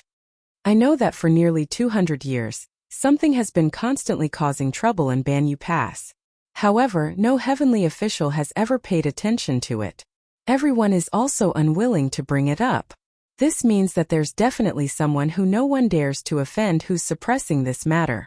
However, because I'm not familiar with all the heavenly officials in the heavenly court, I didn't dare to make wild guesses. In the end, I didn't boldly guess which heavenly official it was. It was only when Fu Yao mentioned the female ghost Xianji that he reminded him. When the female ghost Xianji was mentioned, it was hard not to think of the two generals of the Pei clan. The north was the territory of the two Pei generals, and Fu Yao had once casually mentioned that before Little General Pei ascended, he had done one thing: massacre a city. What city did he massacre? It was extremely likely that it was the ancient city of Banyu country.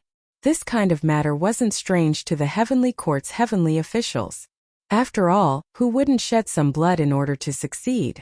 However, massacring a city wasn't something particularly glorious. If news of it spread too far, it would inevitably affect the recruitment of new believers. Therefore, after ascending, it was often necessary to cover up and whitewash it. Therefore, although everyone knew of this matter, they didn't investigate it in detail. After all, if there wasn't some deep hatred or malicious intent, who would want to dig up someone else's past and offend their backer? Xiaolian slowly said, that buried face said that among our group, there's someone who's been here for 50 or 60 years. I originally suspected that he was lying in order to lure others closer, but it's also very likely to be true. Previously, among this group of people, I was most suspicious of you. The caravan followed you and you could take them anywhere you wanted. I've lived in Banyu country for a few years, but I've never seen a scorpion. But you just randomly found a place to hide from the wind and sand, and you just happened to encounter this rare poisonous creature. I let you go with us to find the good moon grass. Before we left, you specifically pointed the way to Banyu ancient city so that the others who couldn't wait for us could go on their own. Just now at the center pit, I clearly said that if there's something, I'll go first, but you, who's always calm, suddenly jumped in, meaninglessly sending yourself to death. After a pause, he said, your behavior is so strange and unreasonable, but I only found out who you are now. It's really too late, isn't it? Little General Pei, or I should call you by your current name, Zhao. Suddenly there was a dead silence. After a long while, finally, a cold voice said, have you ever thought that maybe that buried face was talking about the red-clothed youth beside you? As soon as the voice fell, a flame suddenly lit up at the bottom of the center pit. Under the light, two blood-colored figures were facing each other. One was the red-clothed San Lang, who had already put away his weapon and was standing calmly. The other was a plain-clothed youth, who still had a sword in front of him, not letting go. Because this plain-clothed youth was covered in blood, it looked like he was also wearing a red robe. His face was cold, and he was carrying a person on his shoulder. Sure enough, it was that young man Zhao. Actually, whether it was Little General Pei's true self or Zhao's, the calm and unperturbed expression on their faces had never changed. It was just that Xiaolian had never thought in that direction, so he hadn't connected the two together. The person he was carrying on his shoulder was Half Moon. He released the snakes to take advantage of the chaos to take away Half Moon. But since his identity had been exposed, there was no need to create chaos. The surrounding snakes and the rain of snakes stopped wreaking havoc. He put away his sword with one hand, and put down Half Moon with the other. Beside him, Kuemo said in surprise, who are you? Didn't you fall to your death? Zhao didn't spare a glance at Kuemo, still staring at San Lang. Using Half Moon's language, he said, Kuemo, you really haven't changed in hundreds of years. Perhaps it was because this infuriatingly calm tone was too familiar, but when Kuemo heard it, his dark face instantly surged with anger. Oh, it's you. Peisu. If it weren't for the immortal binding rope firmly binding him, he probably would have already rushed over to fight. Xiaoyan said, Little General Pei, the scorpion-tailed snakes don't listen to one person's orders. Those disobedient scorpion-tailed snakes that Half Moon said went out to bite people, they were all controlled by you, right? Peisu recognized it happily. Yes, it's me. Xiaoyan said, Half Moon taught you how to control the scorpion-tailed snakes. Peisu said she didn't, but I can learn how to control them myself. Xiaoyan said, After all, Little General Pei is more intelligent than others. Pausing, he asked again, When did you two meet? And how did you two meet? Peisu looked at him and said, General Hua. Xiaoyan was baffled. Why do you call me that? Peisu calmly said, Don't you recognize me, General Hua? Xiaoyan remembered.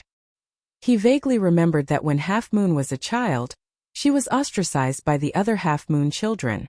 Only a youth from Yong and would occasionally pay attention to her. That youth was similar to Half Moon and didn't like to talk much. Many of the children at the border were children of the army stationed at the border. When they grew up, most of them would also join the army. Could it be? Xiaoyan said, It's you. I actually just recognized you. Peisu nodded and said, It's me. I also just recognized you, General. No wonder. So it turned out that Half Moon and the enemy commander had known each other for a long time. Xiaoyan said, Did you really order Half Moon to open the city gates? On the other side, Kuemo spat and said, Untie the ropes. Let me fight this despicable Peisu to the death. Peisu coldly said, First, we already fought to the death 200 years ago.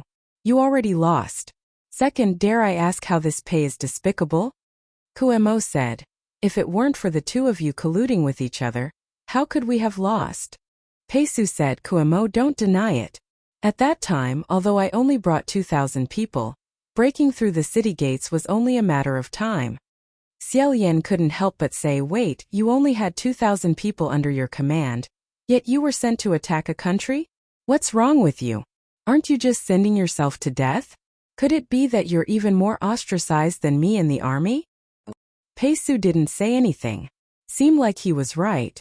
Xiaoyan continued, Since you already won, why did you need Half Moon to open the city gates? Peisu said, Because I want to massacre the city. Xiaoyan said, What do you mean? Since you're already going to win, why must you massacre the city? It couldn't be some hobby. Peisu said, It's precisely because we're about to win that we have to massacre the city. And we have to do it as soon as possible. Leave not a single person alive. That phrase, leave not a single person alive, sounded awe-inspiring. Xiaoyan asked, What's the reason? Peisu said, The night before we attacked the city, many of the leaders of the Half Moon people gathered together and held a meeting. They secretly agreed on one thing. What is it? Peisu said, The Half Moon people are naturally violent and they hate Yong'an country. Even if they knew they were about to lose, they still refused to admit it. All the people in the Half Moon country, regardless of age or gender, were prepared to make a batch of things as soon as possible. Xiaoyan had already faintly guessed what it was. And the two words that Peisu spat out were indeed what he was thinking in his heart. Explosives. Peisu said word by word. They planned that if the city was defeated, they would have the citizens hide these explosives on them. Then they would immediately scatter and flee to Yong'an country. Then they would mix in with the crowd and wait for an opportunity to attack. Even if they died, they would drag more of Yong'an country's citizens down with them. Even if their country perished, they would make sure that the country that perished would not have peace. Therefore, they had to take advantage of the fact that the citizens didn't have the time to escape and exterminate them in one fell swoop. Xiaoyan immediately turned to Kuemo and asked, Is this true? Kuemo had no intention of hiding it and said, Yes. Hearing this, San Lang raised an eyebrow and said, Vicious. Vicious. He said this in the Half Moon language. Kuemo angrily said, Vicious? What right do you have to say that we are vicious? If you did not attack us first, we would not have been forced to this stage. You destroyed us, so we will retaliate against you. What's wrong with that? Peisu said, If that is the case, why don't we start from the beginning? How many times did the Half Moon people cause trouble at the borders? How many merchants and travelers from Yong'an country that were heading to the western region were intercepted by the Half-Moon country? You know that there are horse bandits in your country that specialize in robbing and massacring Yong'an citizens. Yet, you purposely protected them. The soldiers that Yong'an country sent to encircle the bandits were killed by you for trespassing. Isn't this vicious? Although he did not speak quickly and his tone was not agitated, every word sounded sharp. Kuemo said. But that was because you forcibly occupied our country first. Only then did we retaliate. Pei Su said. The border between the two countries has always been ambiguous. How can it be considered forcibly occupying it? Kuemo said. The two sides have long divided their territories. It was you who did not keep your promise. Pei Su said. Only your side recognizes the division. When has Yong'an ever recognized it? Your so-called division is nothing more than the desert belonging to us and the oasis belonging to you. Isn't that ridiculous? Kuemo angrily said. The oasis was originally ours. The ancestors of the Half-Moon people lived on the oasis for generations. Both sides stuck to their own arguments. Just listening to them tear each other apart like this gave Xiaolian a headache. Thinking of the days 200 years ago when he was beaten black and blue, his face seemed to faintly ache again. Pei Su no longer paid attention to Kuemo and said to Xiaolian, so you see, there are many things in this world that cannot be argued clearly. We can only fight. Xiaolian said, I agree with the first sentence. Sanlang said, I agree with the second sentence. Kumo's anger slightly subsided. He suddenly said, most of the people from Yong'an are shameless, but you are the most shameless person I have ever seen. Pei Su, you are a cold person. You didn't kill us for the sake of your country, nor did you kill us to save your people. Hearing this, Pei Su became silent. Kuemo continued, you are the son of an exiled person. Everyone looks down on you. You only wanted to gain a foothold in the Yong'an army and climb up, so you had to win this battle. The sad thing is that Half-Moon thought you were very good and was used by you because people like you sold us out. Xiaolian said, but isn't little General Pei a descendant of General Pei? With this famous ancestor looking after him, he shouldn't have fallen to such a state, right? Sanlang said. He isn't a direct descendant of General Pei. He is a branch of who knows how many other branches. So it was like this. It meant that if he hadn't ascended, he probably wouldn't have had the opportunity to receive the protection of his ancestor. Pei Su faintly said, Half-Moon was originally my subordinate. She only received my orders to hide in the Half-Moon country. She is a Half-Moon person but also a Yong'an person. After choosing one side, she was loyal to the other. There was no betrayal. Half-Moon people have ulterior motives. I will kill them without regrets. Suddenly, a voice rang out from above, what a good kill without regrets. Then do you dare to say no regrets to the people who have been lured into this pit by you for so many years and lost their lives? That voice came from above everyone's heads. Xiaolian immediately looked up and asked, which expert is here? There was no answer. Instead, a strange sound rang out. Whoosh whoosh whoosh whoosh, as if a gale was howling. When the sound came closer, Xiaolian finally confirmed. This was indeed the sound of a gale howling. This gale came too suddenly, too fiercely. Before Xiaolian could figure out what was going on, his body had already tilted and his entire body floated up. This sudden gale poured into the bottom of the sinner's pit from above, unexpectedly sweeping everyone up into the sky. Xiaolian immediately grabbed Sanlang, who was closest to him, and said, be careful. Sanlang also grabbed him, his expression unchanging. Xiaolian only felt the world spin as his body rapidly rose into the sky. After a pause, he suddenly began to fall. He hurriedly tossed Wuxia out, coaxing, all right, everything's fine now. Hurry, Wuxia, come out and save us. After touching twice, Wuxia finally flew out. However, his surroundings were completely empty and bare.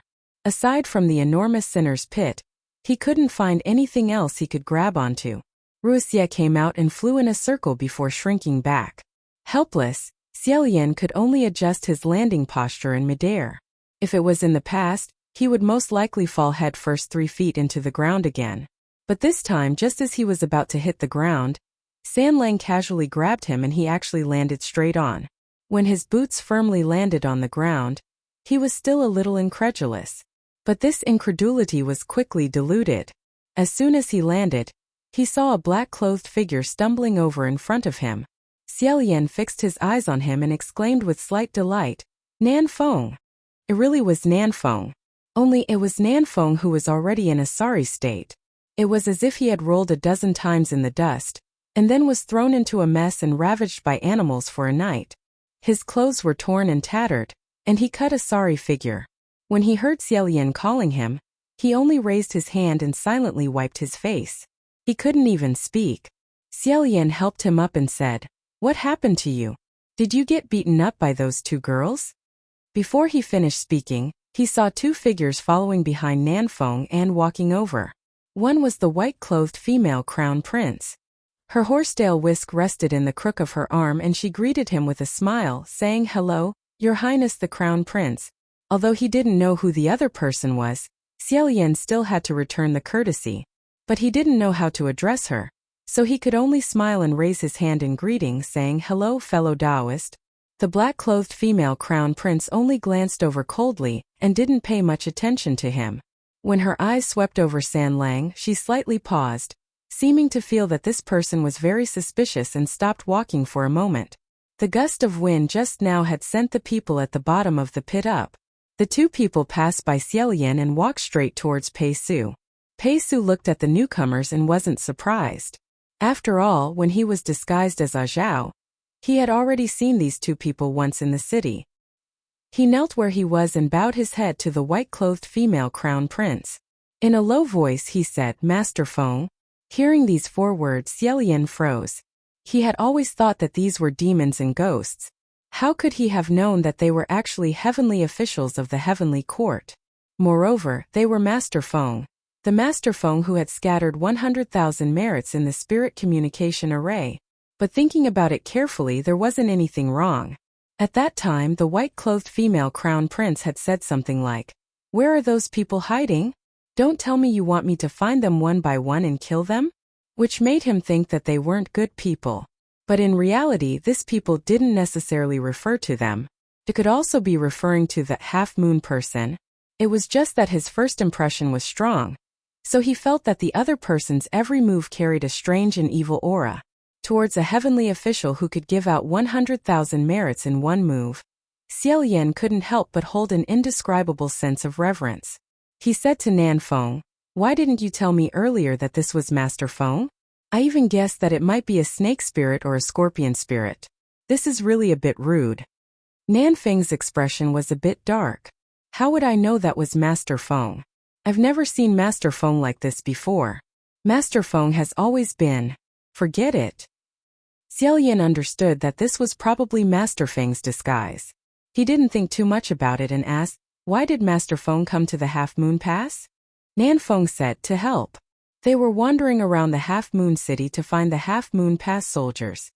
Xiaolian immediately recalled the first time he inquired about the Half-Moon Pass in the spirit communication array. Amidst the awkwardness, this Wind Master had suddenly scattered 100,000 merit points, diverting the attention of others. Perhaps at that time he had already noticed what he was asking about. On this side he was deep in thought. On the other side, Master Feng squatted down in front of Pei Su and said, "Little Pei, I heard everything." Pei Su lowered his head. Master Feng said, "You admit that in these 200 years, you were the one who led those people into the Half-Moon Ancient City?" Since he was caught red-handed, Pei Su didn't argue and said in a deep voice, "It was me." Master Feng asked why. After a pause, Pei Su said, "Master Feng already had his suspicions. Can't you guess why?" Master Feng said, "Is it because these souls are the ironclad proof that your hands are stained with blood and might become an obstacle to your future advancement?" Pei Su didn't comment. Xiaolian couldn't help but say, "If it really can't be done, why don't you just kill them? Why do you have to use living people to appease the resentment here? Is this any different from using another person's flesh to satisfy another person's hunger and thirst?" San Lang said, "He can't." That's right. In the celestial court, every move of a heavenly official like Pei Su was watched by countless eyes. There were many things that couldn't be done directly. He couldn't come down with his main body to kill these resentful spirit soldiers, and he couldn't send troops to exterminate them. It was originally a secretive matter. If the commotion was too big, wouldn't it attract everyone's attention?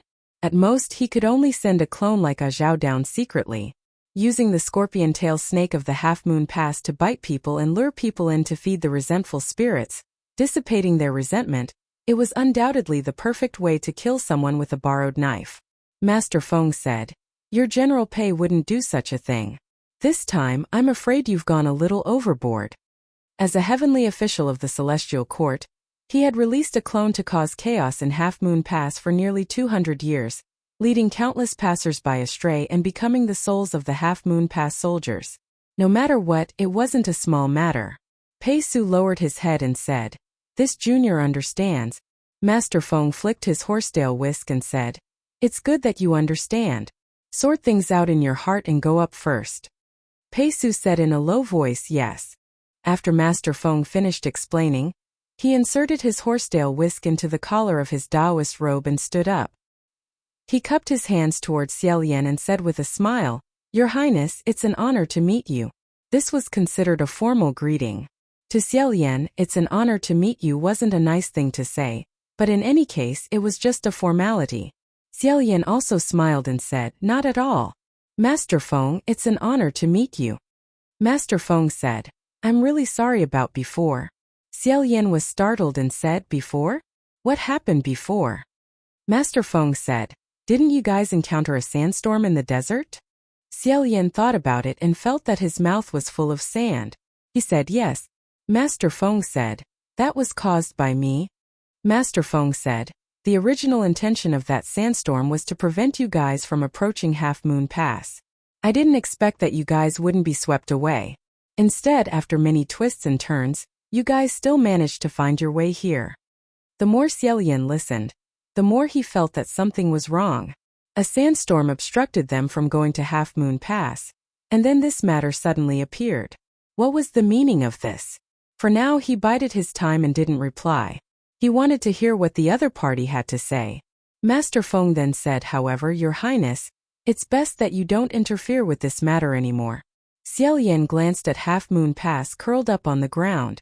A bad premonition flashed in his heart. He was originally worried that once this matter was reported to the Heavenly Court, the heavenly officials would casually add a few words and change their words. Then, it would become Little Pei being innocent and Half-Moon Pass taking the blame. Now, a Master Feng suddenly appeared out of nowhere, and told him not to interfere with this matter. Wasn't it more like he wanted to protect Little Pei? Thus, he calmly took a step forward and stood in front of Half-Moon Pass. In a warm voice he said, "However, I've already taken care of this matter. Saying that you don't want me to interfere at this time is also useless." Master Feng smiled and said, "You can be at ease. You can take the Half-Moon State Preceptor away first." This was actually outside of Xiaolian's expectations. He was slightly startled. Master Feng then said, "We've already heard about this entire matter from above. Although this Half-Moon State Preceptor has already reached the Fierce Realm, when I was wandering around the city, I saw her lock the Half-Moon soldiers into the array she set up. I also saw her release the mortals captured by the soldiers. Not only did she not harm anyone, she even saved people. The only people I want to take away are Little General Pei and Kuemo. You don't need to worry about who I'll pull to take the blame." Xiaolian felt relieved and said, "I'm ashamed. I've been too paranoid." Master Feng said, "It's normal for you to be so worried. After all, the atmosphere in the Heavenly Court is indeed not good." That black-clothed woman seemed to be unable to bear staying here for another moment. She said from the side, "Are you done? If you're done, you can leave." Master Feng shouted, "Hey! What are you so anxious for? The more anxious you are, the more I'll say." Although she said this, she had already turned around and took out a folding fan from her waist. She said, "Your Highness the Crown Prince, if there's nothing else, shall we meet again in the Heavenly Court?" Xiaolian nodded.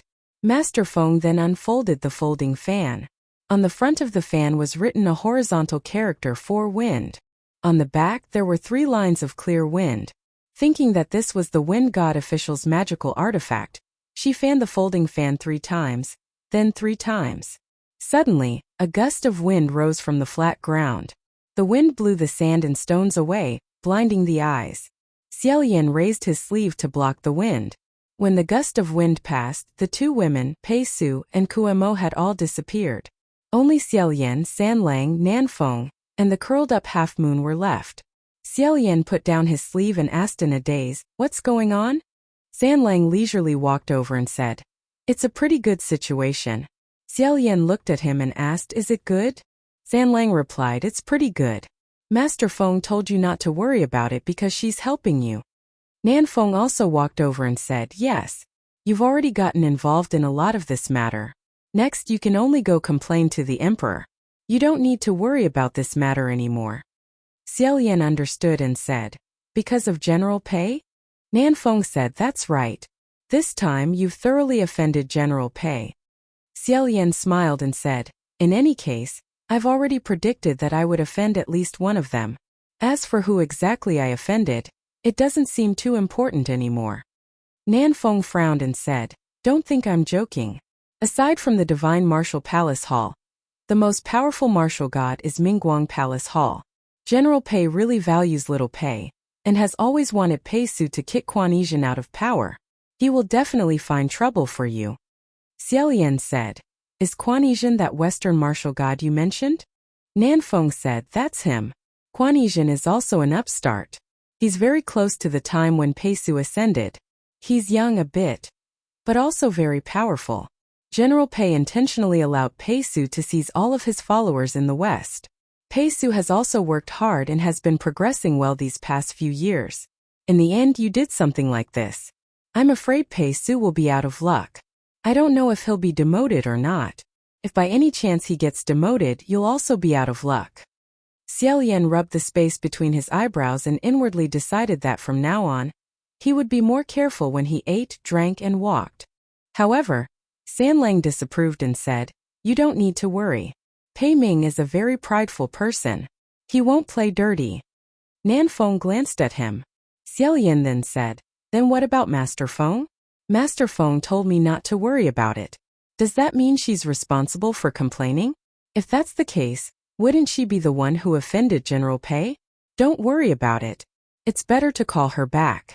"Nanfeng, do you know what Master Feng's spiritual password is?" Nanfeng said, "You don't need to worry about Master Feng. General Pei dares to touch you, but he won't touch her. Although she's younger than you, she's doing much better than you." Xiaoyan's silence wasn't because he'd suffered a blow. Rather, he was thinking to himself, could it be that there's someone in the heavenly court who's doing worse than me? I don't think so. Sanlang smiled and said, "Master Feng has someone supporting her. Naturally, she'll be doing well."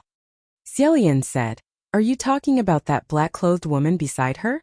I think she's also a formidable figure." Sanlang said, "No.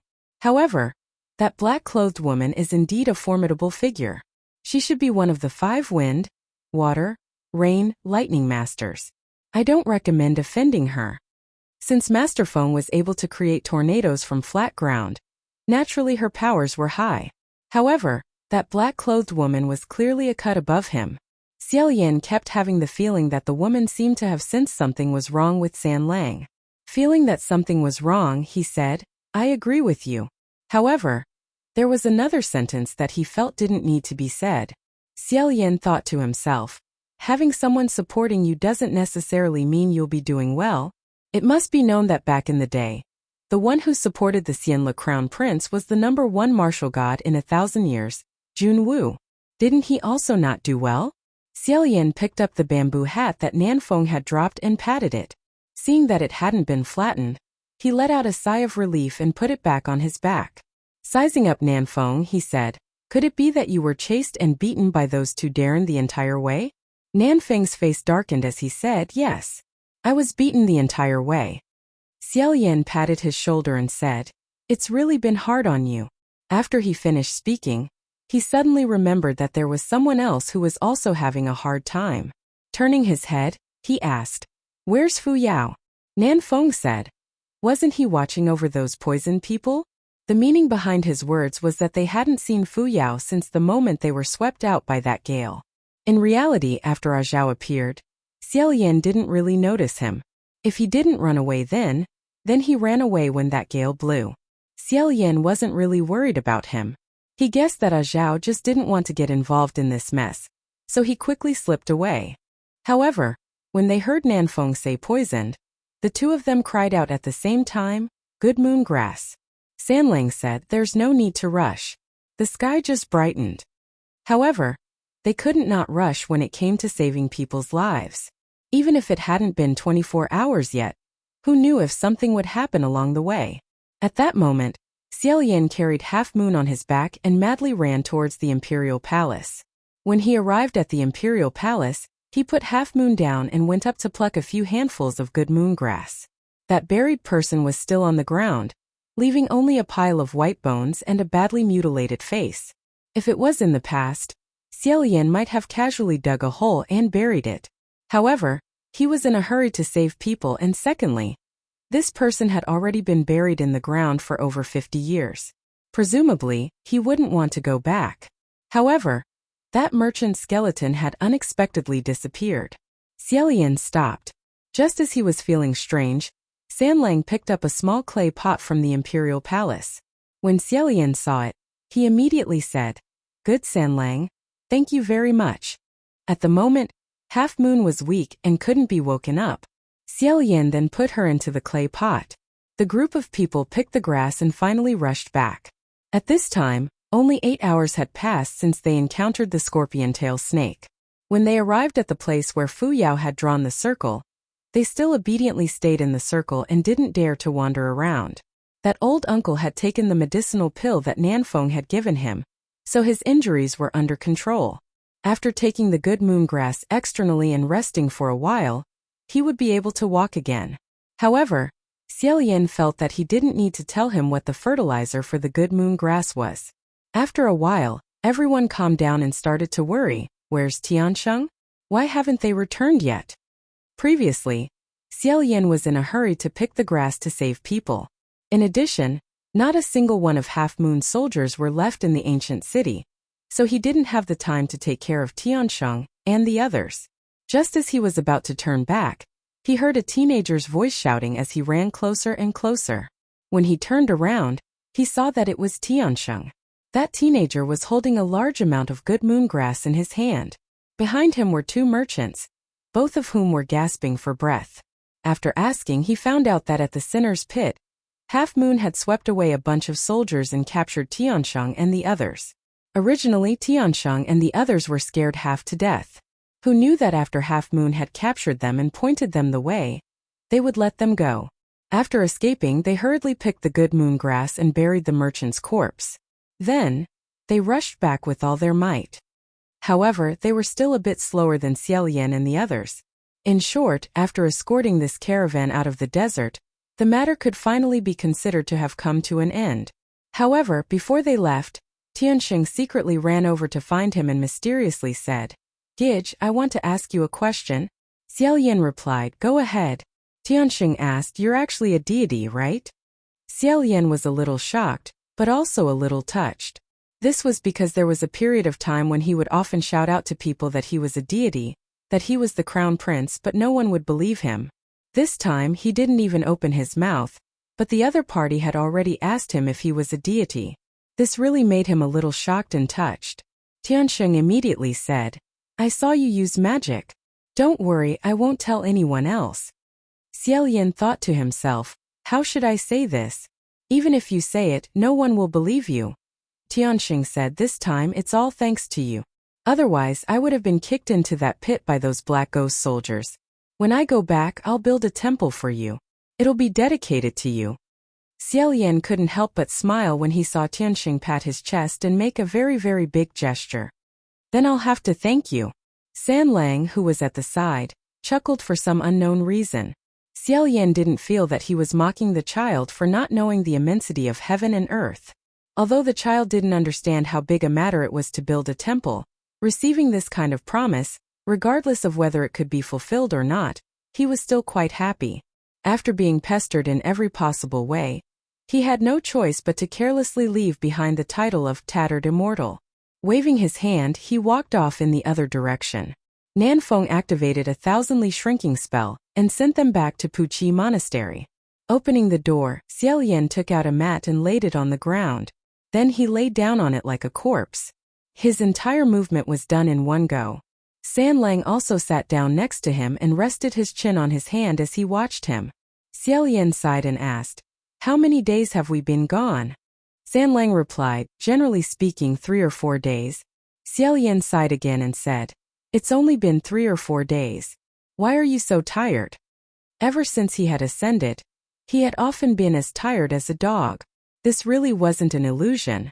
After he finished sighing, he raised his head and said, "Huh? Nanfeng, why haven't you gone back to report?" Nanfeng asked, "What report?" Xiao Yan replied, "Aren't you a heavenly official of Nanyang Palace Hall? Won't your family's general come looking for you after you leave for 3 or 4 days?" Nanfeng replied, "My family's general isn't in the palace hall right now. He doesn't care about me." Xiao Yan crawled up and said, "All right, it's fine if you stay." Nanfeng asked, "What are you going to do?" Xiao Yan amiably said, "I'm going to cook a meal for you. To reward you." Hearing this, Nanfeng's expression changed greatly. He raised his hand and pressed 2 fingers against his temple, as if he had received a telepathic message. Standing up, he said, "Something happened in the palace hall. I'll be leaving first." Xiao Yan raised his hand and said, "Hey Nanfeng, don't go. Why did something suddenly happen? This time it's really been hard on you." Nanfeng roared, "Something really happened." Seeing him rush out the door, Xiao Yan sat back down on the mat and said to San Lang, "Looks like he's not hungry." Before San Lang could reply, a bang was heard. Nanfeng rushed back and blocked the door, saying, "You too." Xiao Yan and San Lang sat side by side on the mat. Raising their heads to look at him, Xiao Yan asked, "What happened to the 2 of us?" Nanfeng pointed at San Lang and then at Xiao Yan. After hesitating for a while, he said, "I'll be back." Xiao Yan said, "Welcome, welcome." Nanfeng swept his gaze over San Lang again before closing the door and leaving. Xiao Yan folded his arms and imitated San Lang by tilting his head. "Looks like something really happened." He then glanced at the youth beside him and said with a smile, "If he's not hungry, then what about you?" San Lang also replied with a smile, "I'm hungry." Xiao Yan smiled and stood up again. Turning around, he casually tidied up the offering table and said, "All right. Then what do you want to eat, Hua Cheng?" Behind him there was a moment of silence. Then a low chuckle was heard. Chapter 30. Xiao Yan asked, "Blood Rain Tanhua?" Hua Cheng replied, "Your Highness the Crown Prince." Xiao Yan turned around and smiled. "This is the first time I've heard you call me that." That red-clothed youth sat on the mat. He propped up one leg and smiled back. "How do you feel?" Xiao Yan thought for a moment and honestly said, "It seems different from when others call me that." Hua Cheng asked, "And what's different?" Xiao Yan tilted his head, slightly narrowing his eyes. He said, "It's hard for me to say. It's just others called him Your Highness, or they called him without emotion and in a businesslike manner. For example, Ling Wen. And even more people called him Your Highness, but it carried a sense of squeezing. As if they were calling an ugly beauty, it was done on purpose, slightly sarcastic. But when Hua Cheng called him Your Highness, this word was extremely precious. Thus, although he couldn't describe it, Xiao Yan felt that when Hua Cheng called him Your Highness, and other people called him Your Highness, the feeling was different. Xiao Yan said, "On Mount Yujun, the groom who took me away was you, right?" The smile on Hua Cheng's lips deepened. Only then did Xiao Yan realize that this sentence seemed to have an ambiguous meaning. He hurriedly changed it. "I mean, the one who pretended to be a groom and took me away was you, right?" Hua Cheng said, "I didn't pretend to be a groom. If he really said it like that, then it was true. At that time, that youth didn't lie to him and say he was a groom. He didn't say a single word and only stopped in front of the sedan and extended his hand. Xiao Yan was the one who left with him." Xiao Yan said, "All right. Then why did you appear on Mount Yujun at that time?" Hua Cheng said, "There are only 2 answers to this question. First, I specifically went for you, Your Highness. Second, I was just passing by and had a lot of free time. Which do you think is more believable?" Calculating the number of days Hua Cheng had spent by his side, Xiao Yan said, "I don't dare say which is more believable. But you really do seem to have a lot of free time." His entire person and gaze circled Hua Cheng back and forth. After a long time he nodded and said, "You are a bit different from the rumors." Hua Cheng changed his posture, but he was still supporting his chin with his hand. He looked at him and said, "Oh? Then how did your highness know that I was the blood rain Tanhua?" Xiao Yan's mind was filled with that umbrella under the rain of blood, that clanking silver chain, and that ice-cold silver wrist guard. He thought to himself, "It's not like you're hiding it very seriously." He said, "No matter how I probe, you're watertight. You're definitely in a desperate state. Your red robes are as red as maple leaves and blood, as if you are omniscient, omnipotent, and fearless. With such a bearing, I can't think of anyone else other than the blood rain Tanhua, who causes all the immortals and gods to turn pale at the mention of his name." Hua Cheng smiled and said, "If that's the case, can I take that as a compliment?" Xiao Yan thought, "Don't tell me you didn't hear it?" Hua Cheng's smile faded and he continued, "After saying so much, why didn't your highness ask me why I approached you?" Xiao Yan replied, "If you don't want to tell me, then even if I asked you, you wouldn't tell me, right? Or perhaps what you tell me isn't the truth." However, Hua Cheng said, "That's not necessarily true. Furthermore, you could have just driven me away." Xiao Yan said, "You're so resourceful. Even if I drove you away now, if you really wanted to do something bad, can't you just change your skin and come back?" The two of them looked at each other and laughed. Suddenly, a rolling sound broke the brief silence in Puqi Monastery. The two of them looked in the direction of the sound. There was no one there, only a small black clay pot rolling on the ground. That was the small clay pot that Xiao Yan had kept for Half Moon. It had originally been placed by Xiao Yan on the mat, but at some point it had fallen down on its own and rolled to the door. It was blocked by the wooden door that Hua Cheng had made, so it kept bumping against the door. Xiao Yan was worried that it would smash itself into pieces, so he went up to open the door. That small clay pot rolled all the way to the grass outside the door. Xiao Yan followed behind it. The small clay pot rolled onto a patch of grass and stood upright. It was clearly just a pot, but it gave people the illusion that it was looking up at the starry sky. Hua Cheng also walked out of Puqi Monastery. Xiao Yan faced the clay pot and said, "Half Moon, are you awake?" Fortunately, it was already late at night when they returned from the desert.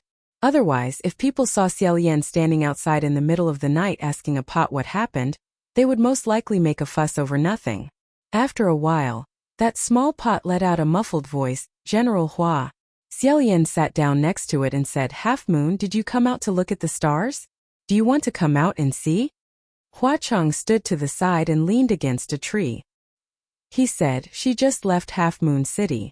It's better for her to stay here for a while." After all, Half Moon had stayed in Half Moon Country for 200 years. Suddenly changing places would probably be difficult for her to adapt. Xiao Yan said, "Then you should stay here for a while and recuperate. This is where I cultivate. You don't have to worry about anything else." That pot swayed a few times. It was unknown what it was trying to express. After considering for a moment, Xiao Yan said, "Half Moon, actually, this time it had nothing to do with you. Your scorpion was." Half Moon said, "General Hua, at that time I couldn't move, but I heard everything." Hearing this, Xiao Yan froze. Only now did he know that Pei Su had only sealed Half Moon's mobility, not her senses. He said, "That's fine. She heard everything, that's fine." That pot said, "General Hua, what will happen to little General Pei?" Xiao Yan folded his hands in his sleeves and said, "I don't know. However, if you do something wrong, you will have to accept punishment." After a moment of silence, that pot swayed a few more times. This time, Xiao Yan finally understood. Originally, this kind of swaying was a nod. Half Moon said, "Actually, little General Pei isn't that bad." "Is that so?" "Yeah." Half Moon said. "He helped me before." For some reason, Xiao Yan's mind suddenly remembered more things. Half Moon often got beaten up. Using the words of the other Yong'an children, she has a face that deserves to be beaten. Xiao Yan only found out about this after knowing her for a long time. Because no matter how many times Half Moon got beaten, she wouldn't tell anyone.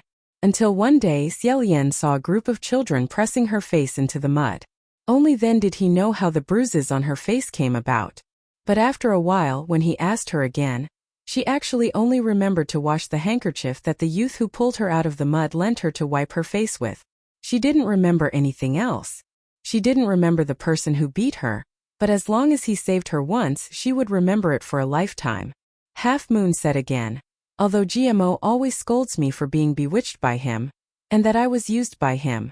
But regardless of whether he used me or not, I know that opening the city gates was something I had to do. Xiaoyan didn't know what to say, but a part of his heart suddenly softened. In a flash, he patted that pot and said, "All right, it's over." "Oh right, Half Moon, Wuxia is a fake name. I have long since stopped being a general, so you don't have to call me General Hua." Half Moon said, "Then how should I call you?" That was a problem. If Half Moon also seriously called him Your Highness the Crown Prince, he would always feel that something was a bit strange.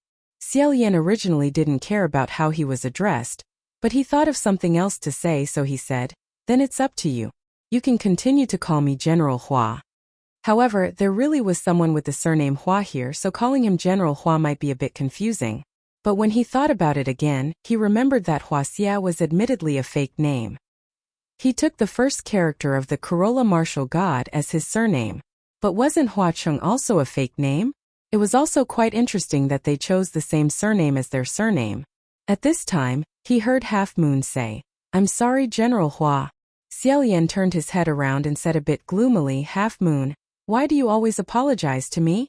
It couldn't be that his appearance made people feel sorry for him, right? Half Moon said, "I want to save the common people." Xiaoyan. Half Moon said, "General Hua, that's what you said in the beginning." Xiaoyan. He hurriedly pressed down on the pot and said, "Wait. Wait." Half Moon said, "Wait for what?" Xiaoyan glanced at Huacheng, who was standing under a nearby tree with his arms crossed. In a low voice he said, "Did I really say those words in the beginning?" These words were clearly what he loved to say the most when he was a teenager. In the next few hundred years he shouldn't have even mentioned it. Hearing it for the first time, Xiaoyan felt the impact was too great. It was a bit hard to accept. However, Half Moon said, "General, you said it before." Xiaoyan still wanted to struggle and said, "I didn't." Half Moon seriously and coldly said, "Oh no, I said it before. Once you asked me what I wanted to do when I grew up. I said I didn't know. You said, how could you not know what you wanted to do when you grew up? I asked General Hua, what about you? You said, when I was young, my dream was to save the common people.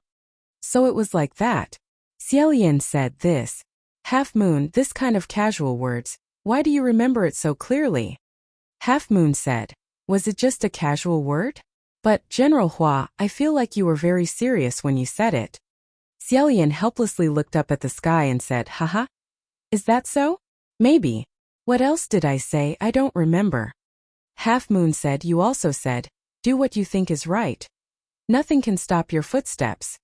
Even if you fall in the mud 100 times, you still have to be strong and climb back up. There are a lot of things like that. Uft. He didn't need to turn his head to know that Huacheng, who was under the tree, had definitely heard it and laughed. Xiaoyan couldn't keep his mouth shut anymore.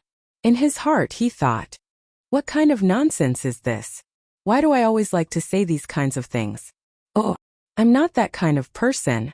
Am I that kind of person? Half Moon said, but I don't know what's right anymore. Hearing this, Xiaoyan was stunned. Half Moon said, I wanted to do what General Hua said, to save the common people. But in the end, I destroyed Half Moon Kingdom. She said in a daze, and it seems like no matter what I do, the results are always terrible. General Hua, I know what I did wasn't good, but can you tell me in the end what did I do wrong? In the end, what should I do in order to truly do what you said? Save the common people. Xiaoyan said, I'm sorry, Half Moon. How to save the common people? I didn't know this question before, and I still don't know now. After a moment of silence, Half Moon said, General Hua, to tell you the truth, I feel that for these past 200 years, I simply don't know what I've been doing. I'm such a failure. Hearing her say this, Xiaoyan became even more depressed.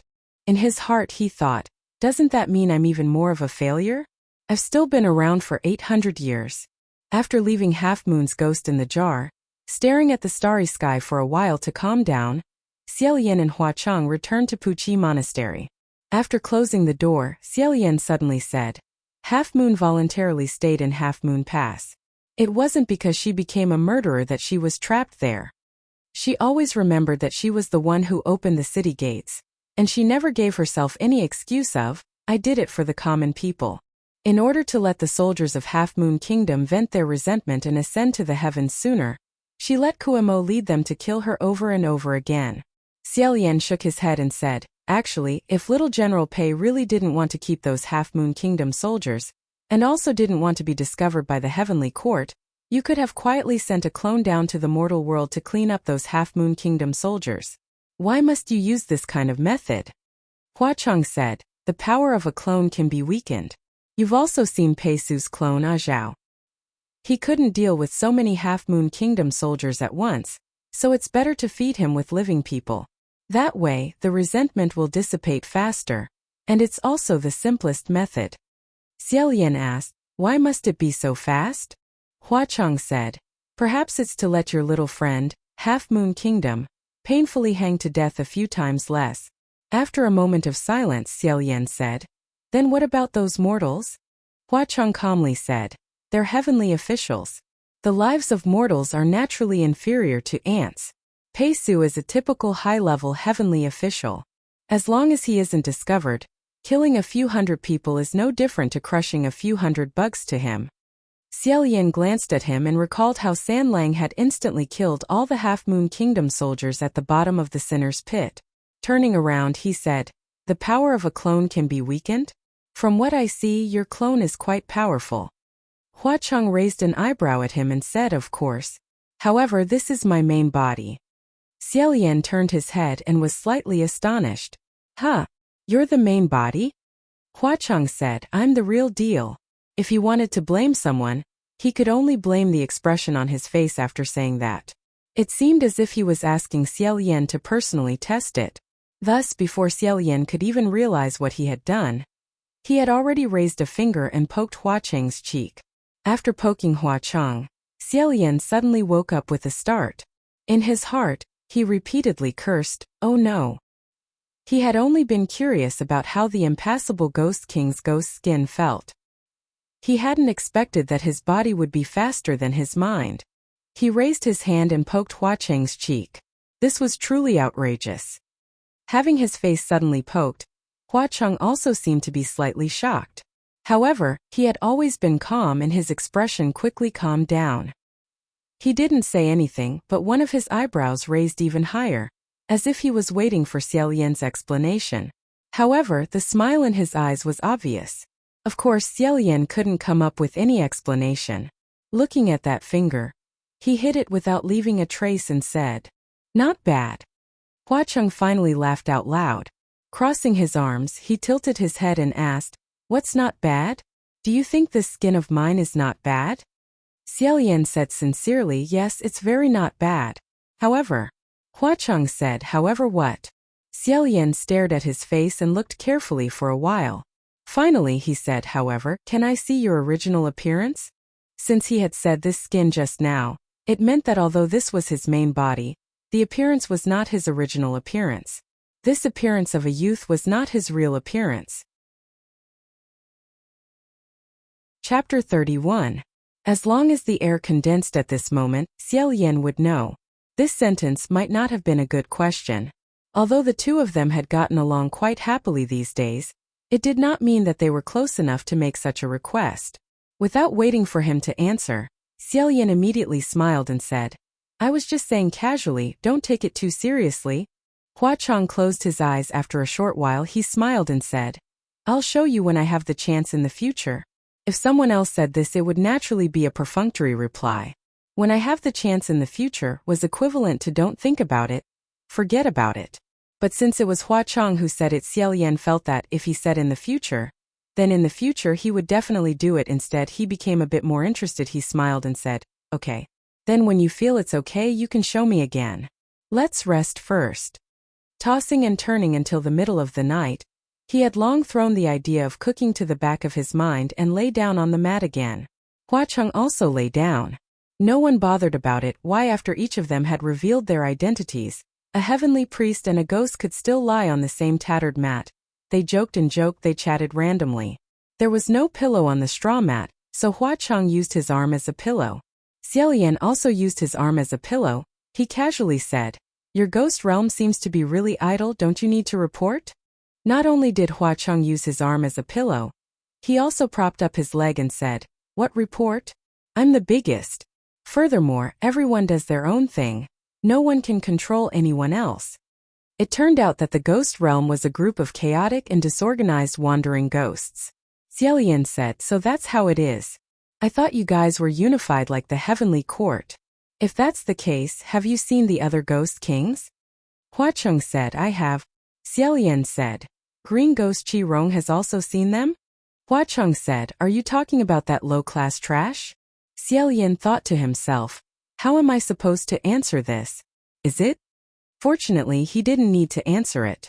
Hua Cheng said, "I said hello," then he ran away. Xiaolian's intuition told him that this greeting was definitely not a normal greeting. Sure enough, Hua Cheng leisurely said, "I also got the title of Blood Rain Tanhua."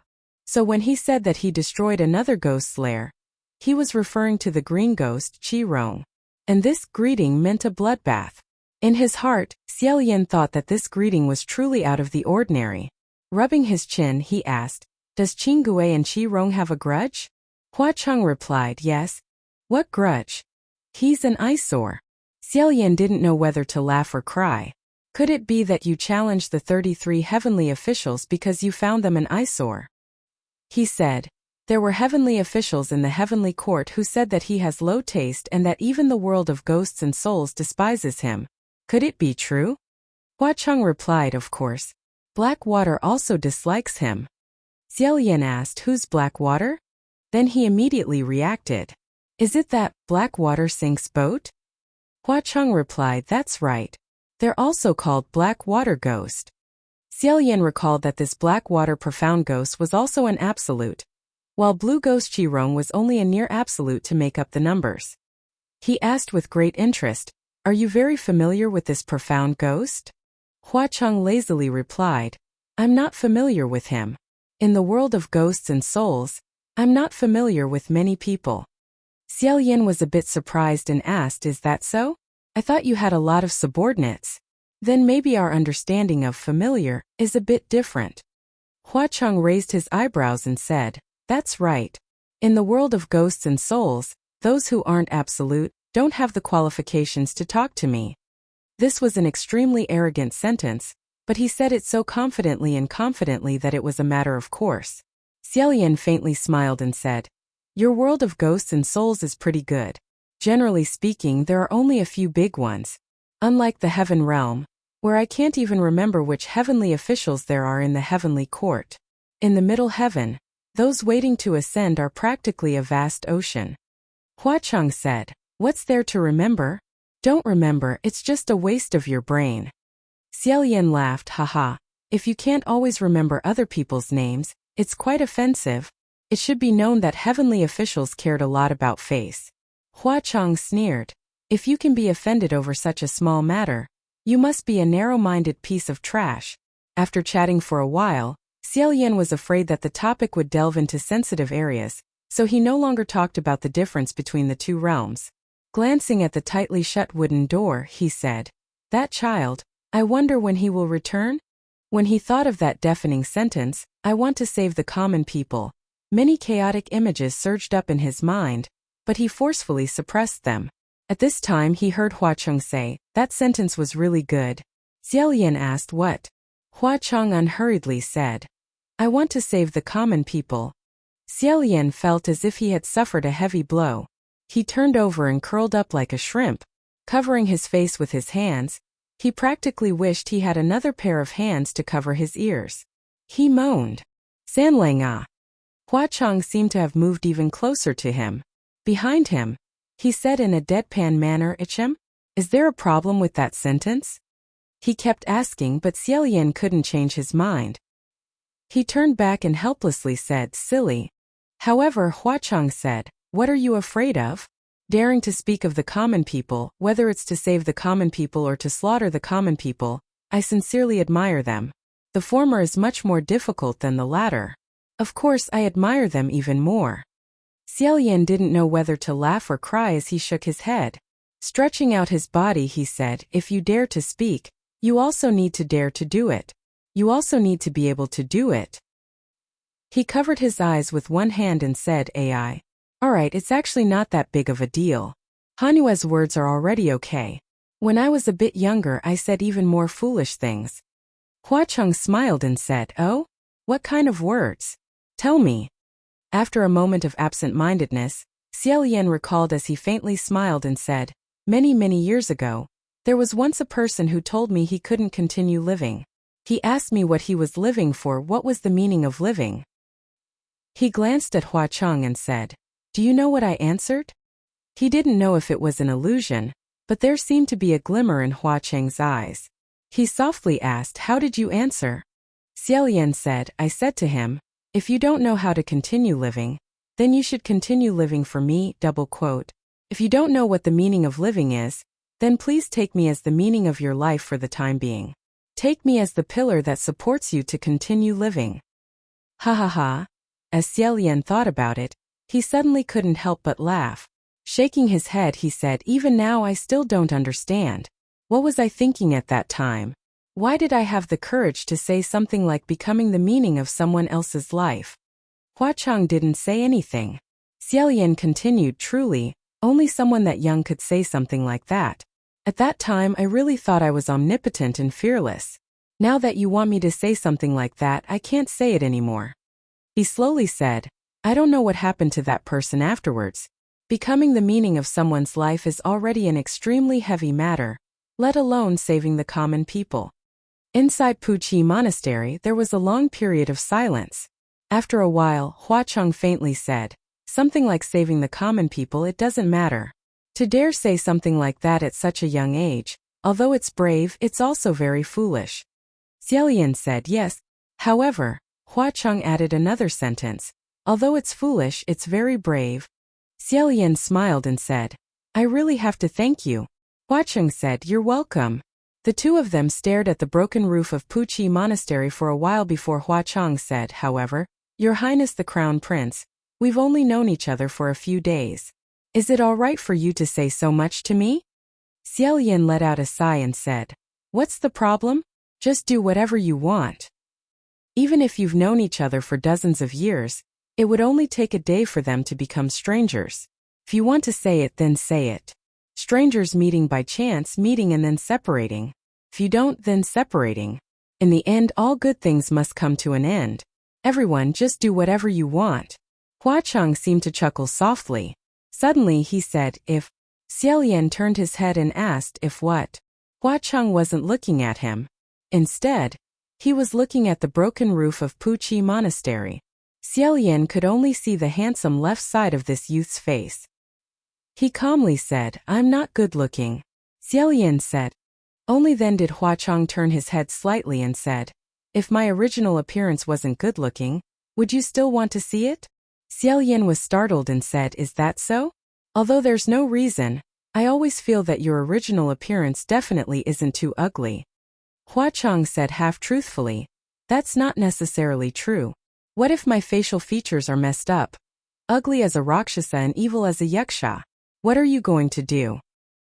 Hearing him say this, Xiaoyan originally thought it was a little interesting.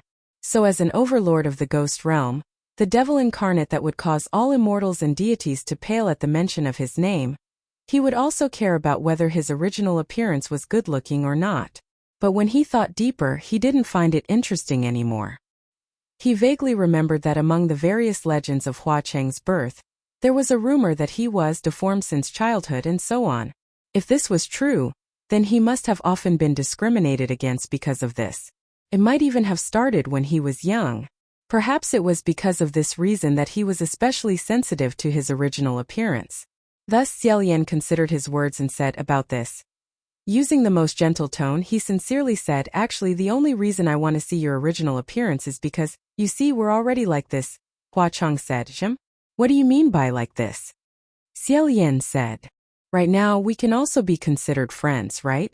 Then, since we're friends, we naturally have to be honest with each other. That's why I said I want to see your real appearance. What does this have to do with whether your original appearance is good-looking or not?" You asked me what I'm going to do, of course I'm not going to do anything.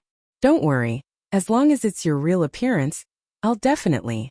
What are you laughing at? I'm speaking from the bottom of my heart. When he said the last few words, Xiaolian felt the body of the youth beside him seem to tremble slightly. At first, he was stunned for a moment and thought to himself, are my words really that good that he's moved to this extent? But he was also too embarrassed to turn his head to see what was going on. Who knew that after a while, an extremely low laughter could be heard from the side. Xiaolian felt very depressed and put his hand on Hua Cheng's shoulder to push him. Sanlang, why are you laughing like this?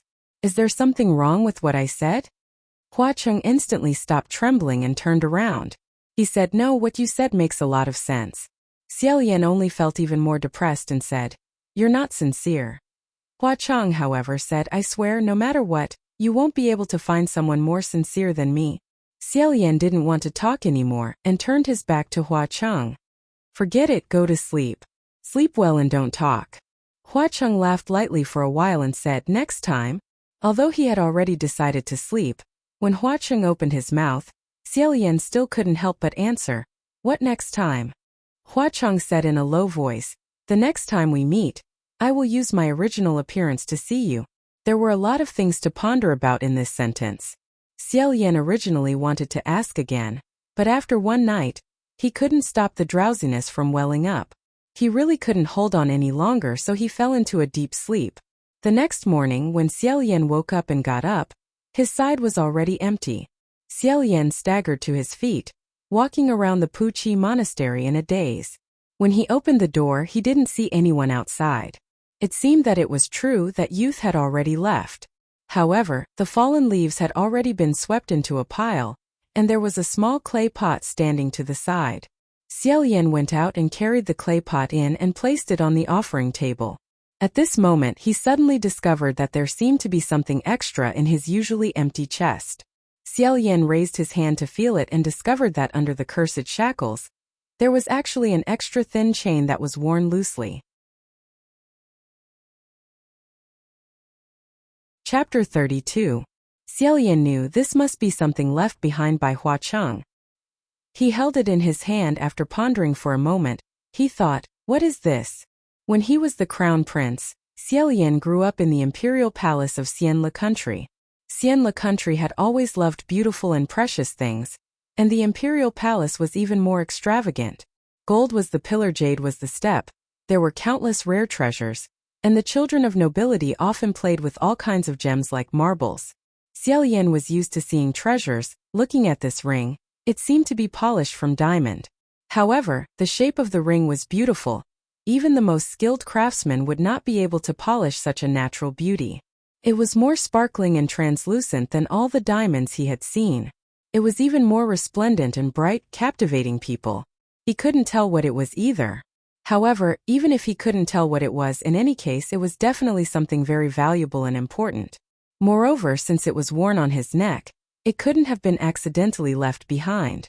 It could only be a keepsake that Hua Cheng gave him before he left.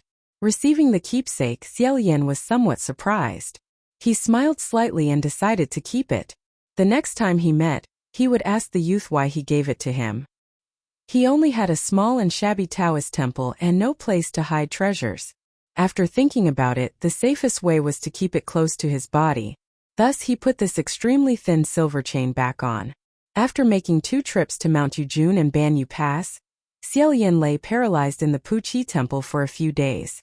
If it wasn't for the overzealous villagers coming over from time to time with some steamed buns and porridge, he was afraid that he would have been paralyzed like this for the past few days.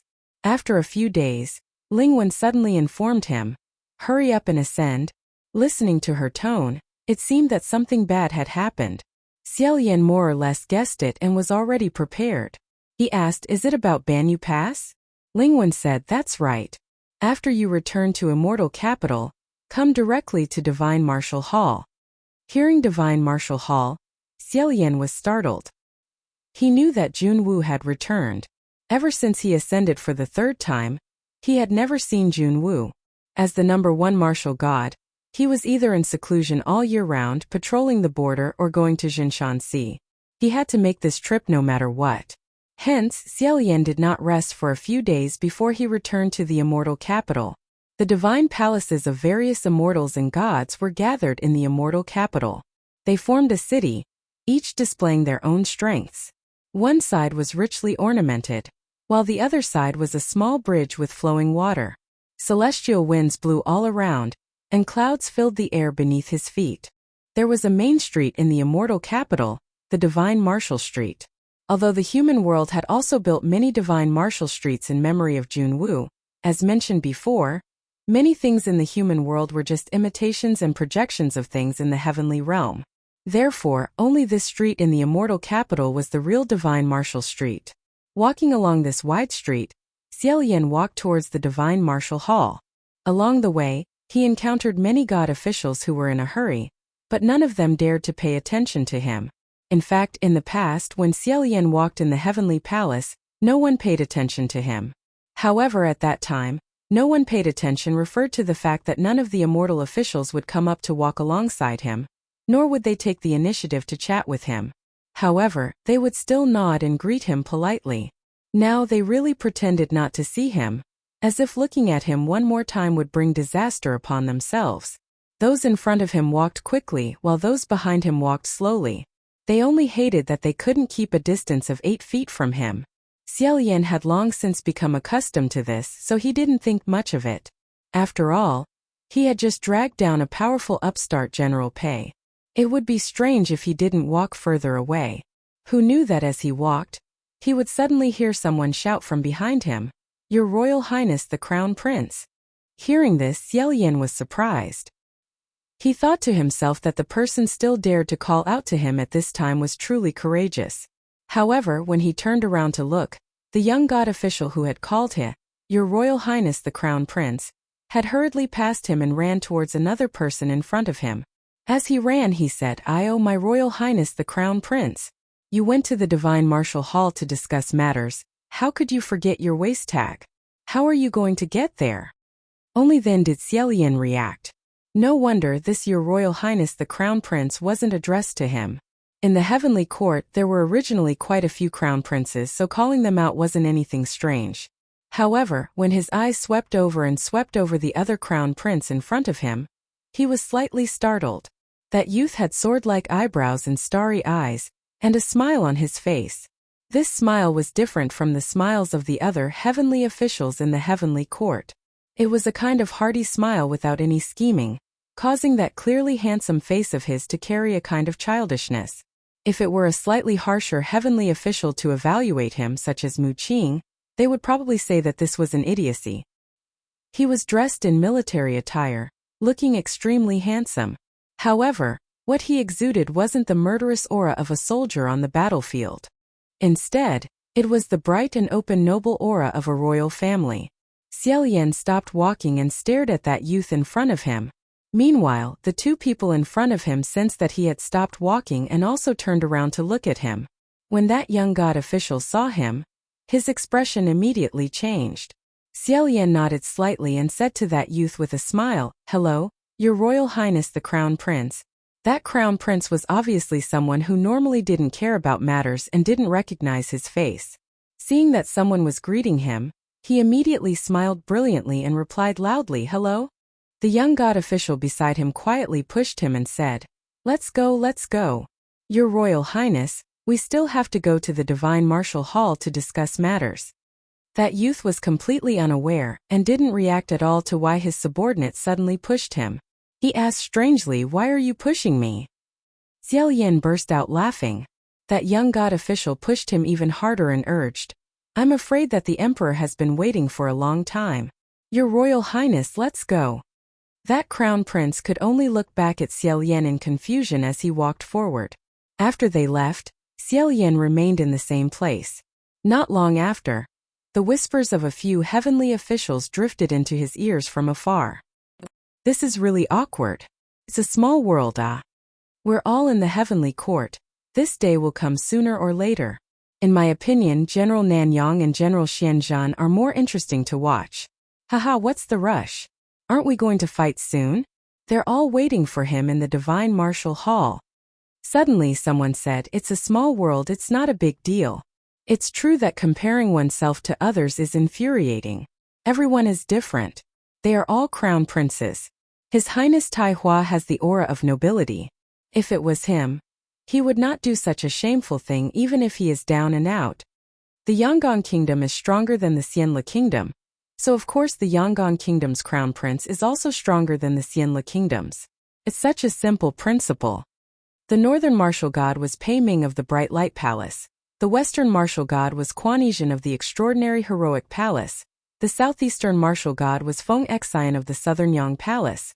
The southwestern martial god was Mu Qing of the Profound Truth Palace. And the eastern martial god was Lang Qianqiu of the Tai Hua Palace. Lang Qianqiu was the same as Xiao Yan. He was also a crown prince. Moreover, he was the crown prince of Yong'an country. And Yong'an country was the country that replaced the Xianle Kingdom. The founding ancestor of Yong'an country was the leader of the rebel army that broke through the Xianlu imperial city. When Xiao Yan wandered the mortal world, he had also been to the east. Naturally, he knew that this crown prince of Yong'an country had also ascended. Since they were both gods, he had long anticipated that the two crown princes would sooner or later bump into each other in the heavenly court, so he didn't think much of it. Those gossiping little heavenly officials said they were whispering, but in reality, they weren't so quiet. If it was someone else, they might be afraid of being heard.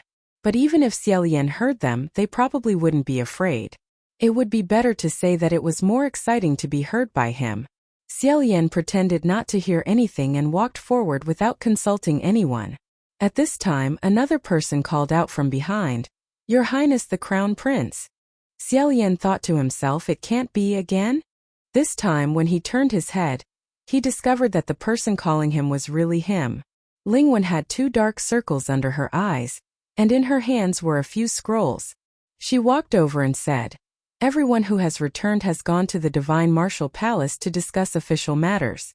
When you arrive at the palace, you have to be careful." Xiao Yan naturally knew what was going on and said, "What do you reckon, will little General Pei be sentenced to this time?" Lingwen replied, "Exile." Xiao Yan thought to himself, that's actually not bad. It's not considered heavy. Exile was considered a temporary demotion. It was equivalent to the heavenly officials committing a crime. However, this matter wasn't completely non-negotiable. There was still a chance for them to be reinstated. If they performed well one day, who knows, they might be able to fish their way back. There was a chance for them to be reinstated for 30 to 50 years, or even 100 or 200 years. However, when he said not bad, that was naturally according to his standards. For General Pei, it wasn't the same.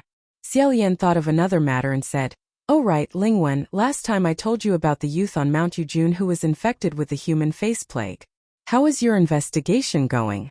Is there any news?" Lingwen replied, "I'm truly sorry, Your Highness the Crown Prince. For the time being, there isn't. We will continue to speed up our investigation. Even if it was a heavenly official from the heavenly realm, it wouldn't be easy to find a single person in the boundless sea of people." Their speed had indeed increased, but it was only at the level of 10 years in the mortal world and 1 year in the heavenly realm. Xiao Yan said, "It's been hard on you." At this moment, he just happened to reach the end of the path. A majestic palace appeared in front of him. This palace had been tempered by the passage of time. However, one could only see the vicissitudes of time, yet one couldn't see any signs of age. The glazed golden roof of the palace flickered with a dazzling radiance. Xiao Yan raised his head to take a look. Under the golden roof, the 3 words Divine Martial Palace were bold and forceful. They were still the same as they were several hundred years ago, without the slightest bit of change. Lowering his head again, he lifted his foot and entered. Inside the main hall, several heavenly officials had already gathered. Some stood in 2s and 3s, while others stood alone without speaking. Those who were able to stand in this hall were all heavenly officials who had experienced ascension. Not a single one of them wasn't a proud son of heaven, an overlord of a region. Each and every one of them was brimming with spiritual energy, looking down on others with disdain and disdain. Xiao Yan was dazzled by the sight of them. At this very moment, all of them were concentrating their attention, not daring to raise their voices. A white-armored martial god sat on a throne at the end of the hall. This martial god had a handsome face. His eyes were closed and he didn't speak, appearing extremely solemn and serene.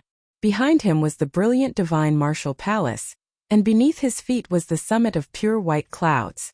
After Xiaolian entered the palace, he seemed to have sensed the martial god's arrival and opened his eyes.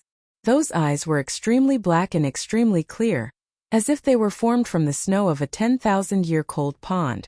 After opening his eyes, this martial god faintly smiled and said, "Xianlu, you've come." Xiaolian slightly bowed his head towards him, not saying a single word. When Junwu opened his mouth, he didn't make any sound, yet his deep voice resounded throughout the entire divine martial palace. The gazes of the other heavenly officials in the palace all converged on him. He was well aware of what was going on.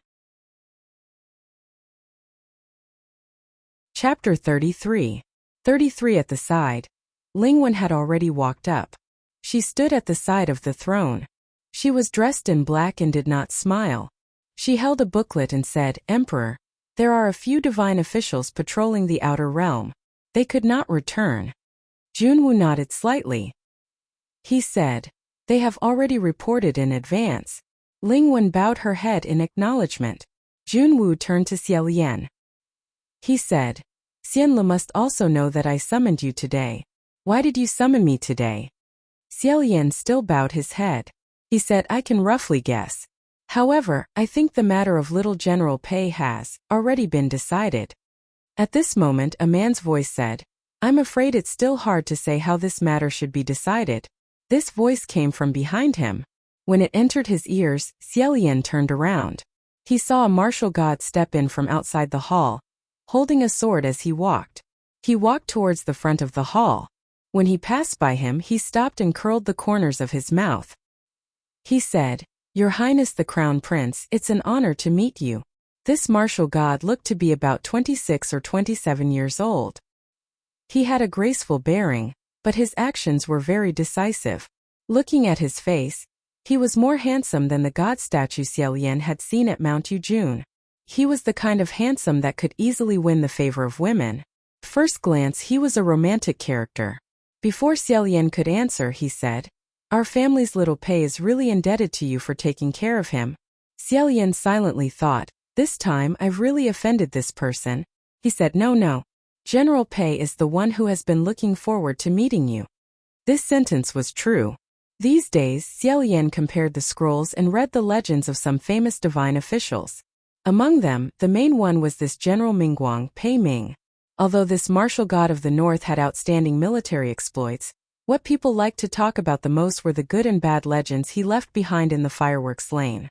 The good legends were about throwing away 1,000 gold to save a prostitute and pledging her body to him. From then on, she was infatuated with him and kept her body like jade.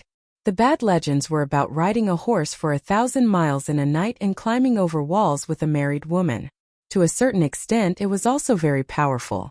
After reading it, Xiaolian felt that it was unreasonable for this person to only provoke Xianji after so many years.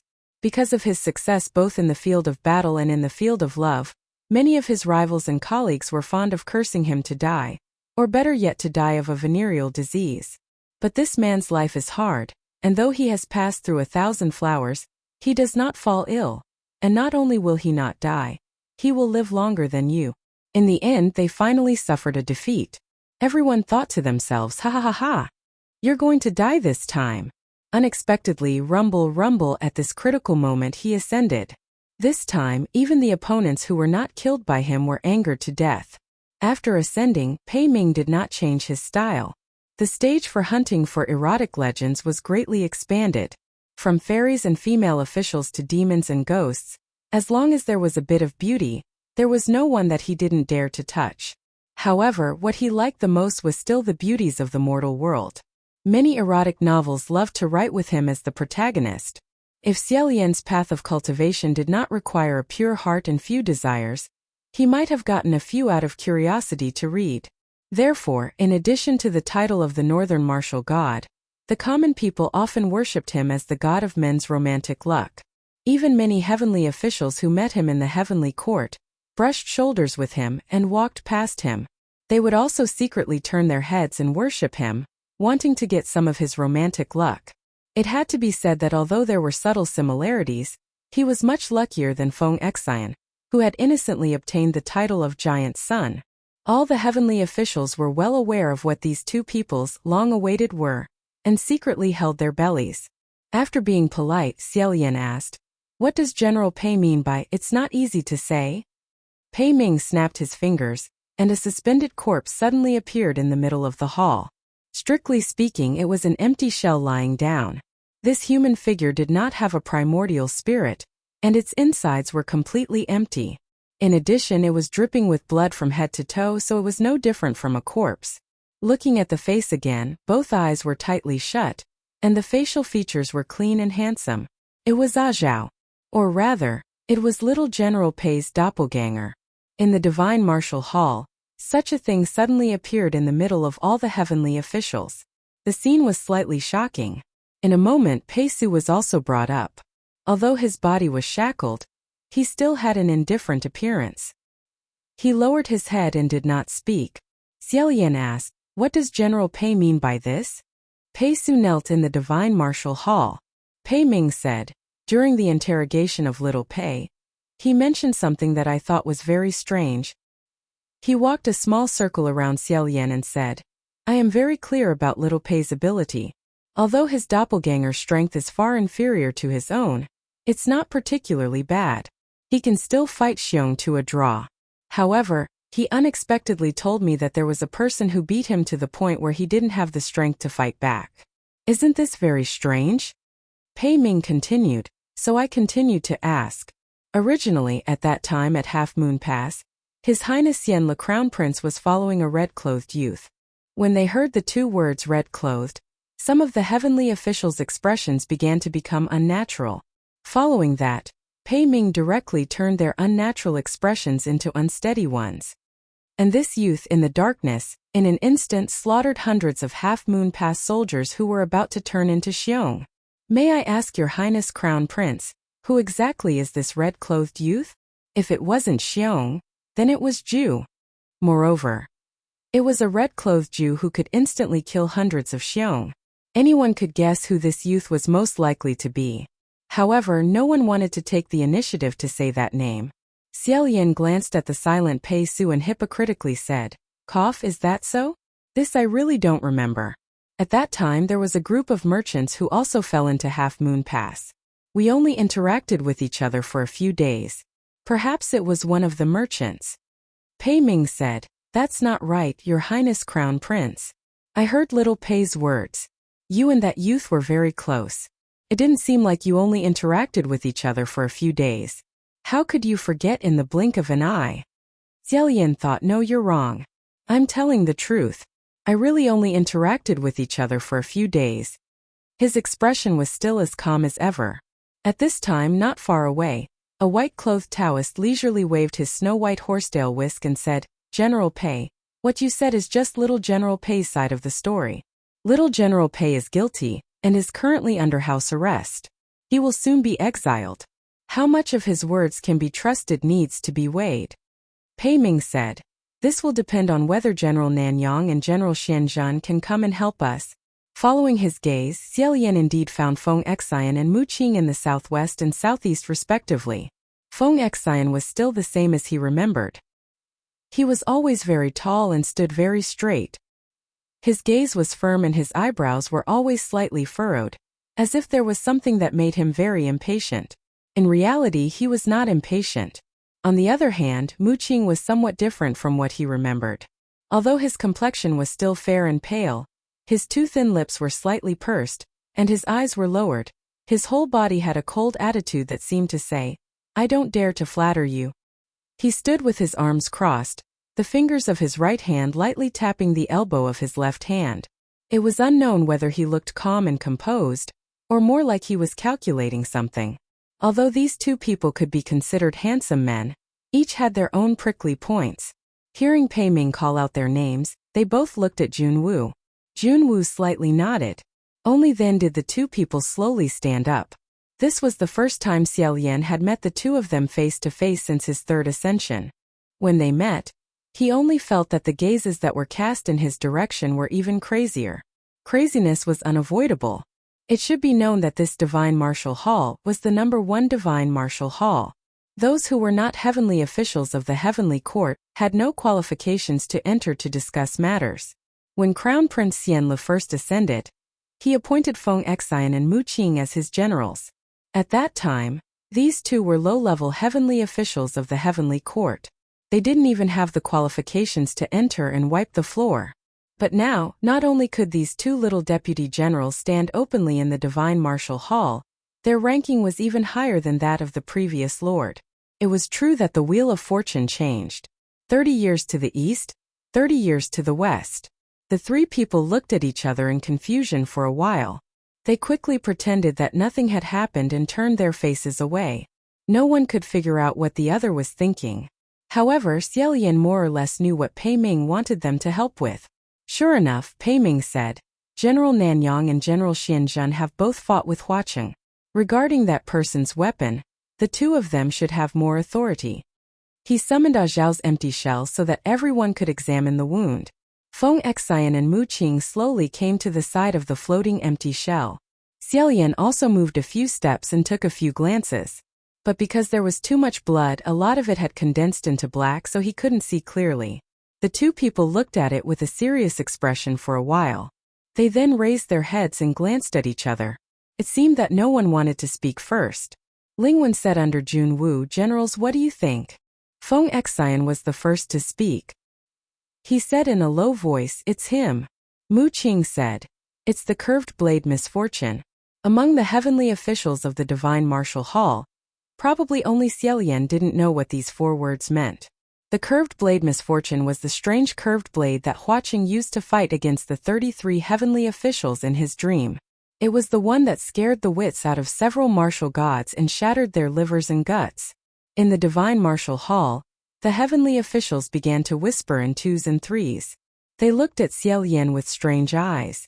Pei Ming said, many thanks to the 2 generals for confirming this point. Then my guess is correct. If the red-clothed youth traveling with His Highness the Crown Prince is really that person, then this matter will become complicated. The white-clothed Taoist from before said again, General Pei, are you trying to say that His Highness the Crown Prince and the Ghost King Impasse are colluding to frame little General Pei?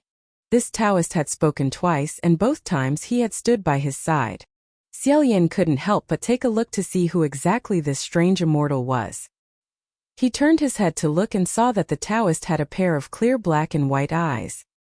He had a white jade belt, a horsetail whisk in the crook of his arm, a long sword on his back, and a folding fan at his waist. He looked elegant and in high spirits. Only, that face seemed vaguely familiar. But Xiaolian couldn't remember where he had seen such a fellow Taoist. Pei Ming also glanced at the Taoist, as if he was a worrisome elder who didn't want to argue with a child. He shook his head and waved his hand, dispelling the floating Zhao's empty shell. He then turned around and said, it's not necessarily a collusion. It's just that that person is capable of covering the sky with one hand. It's unknown what kind of trick he used to deceive His Highness the Crown Prince.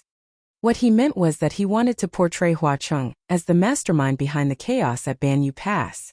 Xiaolian said, General Pei, even if you don't trust me, you should at least trust Feng Sherdaren. Feng Sherdaren heard the entire process of little General Pei admitting his guilt. Pei Ming glanced at the white-clothed Taoist again.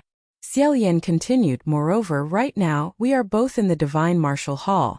You can ask Di Jun if there are any traces of deception on my body. Jun Wu, who was sitting in the front seat, had a calm expression. This meant that there was no problem with Xiaolian's body. Xiaolian continued, these are 2 separate matters. Let's not talk about whether or not the youth who was traveling with me was from Huacheng. Even if we take 10,000 steps back and say that he was from Huacheng, this has nothing to do with what little General Pei did. Although the Ghost King of Impasse's notoriety has spread far and wide, not everything can be pinned on his head. He calmly said that name, causing the several heavenly officials in the hall to immediately feel a chill run down their backs. Pei Ming said, no matter what, this Pei believes that this matter needs to be discussed again. It's best that the Banyu State Preceptor that His Highness the Crown Prince took away can also be handed over for interrogation. Interrogate what? Confess under torture? Before Xiaolian could reply, Another person spoke up. Pei Su didn't seem to want to stay in the Divine Martial Hall any longer. He said softly, "General, forget it." Pei Ming said, "What?" Pei Su said, "There was no deception. It was my doing. I have disappointed you." Pei Ming was just about to forgive him, but he ended up doing this himself. His expression turned cold as he said, "What kind of bewitching potion did the Banyu State Preceptor give you?" "Shut up." Pei Su raised his head and said, "Forget it, General." Little Pei wouldn't dare to not admit what he did. Since he was caught, he isn't afraid of any consequences. Pei Ming's face was full of shock. "You were so sensible before. Why did you suddenly act up today?" He was about to kick him awake when Junwoo said, "All right." When he spoke, Pei Ming retracted his leg and bowed. Junwoo said, "The Banyu State Preceptor's matter is over. Take little Pei away and exile him within a few days." After a moment of silence, Pei Ming said, "Yes." Xiao Yan was relieved when he heard him say, "But the wound on this empty shell was left by the scimitar misfortune." Junwoo said, "That's another matter." Pei Ming said, "Please investigate thoroughly." Junwoo said, "I will investigate this matter thoroughly. Everyone can rest assured. Let's disperse for today. Xian Lu, you stay." It seemed that he wanted Xiao Yan to stay and personally investigate thoroughly. All the heavenly officials had nothing to say. They bowed and said yes. Since they had dispersed, the people in the hall walked out in twos and threes. Feng Xian glanced at him as he passed by and wanted to say something. Xiao Yan smiled at him. Feng Xian was startled, but he still walked away. Mu Qing walked without looking at him, as if he didn't exist. She still insisted on walking in front of him. The white-clothed Taoist walked over with his horsetail whisk and a smile on his face. Just as he was about to speak, Pei Ming, who had just lost, walked over with one hand on his sword and the other touching his nose. He helplessly said, "Qing Xian, for your brother's sake, can you stop making trouble?" The white-clothed Taoist's smile disappeared and he said, "General Pei, don't use my brother to pressure me. I'm not afraid of him." "You?" Pei Ming seemed to be so angry that his teeth were itching, but he couldn't do anything about it. In the end, he pointed at him and said, You little Pei has been ruined by you this time. 200 years of exile." The white-clothed Taoist madly swung his horsetail whisk and said, "That's what little Pei did. It has nothing to do with me." As if he didn't want to continue talking with Pei Ming, he quickly ran away. Xiao Yan was originally wondering if Pei Ming would stay behind to mock him, but he didn't do so. He also left on his own accord. In such a large divine martial hall, other than Junwoo and Xiao Yan, there was only one person left in the hall. It was the Crown Prince of Yong and Lang Qianxiu. Xiao Yan found it strange. Why did he stay? When he walked up to take a look, this person actually had his eyes closed. He had fallen asleep while standing. Xiao Yan didn't know whether to laugh or cry. He thought that this was really amazing. He lightly patted the young man's shoulder and said, "Your Highness, Crown Prince?" Only then did Lang Qianxiu suddenly wake up and ask, "What's wrong?" Xiao Yan said, "Nothing. The meeting is over." Lang Qianxiu had just woken up and was still dizzy. He blankly asked, "It's over? What was said just now?" "I didn't hear anything, ah?" Xiao Yan said, "It's fine if you didn't hear anything. It wasn't anything important. Let's go back." Lang Qianxiu said, "Oh." With that he left. Before he stepped out of the hall, he turned back to look at Xiao Yan with a puzzled expression. Then, he put on a smile and said to Xiao Yan, "Thank you for waking me up." Xiao Yan beamed and waved his hand at him. Once everyone had left, he slowly turned around. Junwoo also walked down from his throne with his hands behind his back. He walked in front of Xiao Yan and said, "Blood rain exploring flowers, curved blade misfortune." Xiao Yan was like a cat that had been lifted by the back of its neck. He couldn't help but straighten his body. Junwoo asked again, "So, in the end what happened?" Xiao Yan glanced at him and suddenly knelt down. Before his knees touched the ground, Junwoo reached out and grabbed his elbow, not letting him kneel down. He sighed and said, "Xianle." Xiao Yan straightened up again and bowed his head. "I'm sorry." Junwoo looked at him and asked, "Does this count as you admitting your mistake?" Xiao Yan said, "I know my mistake."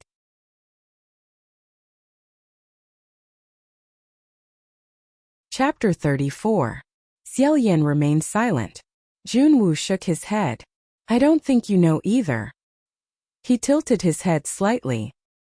He signaled Xiaoyan to follow him, and the two of them slowly walked towards the back of the Divine Martial Hall. With his hands behind his back, Junwu said as he walked, Xianle has grown up now. When he said that, Xiaoyan naturally didn't dare to answer. Junwu continued, 800 years ago, I told you to always contact me after you went down, and not to roll around in the mud by yourself. You, on the other hand, disappeared without a trace for 800 years. He was torturing himself to death down there.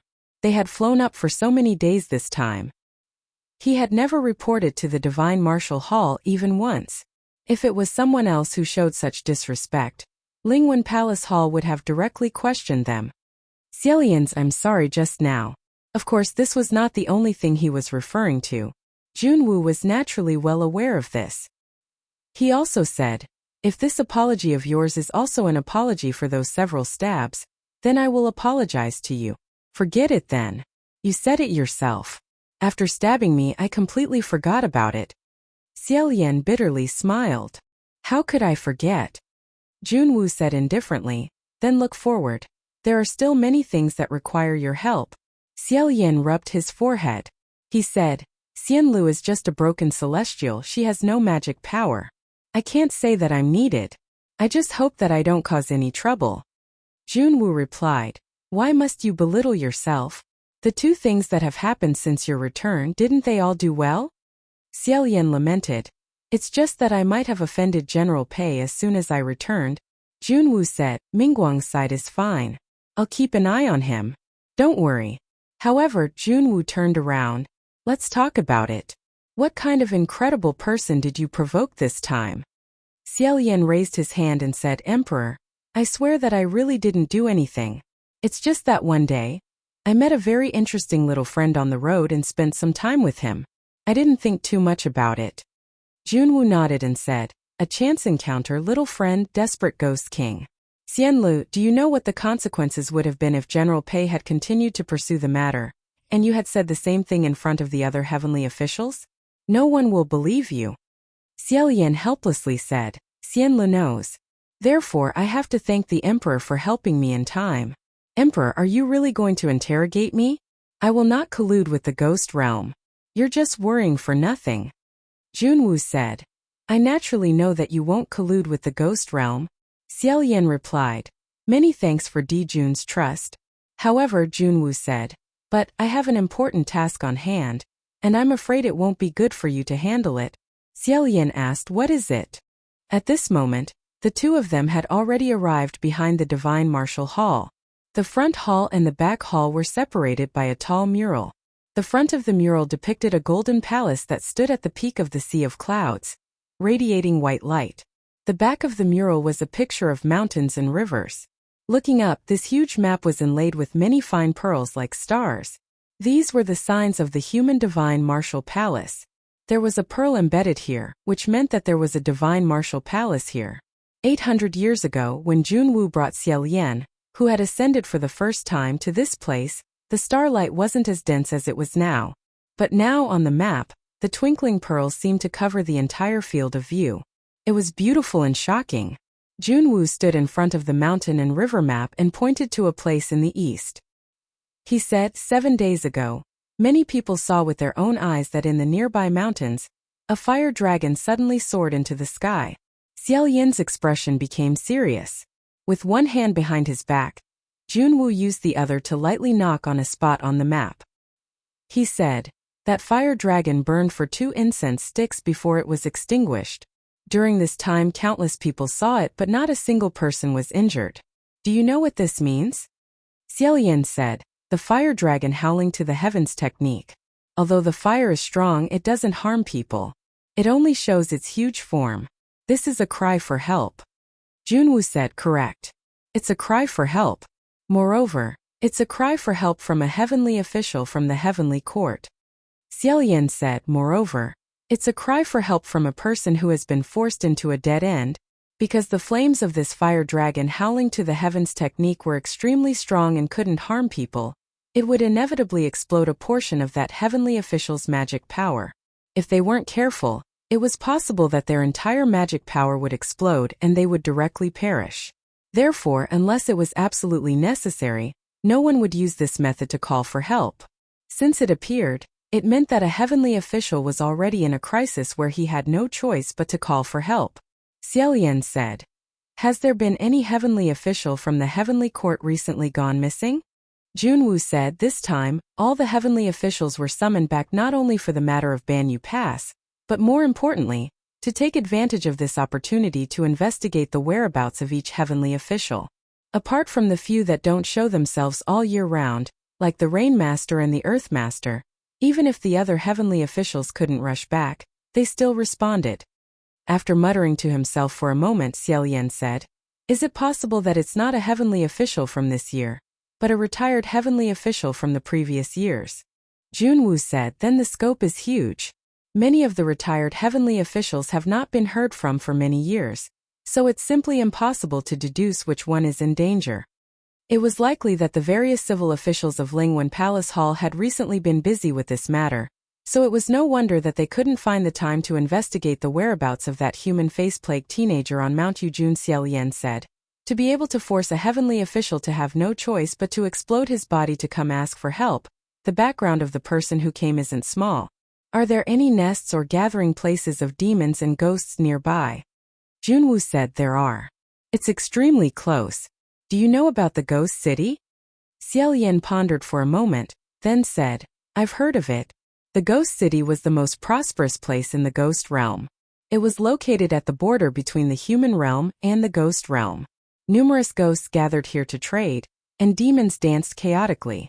Some necromancers with a bit of cultivation would also frequently enter to do some business and inquire about some news. Even some heavenly officials from the heaven realm would disguise themselves and enter for a tour out of curiosity, or for some unspeakable reason. Occasionally, a living person who didn't understand anything would accidentally enter. If they weren't swallowed alive, then they would be scared half to death. The ghost city had existed since ancient times. However, Xiaolian wasn't old enough to know that there were many legends about it circulating in the human realm. For example, this classic ghost story. A person hurrying through the night saw a bustling bazaar in front of him. The bazaar was decorated with bright red lanterns, and he happily entered. However, he discovered that the people around him were either wearing masks, or had hoods draped over their heads, or were incomparably ugly. It was very strange, but he didn't think too much about it. He bought a bowl of noodles and sat down to eat. He picked up a pair of chopsticks and brought it into his mouth. As he ate, he felt something was wrong. When he looked again, he realized that this wasn't noodles at all. It was clearly a bowl of wriggling black hair. Pulling his thoughts back, Junwu said, "After I saw that pillar of fire, I immediately sent a heavenly official to search that area. However, there weren't any traces of it. It's extremely likely that it was moved into the ghost city. However, the heaven realm and the ghost realm have always been clearly separated. Without sufficient evidence, one cannot force their way into the ghost city. Therefore, this time I need someone to secretly descend to the lower realm to investigate." Xiaolian said, "We can't beat the grass and alert the snake. That's why we can't divulge this information to the various heavenly officials in the Divine Martial Hall, right?" Junwu said, "That's exactly how it is." Xiaolian said, "In that case, Dijun Xianle requests your orders." Junwu said, "The first person I thought of was also you. However, I'm afraid that it wouldn't be too convenient for you to do this." Xiaolian asked, "What's inconvenient about it?" Junwu said, "First of all, the east is where Lang Qianqiu is stationed. If you want to go, you'll have to cooperate with him." Xiaolian said, "I'm completely fine with this. Please be at ease." Junwu said, "Second, do you know whose territory the ghost city is now?" Xiaolian was slightly startled. Could it be Huacheng? Junwu slowly nodded. Xiaolian's premonition was confirmed. Suddenly, he thought of another matter. That pillar of fire asking for help had started 7 days ago. And it just so happened that Huacheng had left Puqi Monastery 7 days ago. Wasn't the timing a bit too tight? Could there be some connection between these two matters? Junwu said, "It seems that your relationship with him isn't bad. This isn't a big deal. I'm just afraid that he's involved in this matter. If it's difficult for you, I won't force you. However, if you have any other suggestions or candidates to recommend, you can tell me. Xiao Yan still said, I'll go. I believe that the Blood Rain Tanhua isn't someone with ulterior motives. Junwu looked at him and said, Xian Lu, I know that you have a sense of propriety. However, I also know that you always think of everyone in the best light. Hearing him say this, Xiao Yan smiled and said, Please don't make me sound like a little princess who's never been out of the house. Okay? Right now, these words really aren't suitable for me. Junwu shook his head and said, I shouldn't say too much about the friend you've made, but I'll still say one more sentence. Be careful of Hua Cheng. Hearing this, Xiao Yan slightly lowered his head and didn't say anything. He should have said yes in passing. Saying yes was already a walk in the park. However, this yes, for some reason, he didn't really want to say it. Junwu then said, Be especially careful of his bewitching blade. Xiao Yan asked, What do you mean? Junwu said, The curved blade of misfortune is a cursed blade. An inauspicious blade. This kind of evil weapon definitely requires an extremely cruel sacrifice and bloody determination to be refined. Don't touch it and don't get hurt by it. Otherwise, the consequences will be unpredictable. Xiao Yan didn't know where this confidence came from, but he thought that Sanlang probably wouldn't use the blade to cut him. However, he still said, Xianlu understands. Junwu slightly nodded and said, I naturally feel the most at ease handing this matter over to you. It's great that you don't have any difficulties, but I'm afraid it'll be difficult for you alone. Which heavenly official do you want to travel with you? After thinking for a bit, Xiao Yan said, Whichever. However, it's better to get along with someone with a good personality. It's better to have someone with a bit more power so you can lend me a bit at any time. Junwu smiled and said, This first condition, you can directly ban Nanyang and Xianzhan. That was because the current Feng Xian and Mu Qing couldn't be said to have a good personality. Xiao Yan also smiled. Junwu then said, How are you and them? You still haven't spoken to them? Junwu had never entered any spiritual array, so he naturally didn't know what they were blindly yelling about in the array all day long. Xiao Yan said, We've spoken a few words. Junwu said, It's been so many years and you've only spoken a few words? Oh right, I heard that when you ascended this time, you smashed many of the golden palaces of the immortals, and one of them was Nanyang's. Xiao Yan explained, I've paid it all back. I've already paid back all 88 million merit points. For this, I also have to thank the Emperor for giving me the opportunity to go to Mount Yujun. However, Junwu said, You should thank Nanyang from the bottom of your heart. I heard Lingwen say that later on. He took the initiative to privately go to Lingwen Palace Hall, and said that he didn't need you to pay him back the merit points for rebuilding the Golden Palace Hall. Xiao Yan stared blankly and said, This, I didn't know at all. It was no wonder that those 88 million merit points were paid back so easily. It turned out that he had let go of such a large sum of money. At that time, the damage to Nanyang Palace Hall was the most serious. It was said that half of the golden roof had collapsed. Junwu said, Nanyang told Lingwen not to tell you, so naturally you didn't know. Since he doesn't want you to know, it's better for you to continue pretending not to know. Xiao Yan didn't know what he was feeling. Sour, sweet, bitter, spicy all melted in his heart. In the end, he could only silently sigh and think of something else. In this world, the words don't ever tell anyone are indeed all empty words. Junwu pondered for a moment before saying, If Nanyang and Xianzhan can't do it, then how about Windmaster? Xiao Yan said, Windmaster is very good. However, I don't know if she's willing to go on patrol with me. Junwu said, Windmaster's magic power is high. Her temperament is also lively, and she loves to make friends. She fits your description of being easy to get along with. The last time she came to find me, her evaluation of you wasn't bad. In my opinion, it's fine. If you don't have any more questions this time, you can go with Windmaster to the lower realm and explore the ghost city. Also, Xiao Yan asked, What is it? Junwu slowly said, You can work hard, but don't force yourself too much. Hearing this, Xiao Yan stared blankly for a long time. Then he smiled and said, What are you saying? I'm not forcing myself. Junwu patted his shoulder and said, First go back to Xianle Palace and rest. I'll send someone to inform Windmaster. Xiao Yan stared blankly for a moment before saying, I don't have enough merits, so I don't have a temple. The previous Xianlu Palace had long been demolished, so where did this Xianlu Palace come from? Junwu said, a new one was approved for you. You can't really squeeze into such a small and rundown temple, right? Xiaolian left the Divine Martial Palace Hall, and was brought to the new Xianlu Palace by the young heavenly official of Junwu Palace Hall. This Xianlu Palace was almost exactly the same as his previous one.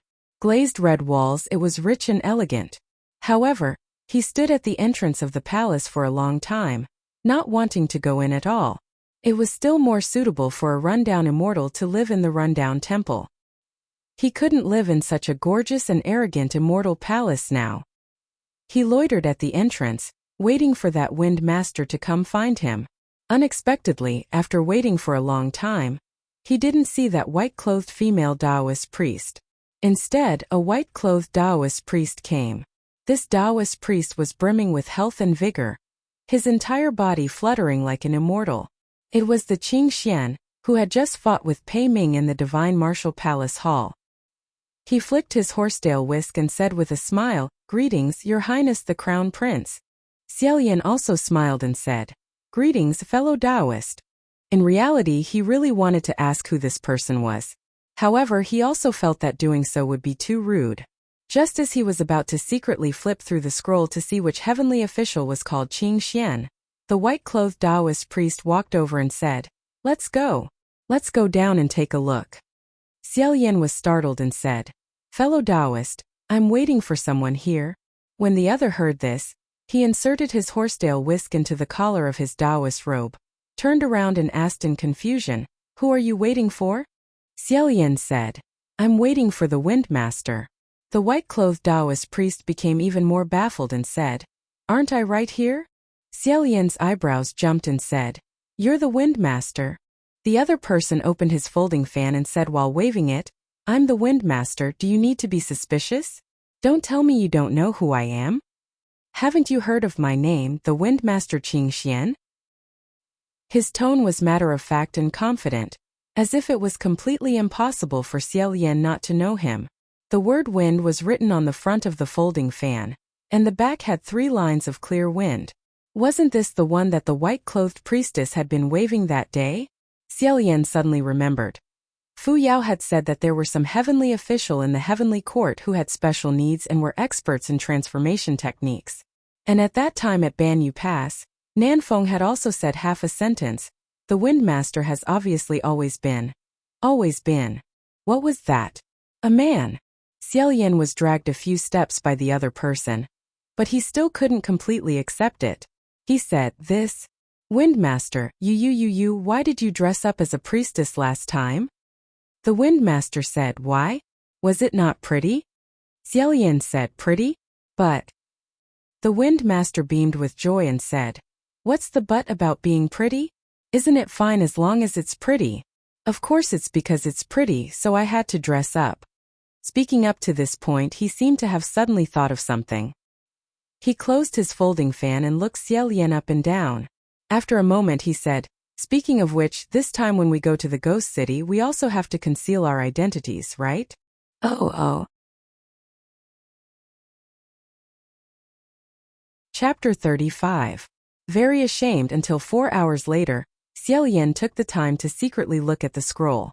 Only then did he finally roughly understand the background of this Wind Master. The 5 masters of the Heaven Realm all used titles instead of surnames. For example, before the Earth Master ascended, his real name in the human world was Ming Yi. After ascending he was called the Earth Master Yi. And before the Wind Master ascended, his real name was Shi Qingxian. After ascending, he was called the Wind Master Qingxian. Wind Master Qingxian, he was like his name, his temperament was like the wind and he liked to make friends, and he was generous, he did not care about trifles and was very popular in the heavenly court. It could be seen from the fact that he scattered 100,000 merit points in the spirit communication array. Speaking of which, his brother was the great priest who controlled the wealth and luck of the human world. Naturally, he was generous and did not care about trifles. That's right, Wind Master Qingshuan's brother was the Water Hengtian, the Water Master Wudu. The two of them descended to the lower realm together and walked side by side. They chatted as they walked. Xiaolian crossed his arms and said sincerely, The two generals of the Pei family ascended together. This is already considered a strange story in the human world. Two feng shui masters ascended to the heavenly courts at the same time. This is even more strange. One had to know that out of tens of thousands of people, there might not be one person who could ascend. Pei Ming and Pei Su were separated by hundreds of years. Pei Su was not even a direct descendant of Pei Ming. He was the grandson of Pei Ming's brother for who knew how many generations. This Water Master Wudu and Wind Master Qingxian were a pair of genuine blood brothers. This was the true ascension of one master and two masters. How is it not strange? Sure, Qingxian smiled and said, "What's wrong with that? My brother and I grew up in the same place, worshipped the same master, and cultivated the same Tao. Naturally, we ascended to the same world." Xiao Yan had also understood this point when he was cramming on the scroll. Among the two feng shui masters, Shi Wudu was the first to ascend. Not many years later, Shi Qingxian also transcended the heavenly tribulation. People often worship these two divine officials together, worshipped in the same hall, and sat on equal footing. It could be seen that these two brothers really had a good relationship. Presumably, the Water Master was also the reason why Sanlang and Nanfeng said that Pei Ming would not use the Wind Master. After all, he was Shui Hengtian's blood brother, so how could he easily provoke him? Speaking up to this point, Xiao Yan suddenly thought of something else. After thinking about it, he still asked, "Esteemed Wind Master, in the Divine Martial Hall, I heard General Pei say that he seemed to have some friendly relations with your older brother. If you go and sue little General Pei this time, will your brother?" Shi Qingxian said, No. My brother already knew that I couldn't stand Pei Ming." Xiao Yan replied, "Knowing is one thing, doing it is another. Wouldn't this cause animosity between Admiral Pei and General Pei?" However, Shi Qingxian said, "It's good that there's enmity. I can't wait for my brother to not mix with him and get rid of the 3 malignant tumors as soon as possible." Xiao Yan stared blankly for a moment before asking, "What are the 3 malignant tumors?" Shi Qingxian exclaimed, "What? You don't even know that? Sigh. Okay, I know you don't know anything. It's fine if you just listen to it. These 3 cancerous tumors are the nicknames given to the few heavenly officials in the heavenly court who have a bad reputation but are on good terms with each other. Mingguang, Lingwen, and my brother." Xiao Yan thought to himself, "It's actually not Xiao Yan. Shi Qingxian waved his fan and said, "Even if I don't dislike him, this matter was originally little Pei's own fault. Pei Ming wants to pull that Grand Preceptor of the Half-Moon Empire to take the blame and protect little Pei. I can't let him succeed in this matter. No matter if he's a human, a god, or a ghost, he has to be responsible for what he's done. What's the use of bullying a little girl?" When he said the last sentence, his tone was rather disdainful. When Xiao Yan heard this, he smiled and said, "Master Feng is really chivalrous." Shi Qingxian smiled and said, "You're not bad too. I've vaguely heard some rumors about Half Moon Pass, but I've never had the time to look into it. In addition, my brother scolded me a few times, so I've forgotten about it. That day, I heard you ask in the spirit communication array and remembered that there was such a thing, so I went to take a look. Who knew that not only did you ask, you even went? I thought, this person is not bad." This Master Feng had a very straightforward and interesting personality. Xiao Yan could understand very well why he was so popular in the heavenly court. He never expected that after this ascension, he would actually be able to make friends with this kind of heavenly official in the heavenly court. He couldn't help but smile. Who knew that when he turned his head and looked back, the white-clothed Taoist beside him had once again turned into a white-clothed female Taoist priest. This change was too sudden. Xiao Yan's feet almost slipped as he said, "Master Feng, why did you suddenly transform again?" Shi Qingxian brushed his long hair and said, "Oh, Your Highness the Crown Prince, to tell you the truth, my mana is stronger this way." It turned out that, as mentioned before, Master Feng and Master Feng were often worshipped together. However, because of this, a strange accident occurred. Perhaps people felt that in the same shrine, the 2 heavenly officials worshipping were both men, so there seemed to be something lacking. When men and women were paired together, work wasn't tiring. It seemed that a man and a woman didn't lack anything. Thus, later on, someone did something, and that was to carve the Master Feng statue into a female statue. Not only did they change his statue into a female statue, But they also spouted nonsense and fabricated stories, saying that the two heavenly officials of Feng and Water were a pair of brother and sister. There were even versions that said they were a pair of husband and wife. After several hundred years, with the spread of falsehoods, many strange stories of every description were born. The two heavenly officials on a whim found it and took a look. When they read it, they got goosebumps all over. However, this kind of nonsense was actually believed by many people. When mentioning the Master Feng, they often couldn't distinguish between a man and a woman, and kept saying, "Goddess bless me." Thus, Shi Qingxian also had a nickname, Goddess of the Master Feng. Although it was comical, this kind of absurd story wasn't rare. Ling Wen, for example, had a similar experience. Although this Ling Wen was a heavenly official, she was never like the other fairies who were gorgeously dressed. She was usually dressed in black, capable and neat. All day long, she was in Ling Wen Palace Hall, driving a pile of civil officials and reading scrolls as if she was crazy. Even if part of it was due to her personality, there were also other reasons. When she came to the human world, she would randomly grab a person and ask, "Is Ling Wen Jinjuan a man or a woman?" Everyone would firmly answer, "Male." Of course, the deity of literature was a man. Because of this, Ling Wen suffered a lot when she first ascended.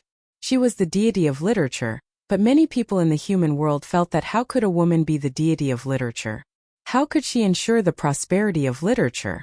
It definitely wouldn't work. Thus, no matter how diligent she was, the incense offerings were cold. Later on, a few temple devotees were unhappy. In a fit of anger, they remodeled Ling Wen's statue and changed it into a man's body. They forcefully turned Ling Wen Jinjuan into Ling Wen Jinjuan, and even made up a jaw-dropping legendary story about her background.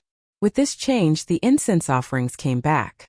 Everyone was full of praises, saying that Ling Wen was really effective.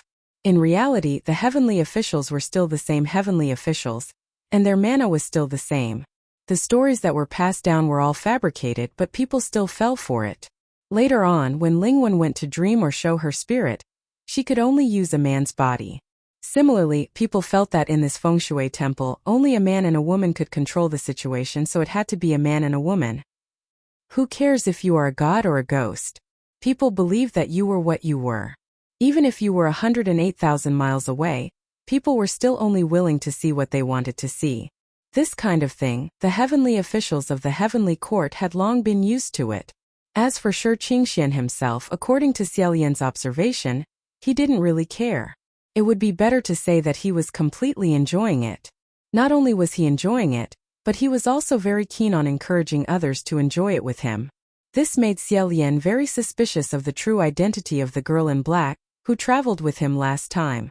In the 4 hours since they came down from the heaven realm, Shi Qingxian had been trying to persuade Xiaolian to also change into a woman's appearance, and the reason was very legitimate. Women have heavy yin energy.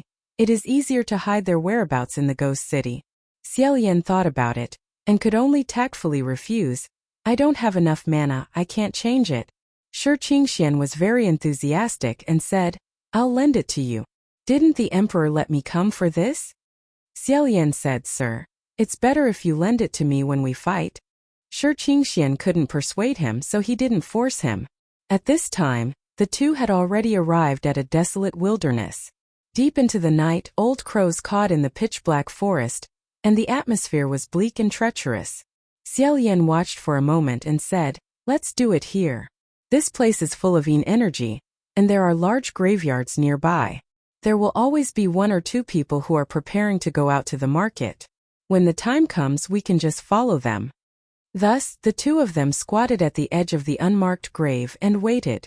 Not long after squatting, Shi Qingxian put his hand into his sleeve, and somehow took out a jar of wine.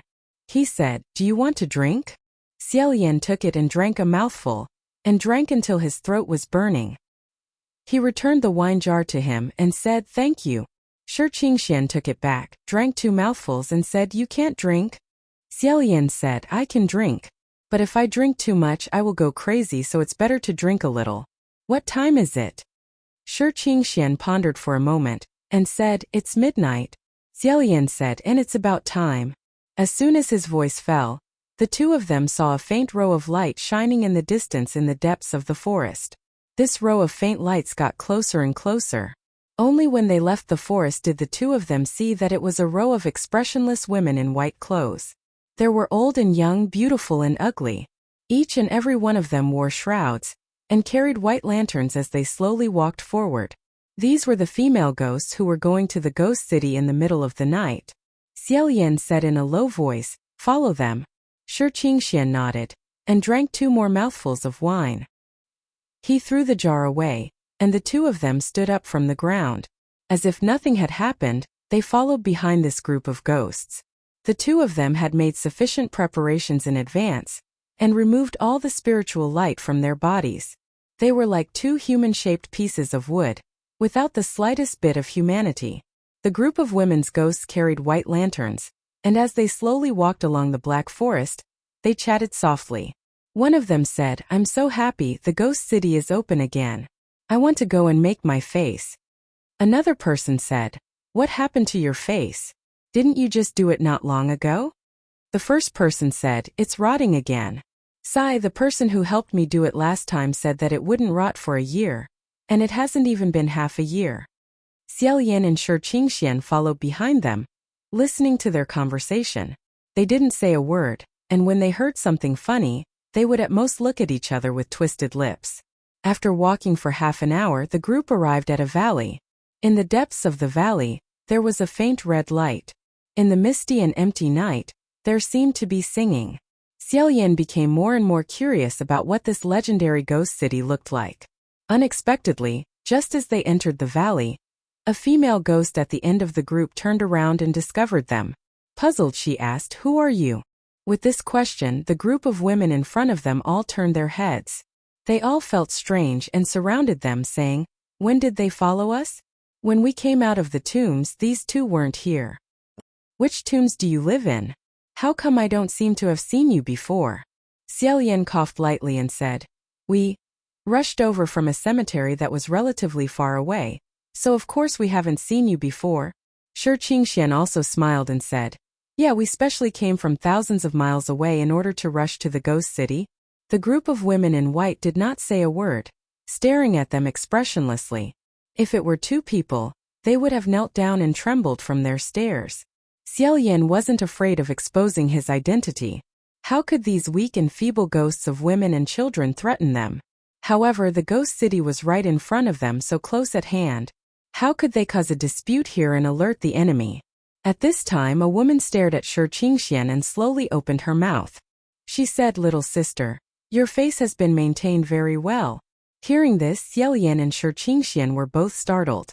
Immediately, the two of them immediately nodded in unison. Xiaoyan said, "It's all right, it's all right." Shi Qingxian imitated his tone and said, "Very good, very good." The group of female ghosts crowded around her and started discussing. "Yes, it's not rotten at all. Sister, where did you get your face fixed? Is there any secret? Do you have any recommendations? Do you have any shops to recommend?" Shi Qingxian didn't know how to answer, so he could only laugh dryly and said, "Is that so? I also think my face is very good, ha ha ha ha." How would he know how to maintain a dead person's face? He could only continue to laugh dryly and stall for time. At this moment, the group turned. Xiaoyan's line of sight suddenly opened up, and a crimson red entered his eyes. A bizarre and dazzling world unfolded in front of him. This was a long street. It was so long that he couldn't see the end. On both sides of the street, it was crowded with all kinds of shops and vendors. Floating multicolored posters and big red lanterns were scattered high and low. The people on the road were coming and going, and most of them were wearing masks. Some were crying, some were laughing, some were angry, some were human, some were not. Those without masks could only be described as grotesque. Some had big heads and small bodies, some were as thin as bamboo poles, and some were flat like pancakes, sticking to the ground, complaining as they were stepped on by the pedestrians. Xiaoyan was careful not to step on anything strange. When he passed by a food stall, he saw the stall owner stirring a pot of soup with a big bone stick. As he stirred, saliva leaked out from the gaps of his teeth, dripping into the soup. There were several eyeballs floating in the strange-colored soup. Xiaoyan looked at it and suddenly had a sense of confidence. On the other side, some strange people were performing acrobatics. A burly man was holding a weak chick-like little ghost. As soon as he opened his mouth, A majestic fire gushed out, burning the little ghost in his hand and causing it to howl like a pig being slaughtered. It struggled incessantly, but the surrounding onlookers were clapping their hands and cheering loudly. There were even people who went crazy and threw money into the air, filling the sky with white snow. The money fluttered and landed in front of Xiao Yan's eyes. He stretched out his hand and picked it up. Sure enough, it was ghost money. He continued walking and passed by a butcher shop. In front of the shop, there was a row of haggard human heads. The heads were arranged neatly from small to large, and their prices were clearly marked. A few coins for the flesh of the youngest, a few coins for the flesh of the teenager, a few coins for the flesh of the man, a few coins for the flesh of the woman, and a few coins for the bones of the crispy human beings. The one who was wearing an apron and holding a butcher knife was actually a wild boar with a long black mane. What it was chopping was a thick human leg that was still bouncing and twitching. It was truly a hell where demons danced and reveled. It was very common for people to kill pigs, but it was rare for pigs to kill people. Xiao Yan couldn't help but stare a few more times, but he was discovered by the pig.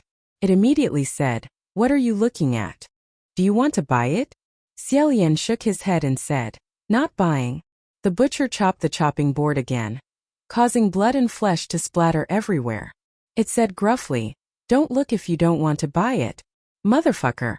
Are you looking for trouble? Quickly get lost." Xiao Yan then got lost. However, after he took a few steps, he suddenly realized that something was wrong.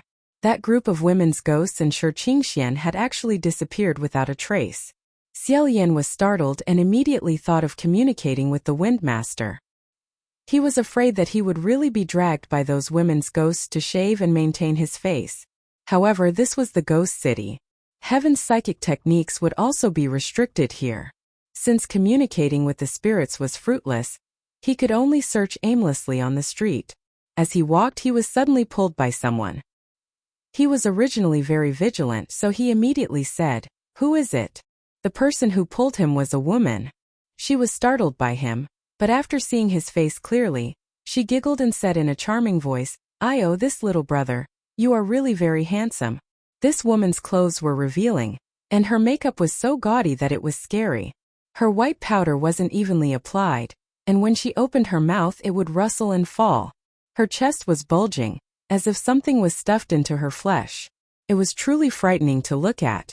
Xiao Yan gently removed her hand that was as thin as a chicken's claw and said, "Miss, if you have something to say, we can talk it out." That woman was stunned for a moment, then immediately laughed out loud and said, "My God, you called me a miss? There are actually people who call me a miss these days. Ha ha ha ha ha." The people around them also seemed to find it very funny and roared with laughter. Xiao Yan shook his head. Before he could say anything, that woman pounced on him again and said, "Don't go. Little brother, I like you. Come with me for a night, I don't want your money." She pursed her lips and threw him a coquettish look. "I'll throw myself at you, eh?"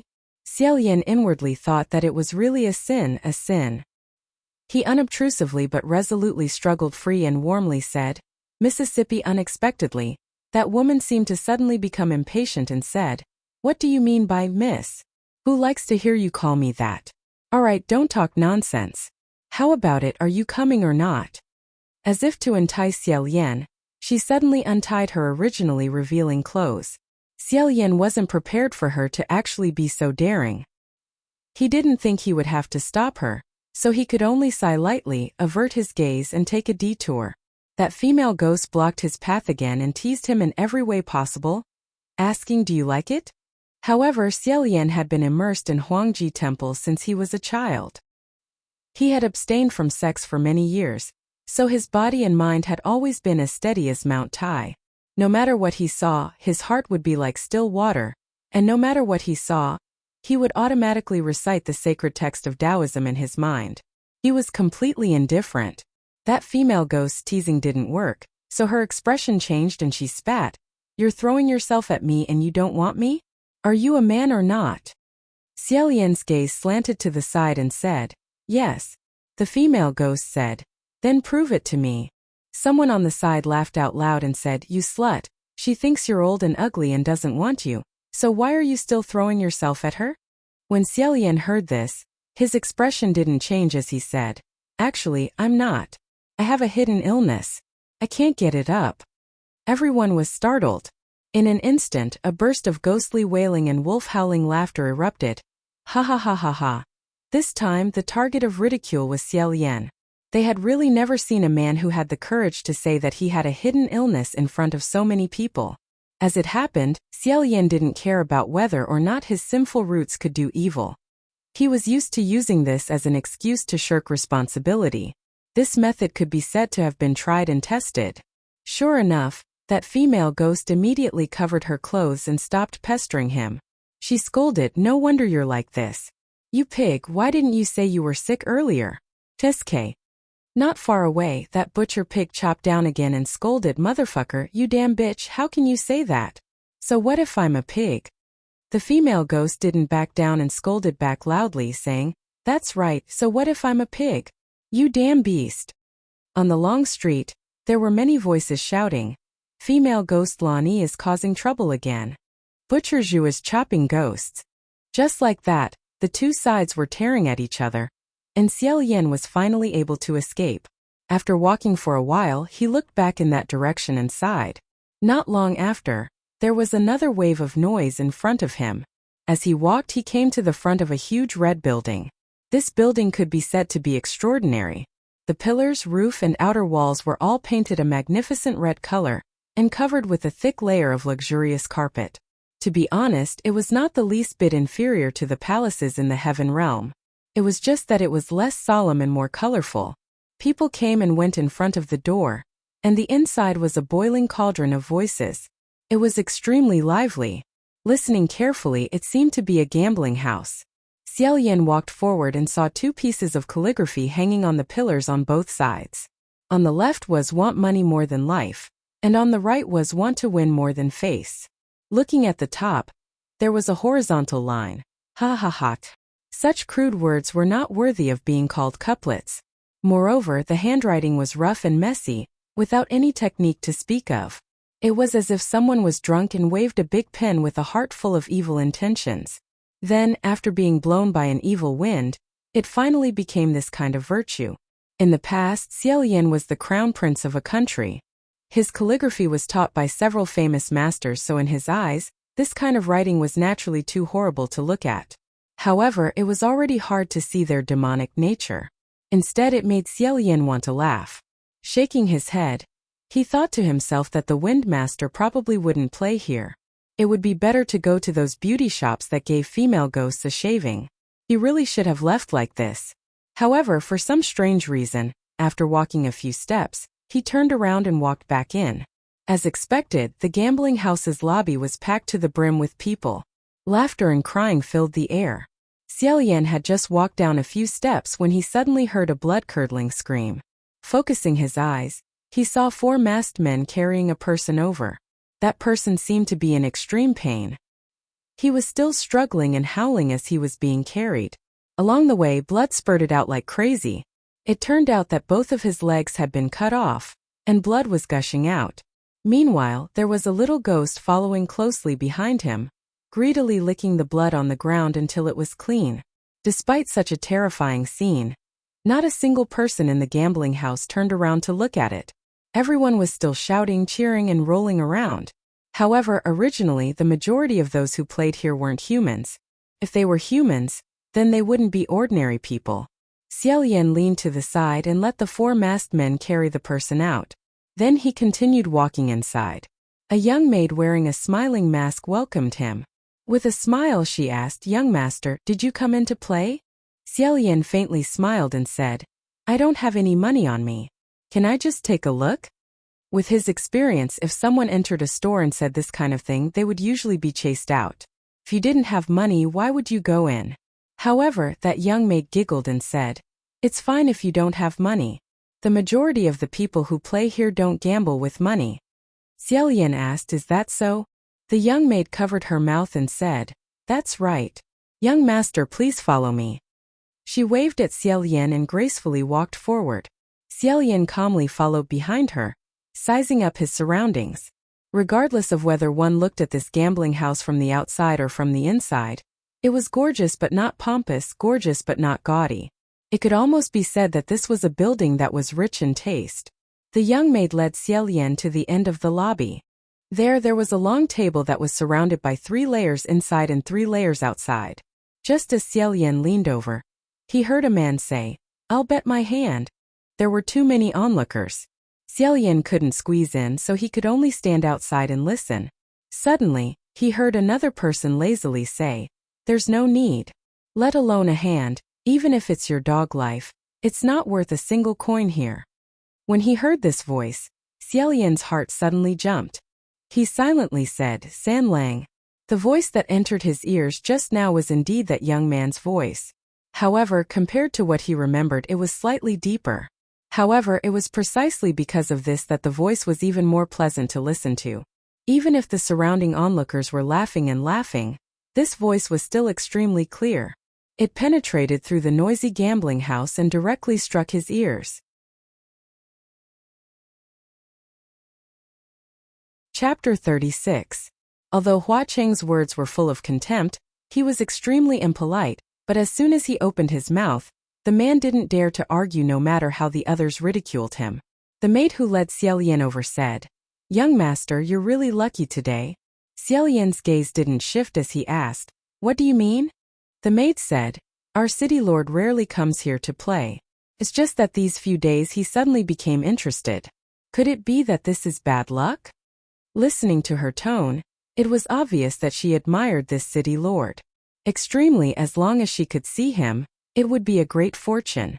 Xiaolian couldn't help but smile. The curtain was light muslin, red shadows were everywhere. This kind of scenery was charming and gentle. In front of the red curtain, there were still a few beautiful girls standing at the gambling table. Xiaolian originally planned to just stand outside and watch. After hearing Hua Cheng's voice, he started to try to squeeze in, but he still didn't make a sound. He squeezed to the 3rd level and finally saw the man who was betting on the gambling table.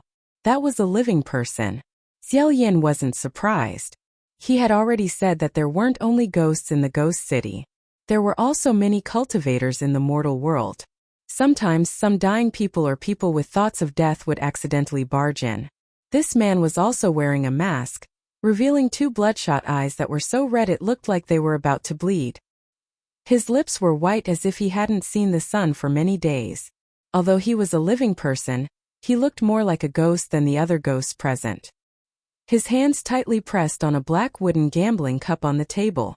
After holding it in for a while, as if throwing caution to the wind, he said, "But then why can that person just bet his legs?" A girl in front of the curtain laughed and said, "That person just now is the Godly Bandits. His pair of legs are very good at lightness kung fu. Traveling north and south is the foundation of his life. That's why his pair of legs is worth using as a bargaining chip. You're neither a craftsman nor a famous doctor. What does one of your hands count for?" The man clenched his teeth and said, "Then I'll bet my daughter's 10 years of life." Hearing this, Xiaolian was startled. In his heart he thought, there's actually a father who would bet his child's life. Is this also okay? Behind the curtains, Hua Cheng laughed and said, "Sure." He didn't know if it was an illusion, but Xiaolian heard a trace of coldness in this, yes. He thought to himself, San Lang said his luck is always good, and he always draws good lots. If he bet with this man, won't he win 10 years of his daughter's life? Just as he was thinking about this, he heard the girl at the other side of the long table shout, "An even number is a loss, an odd number is a win." Once the cup was opened, there was no turning back. Please. As it turned out, Hua Cheng wasn't going to gamble at all. The man trembled violently. His hands clutched the gambling cup tightly and shook it violently. The hall quieted down a little, and the sound of the dice hitting against the cup became even clearer. After a long time, his movements came to an abrupt stop. Then a deathly silence ensued. After a long time, the man very slowly pried up a corner of the gambling cup and peeked through the crack. His bloodshot eyes suddenly widened. He suddenly lifted the wooden cup and said with wild joy, "Dan! Single! Single! I won! I won! Ha ha ha ha! I won! I won!" This was not the result that the ghosts around the long table wanted to see. They all clapped their hands on the table and jeered in dissatisfaction. One of the girls smiled and said, "Congratulations. Your business will take a turn for the better in no time." The man laughed for a while, then shouted, "Wait. I still want to gamble." The girl said, "Welcome. What do you want this time?" The man's face darkened. I want all my competitors in the same line of business to die a violent death." Hearing this, the hall was filled with clicking of tongues. The girl covered her mouth and laughed. "If it's this, then it's a bit more difficult than what you asked for just now. Why don't you consider asking for something else? For example, to make your business rise to the next level?" The man's eyes were bloodshot. "No, I want to bet on this. I want to bet on this." The girl said, "Then if this is what you want, your daughter's 10 years of life, this bargaining chip might not be enough." The man said, "If it's not enough, then add more. I bet my daughter's 20 years of life plus her marriage." The ghosts were in an uproar.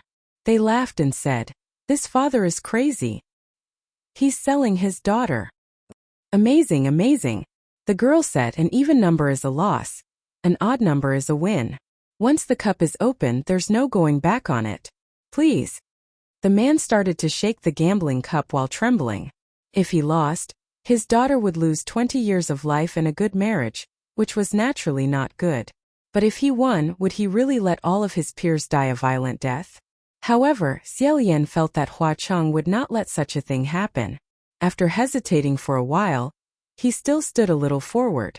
He was still hesitating whether he should make a move or not. At this moment, someone pulled him back. He turned around and saw that it was Shi Qingxian. Shi Qingxian had already returned to his male body and said in a low voice, "Don't be rash." Xiaolian also said in a low voice, "Lord Windmaster, why did you change back?" Shi Qingxian said, "Sigh, it's a long story. That group of aunties and little sisters dragged me and ran, saying that they wanted to introduce me to a good shop. It wasn't easy for me to escape, but I was afraid that I would be caught by them again, so I could only change back first. They pulled me to a place and smeared a lot of things on my face. They pulled, slapped and hit me. Quickly look at my face, is there anything wrong? Is there anything wrong?" He moved his face in front of Xiaolian. Xiaolian looked at it carefully and said, "Honestly, it seems to be smoother and whiter." When Shi Qingxian heard this, his face glowed and said, "Is that so? That's good, that's great, ha ha ha. Where's the mirror? Where's the mirror? Let me see." Xiaolian said, "We'll see later. There's no way to communicate with the spirits in this ghost city. We must not get separated again." "Oh right, Lord Windmaster, how did you know I was here?" Shi Qingxian said, "I didn't know you were here at all. I came here because I made an appointment with Qianqiu to meet here. Just now we got separated, so I came first. Who knew that when I came in to take a look, I just happened to see you." Xiaolian said, "You made an appointment with Qianqiu? To meet here?" Shi Qingxian said, "Yes, Qianqiu is Lang Qianqiu. Your Highness Tai Hua, you should know this, right? He's the martial god who guards the east side. Since we came here, it's better to make an appointment with him. The Ghost Gambling House is one of the most lively places in the ghost city where crooks and honest folk mingle. It's a landmark building, where people come and go with ghosts. The more ghosts there are, the more people there are. It's not easy to arouse suspicion, so I told him before to meet here." Xiaolian slightly nodded. When he turned his head, that man still hadn't opened the cup. His eyes were rolled back and he was mumbling something. He was no different from the other ghosts that danced chaotically in the casino. He sighed and said, "This person." Shi Qingxian touched his face as he said, "I know what you want to say, I agree. However, the ghost city is the territory of Hua Cheng. The rules of the Ghost Gambling House are voluntary. If you dare to gamble, you dare to play. Heaven doesn't care. Let's wait and see first. If it really doesn't work, we'll think of another way." Xiaolian pondered for a moment, thinking that Sanlang wouldn't let such a thing happen. It was good to wait and see, so he didn't move again. The man at the table seemed to have finally mustered up his courage and opened the gambling cup a little. The result was about to be revealed. Unexpectedly at this moment, a person suddenly rushed out. With a palm, the black wooden gambling cup was smashed into pieces. This palm not only smashed the gambling cup, but it also smashed the man's hand that was covering the gambling cup. Even the entire table was smashed, creating a crack. The masked man clutched the broken bone of his hand, rolling on the ground and shouting, The ghosts also shouted one after another. Some were cheering, some were crying out in shock. And that person made a move, saying loudly, You have such a vicious heart. It's fine if you want to seek glory and wealth, but what you want is the sudden death of others. If you want to gamble, if you have the ability, use your own life to gamble, use your daughter's life and marriage to gamble. You're simply not worthy of being a man, not worthy of being a father. This young man had sword-like eyebrows and starry eyes. He was full of heroic spirit. Although he was only wearing a simple set of black clothes and not luxurious clothes, it did not hide his noble aura. Who else could it be but the crown prince of Yong'an country, Lang Qianqiu? Seeing him, Xiaoyan and Shi Qingxian, who were among the ghosts, covered their faces at the same time. Xiaoyan moaned. Master Feng, you didn't tell him to be careful here, to keep a low profile. Shi Qingxian also moaned. I did, but he is such a person. I can't do anything about it. If I had known earlier, we should have arranged to come down with him. Xiaoyan said, I understand. I understand. At this time Hua Cheng, who was behind the curtain, chuckled. And Xiaoyan's heart also hung in his throat. When this young man was with him, he often laughed. Now Xiaoyan could almost tell when he was sincere, when he was pretending to mock, and when he had killing intent. He only heard him say leisurely, Coming to my place to cause trouble, you're quite bold. Lang Qianqiu turned to that side, his eyes shining as he said, You're the owner of this gambling house? The ghosts around him sneered. You don't know the immensity of heaven and earth. Do you know who you're talking to? This is our city lord. Someone also sneered. It's not just this ghost gambling house. This entire ghost city is his. Hearing this, Lang Qianqiu didn't have much of a reaction, but Shi Qingxian was shocked and said, My God. Then the one behind, could it be that? Blood Rain Tanhua? Xiaoyan said, Yes, him. Shi Qingxian said, Are you sure? Xiaoyan said, I'm sure. Shi Qingxian said, Dead. What should Lang Qianqiu do now? Xiaoyan said, I hope he won't expose his identity. Lang Qianqiu looked around, but he was getting angrier and angrier. However, he became angrier and angrier as he said, This damned place is filled with foul air and demons are running wild. What kind of things have come here? What kind of things have they done? You guys open this kind of place, there's really no humanity to speak of. All the ghosts hissed and said, We're not humans in the first place, why do we need humanity? Whoever wants that kind of thing can take it. Who the hell are you? How dare you come here and point your fingers at us? Hua Cheng smiled and said, This place of mine is originally a hell of revelry. There's a path in heaven but you don't take it. There's no door in hell but you barge in. What can you do? Hearing the two words heaven, Xiaoyan and Shi Qingxian instantly understood. Hua Cheng had indeed seen through where Lang Qianqiu came from. However, Lang Qianqiu didn't understand the meaning of these words at all. Another palm struck the long table. He stood at the end of the long table. With this strike, all the ghosts around the table dodged one after another, and the long table charged straight towards the red shadow behind the curtain. However, the sitting posture of the figure behind the curtain did not change. With a slight wave of his hand, the long table rushed back in the opposite direction, crashing into Lang Qianqiu. Seeing the long table counterattack, Lang Qianqiu first held it with one hand, and then seemed to realize that one hand couldn't hold it, so he immediately changed his hands.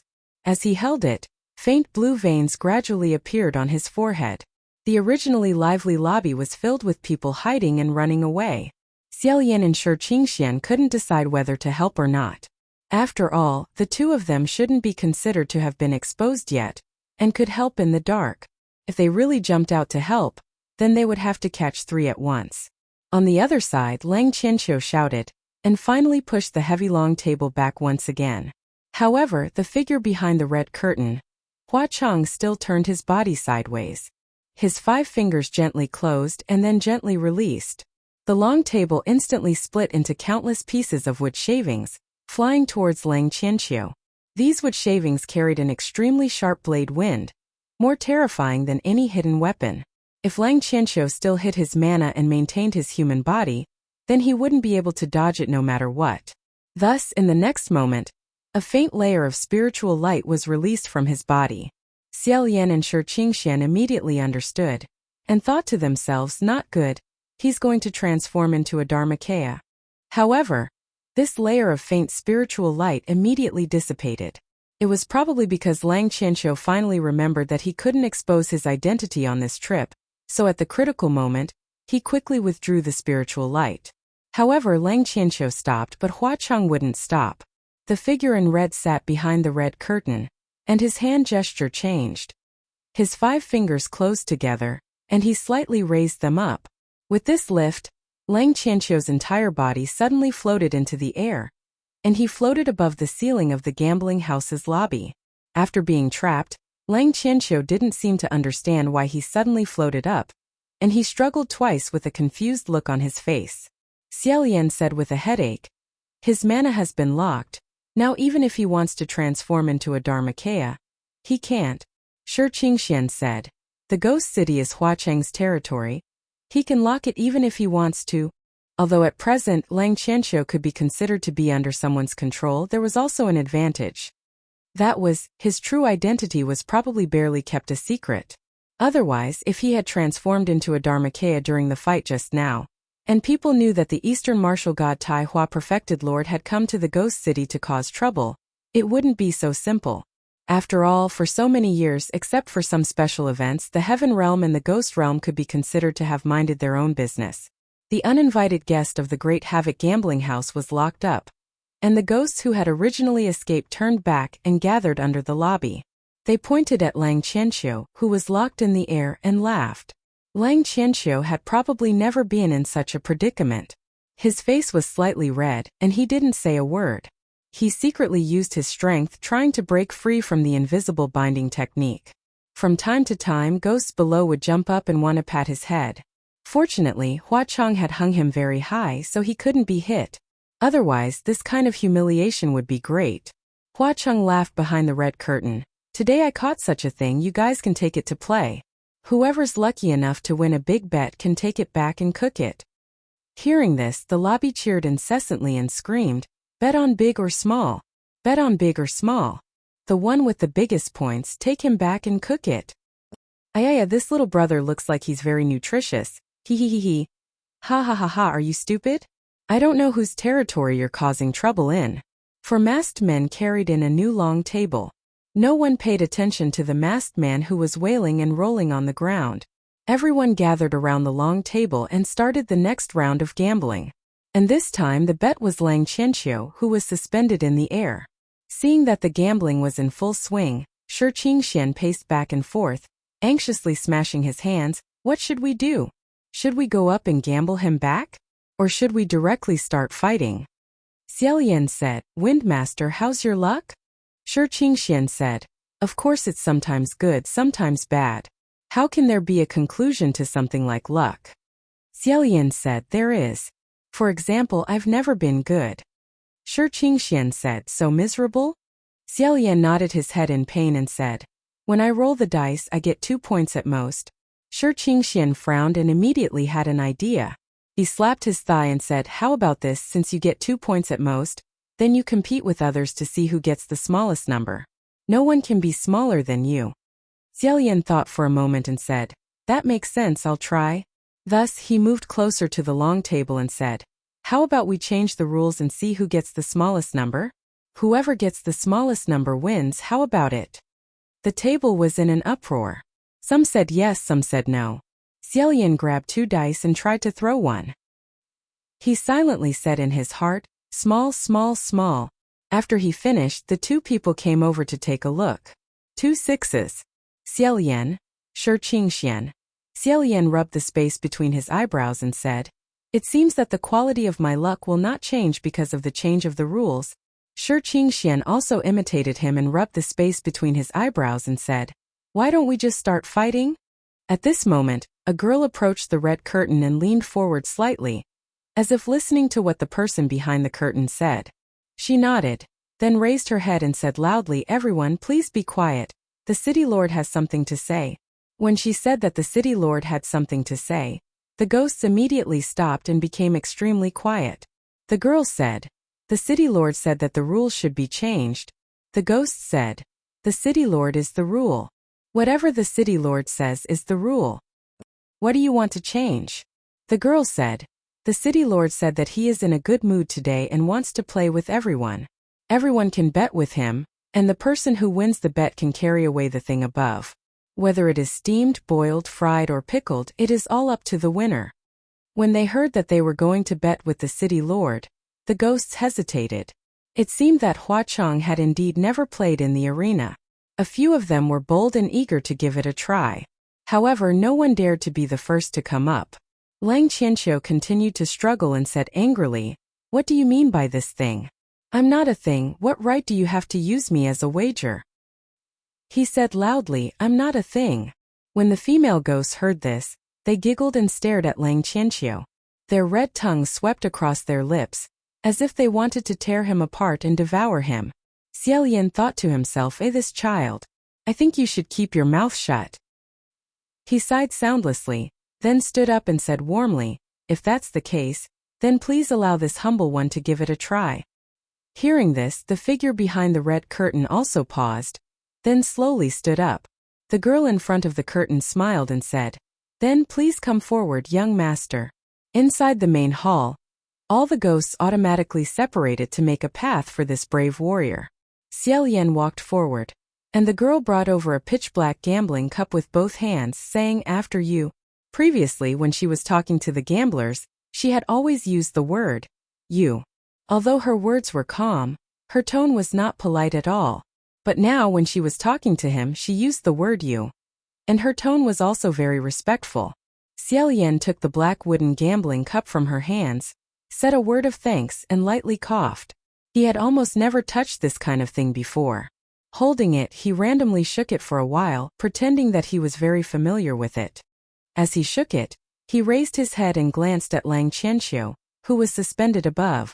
Lang Qianqiu also opened his eyes wide, looking at him impatiently. However, in the end he didn't shout out anything. Seeing his expression, Xiao Yan inexplicably wanted to laugh in his heart, but he held it in. After shaking it for a long time, he finally stopped. Countless pairs of eyes were tightly staring at the cup in his hands. Xiao Yan also felt that this small gambling cup had become incomparably heavy. He didn't know what posture he should use to shake it. Just as he was about to reveal the result, the girl spoke again. "Wait." Xiao Yan asked, "What is it?" The girl said, "The mayor said that the posture you used to shake the cup isn't quite right."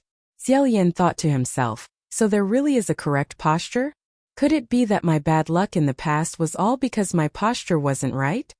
He humbly asked, "Then may I ask what posture is the correct posture?" The girl replied, "The mayor said, please come up. He's willing to teach you." Hearing this, all the ghosts in the gambling house let out hissing sounds. Xiao Yan heard a ghost mumble, "The mayor wants to teach him. This is really unprecedented. Is this person going to die? What does the mayor want to do? Who is this person? Why does he want to teach him? Isn't shaking the cup like that? Is there any other correct posture?" Xiao Yan was also thinking about this question. The girl had already extended her hand towards the red curtain and said to him, "Please."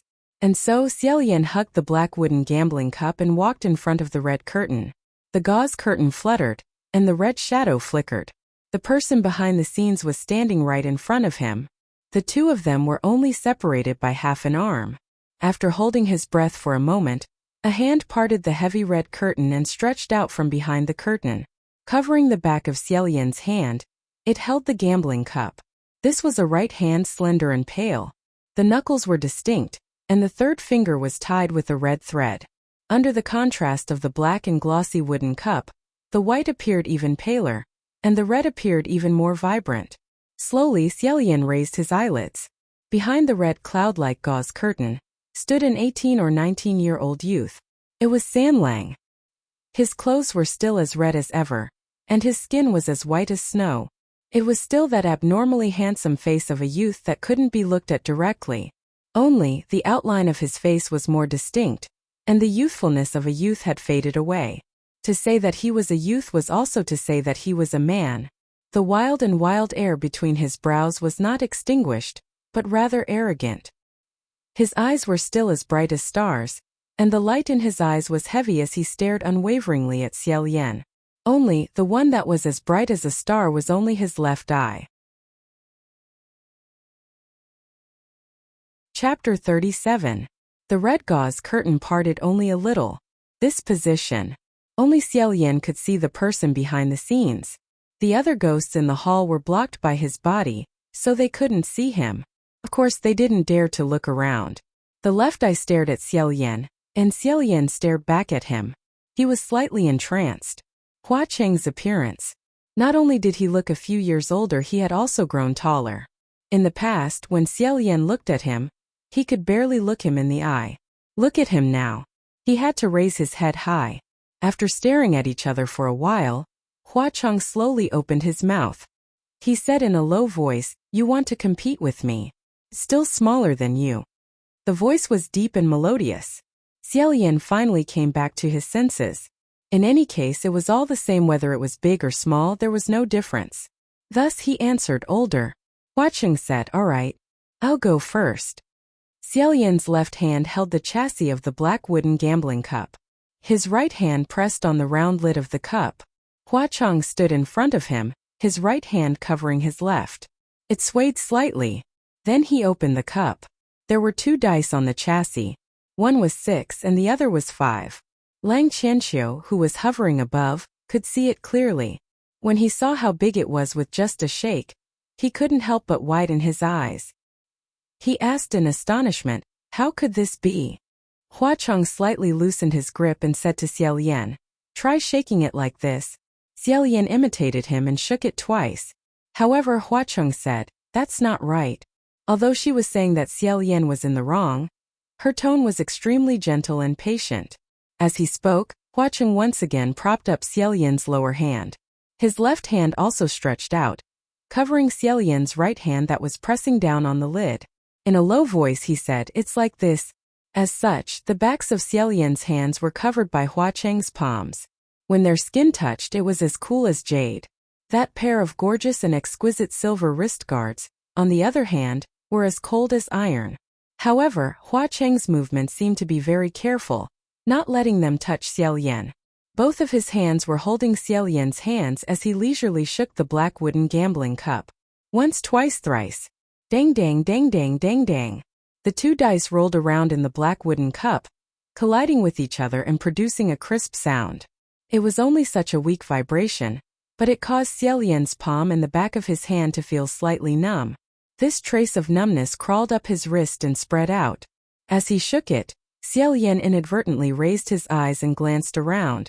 He discovered that Hua Cheng wasn't even looking at the gambling cup. Instead, he was staring at him without blinking. Xiao Yan's lips curled up slightly. Xiao Yan couldn't help but smile at him, but then he remembered that there were still many people watching from above and below. He immediately retracted his smile and lowered his head to earnestly study Hua Cheng's hand gestures. Like this. The smile on the corners of Hua Cheng's mouth grew deeper as he said, "Yes. Yes, that's it." Seeing that Xiao Yan was full of hope, he said, "Should we open it and take a look?" Xiao Yan opened it and saw that there were 2 white and white dice on the chassis. They were 2 3 dots. 2 threes was already an unprecedented and astonishing result. Xiao Yan felt as if a spring breeze had brushed past his heart. He thought to himself, could it be that I've really grasped the knack? However, even if the result was astonishing, 6 points was still smaller than 11 points. He coughed softly and said, "I'm sorry I lost." However, Hua Cheng said, "It doesn't matter, this round doesn't count. I'm teaching you now again." When this sentence was said, both Lang Qianxiu and Shi Qingxian were dumbfounded. The ghosts in the hall were even more dumbfounded, and they all started to mutter, "What's wrong with the city lord? I thought that the city lord was giving him a good impression, but in the end he was really teaching him? How can this round not count? You can even play like this? If this one doesn't count, then when will it count? It seems that the city lord is really in a good mood today." Hua Cheng raised his left eyebrow, and the lady outside immediately said, "Everyone, please quiet down." The hall instantly quietened down again. Although they did not speak, their gazes became even more unbridled. Hua Cheng smiled and encouraged him gently in his ear. Again. Perhaps it was because there were too many people in the gambling den. Xiao Yan inexplicably felt a layer of heat on his cheeks, and said, "Okay." Rumble rumble, he shook it again. This time when he opened it, it was actually 2 4 points. Hua Cheng said, how is it, isn't it a little bigger? Although he felt that something was wrong, Xiaolian still nodded and said, yes, it's a little bigger. Hua Cheng said, well done, continue. He was so patient, but for some reason there were many ambiguous chuckles coming from all around. From the sounds it seemed that they were all female ghosts. Xiaolian also could not figure out what posture was the correct one. At first he was still studying how to place Hua Cheng's hands, and how to grasp the speed, but now he was just letting Hua Cheng lead him and randomly shaking it. As he shook, a thought became stronger and stronger.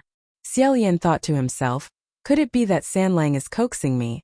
And Lang Qianqiu had been watching from above and probably felt the same as him.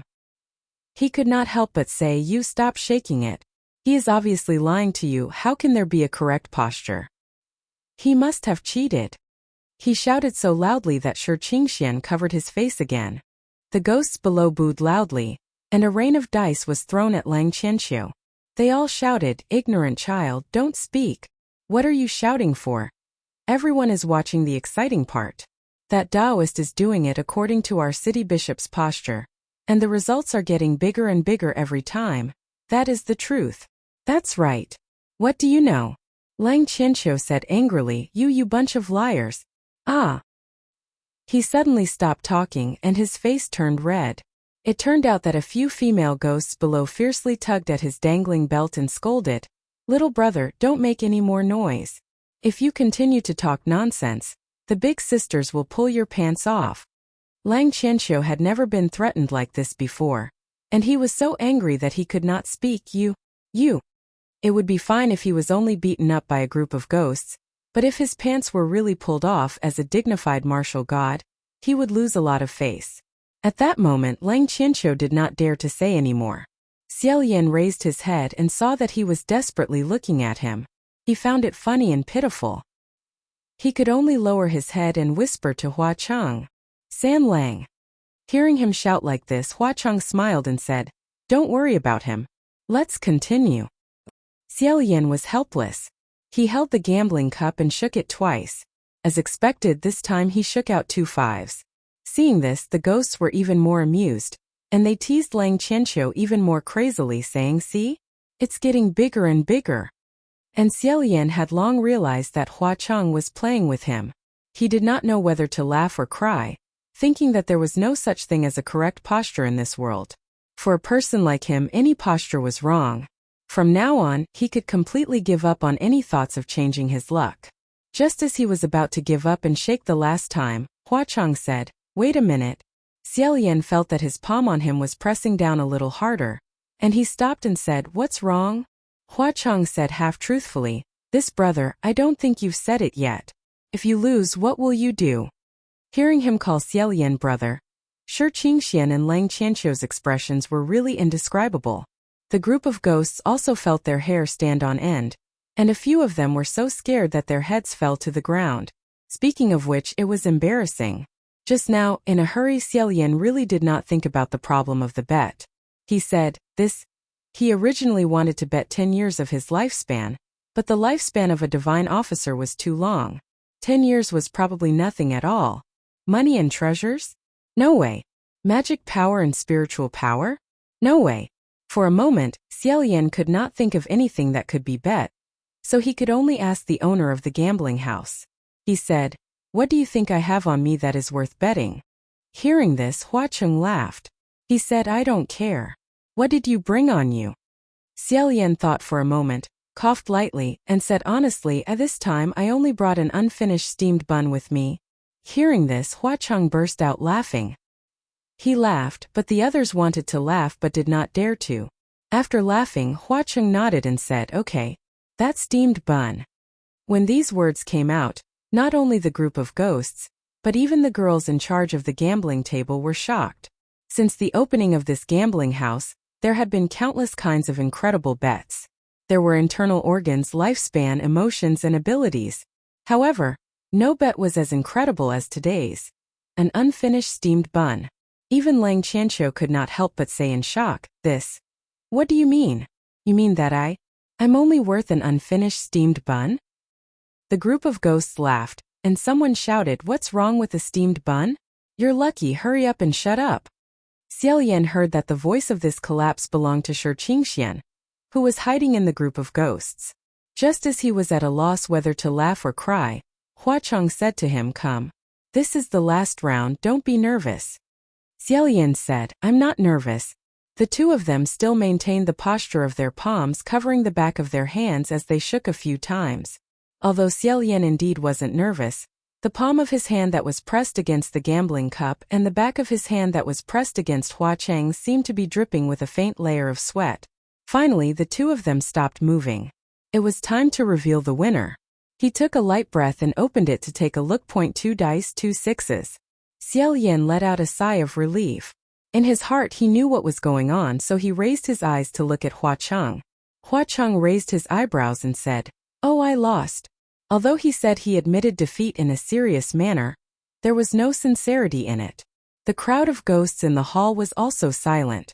Just now there were still people muttering, "If this round doesn't count, then when will it count?"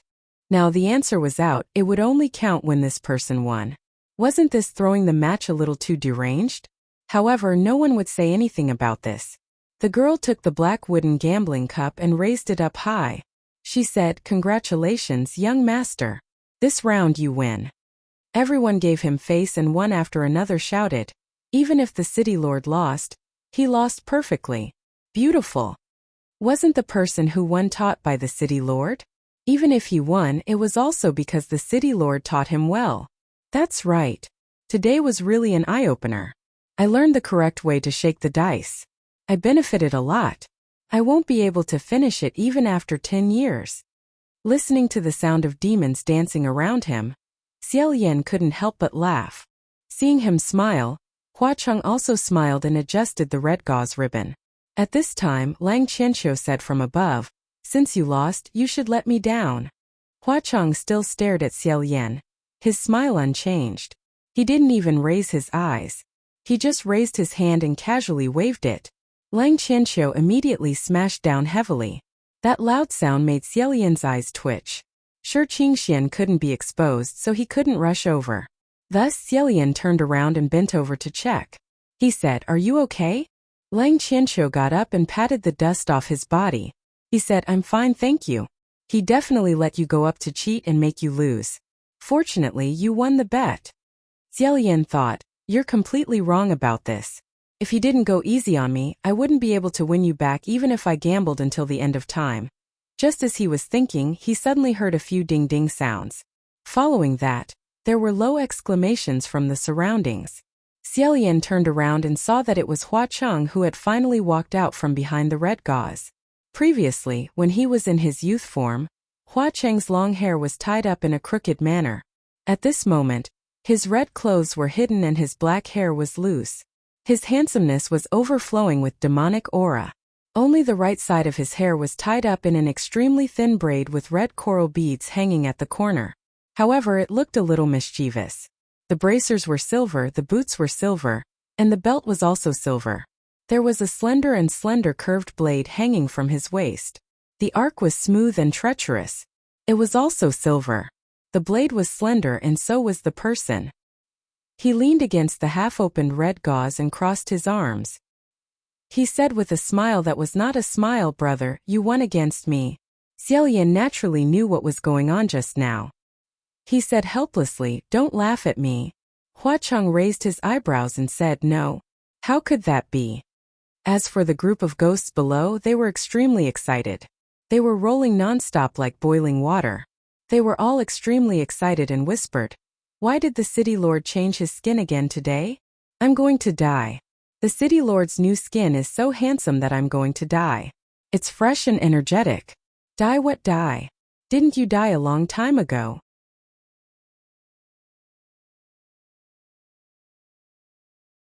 Chapter 38. Xiao Yan stared at the red-clothed youth. "You." He wanted to say something. However, now that countless eyes were looking at him, Hua Cheng's attitude was very ambiguous. It was as if he knew him, but at the same time he didn't know him. Xiao Yan didn't know if he couldn't show that he knew him in the ghost city. He did it on purpose. He didn't say much. He only said, "Thank you." Lang Qianqiu said, "Why thank him? This place was owned by him. He had bad intentions from the beginning. Xiaoyan said in a low voice, "Your Highness, don't say any more. Let's go." If he stayed any longer, he didn't know what Lang Qianqiu was going to say. Moreover, he still had matters to attend to. Xiaoyan couldn't stay any longer. He looked at Huacheng a few times. He pushed Lang Qianqiu out. At this time, Huacheng said from behind him, "Wait." Hearing this, Xiaoyan stopped again. He turned around. A voice among the ghosts said, "City Lord, we can't let them go just like that. This person's movements are suspicious and he has extraordinary strength. His background is probably not simple. In my opinion, we should keep him and interrogate him." "That's right. Who knows? He might be a spy sent by someone to deliberately cause trouble in our territory." This last sentence was heart-wrenching. They were indeed from the heaven realm. However, their original intention was not to cause trouble. They were only here to investigate the situation. Xiaoyan wasn't sure if Huacheng had seen the trace of spiritual light that Lang Qianqiu had revealed in a moment of desperation. He wasn't completely confident that he would let them go if he had seen it. His heart was slightly in his throat. However, he heard Huacheng say leisurely, "Aren't you going to leave the bet?" Xiaoyan was slightly startled. "Bet?" Lang Qianqiu blocked in front of him and said warily, "Are you going back on your word again?"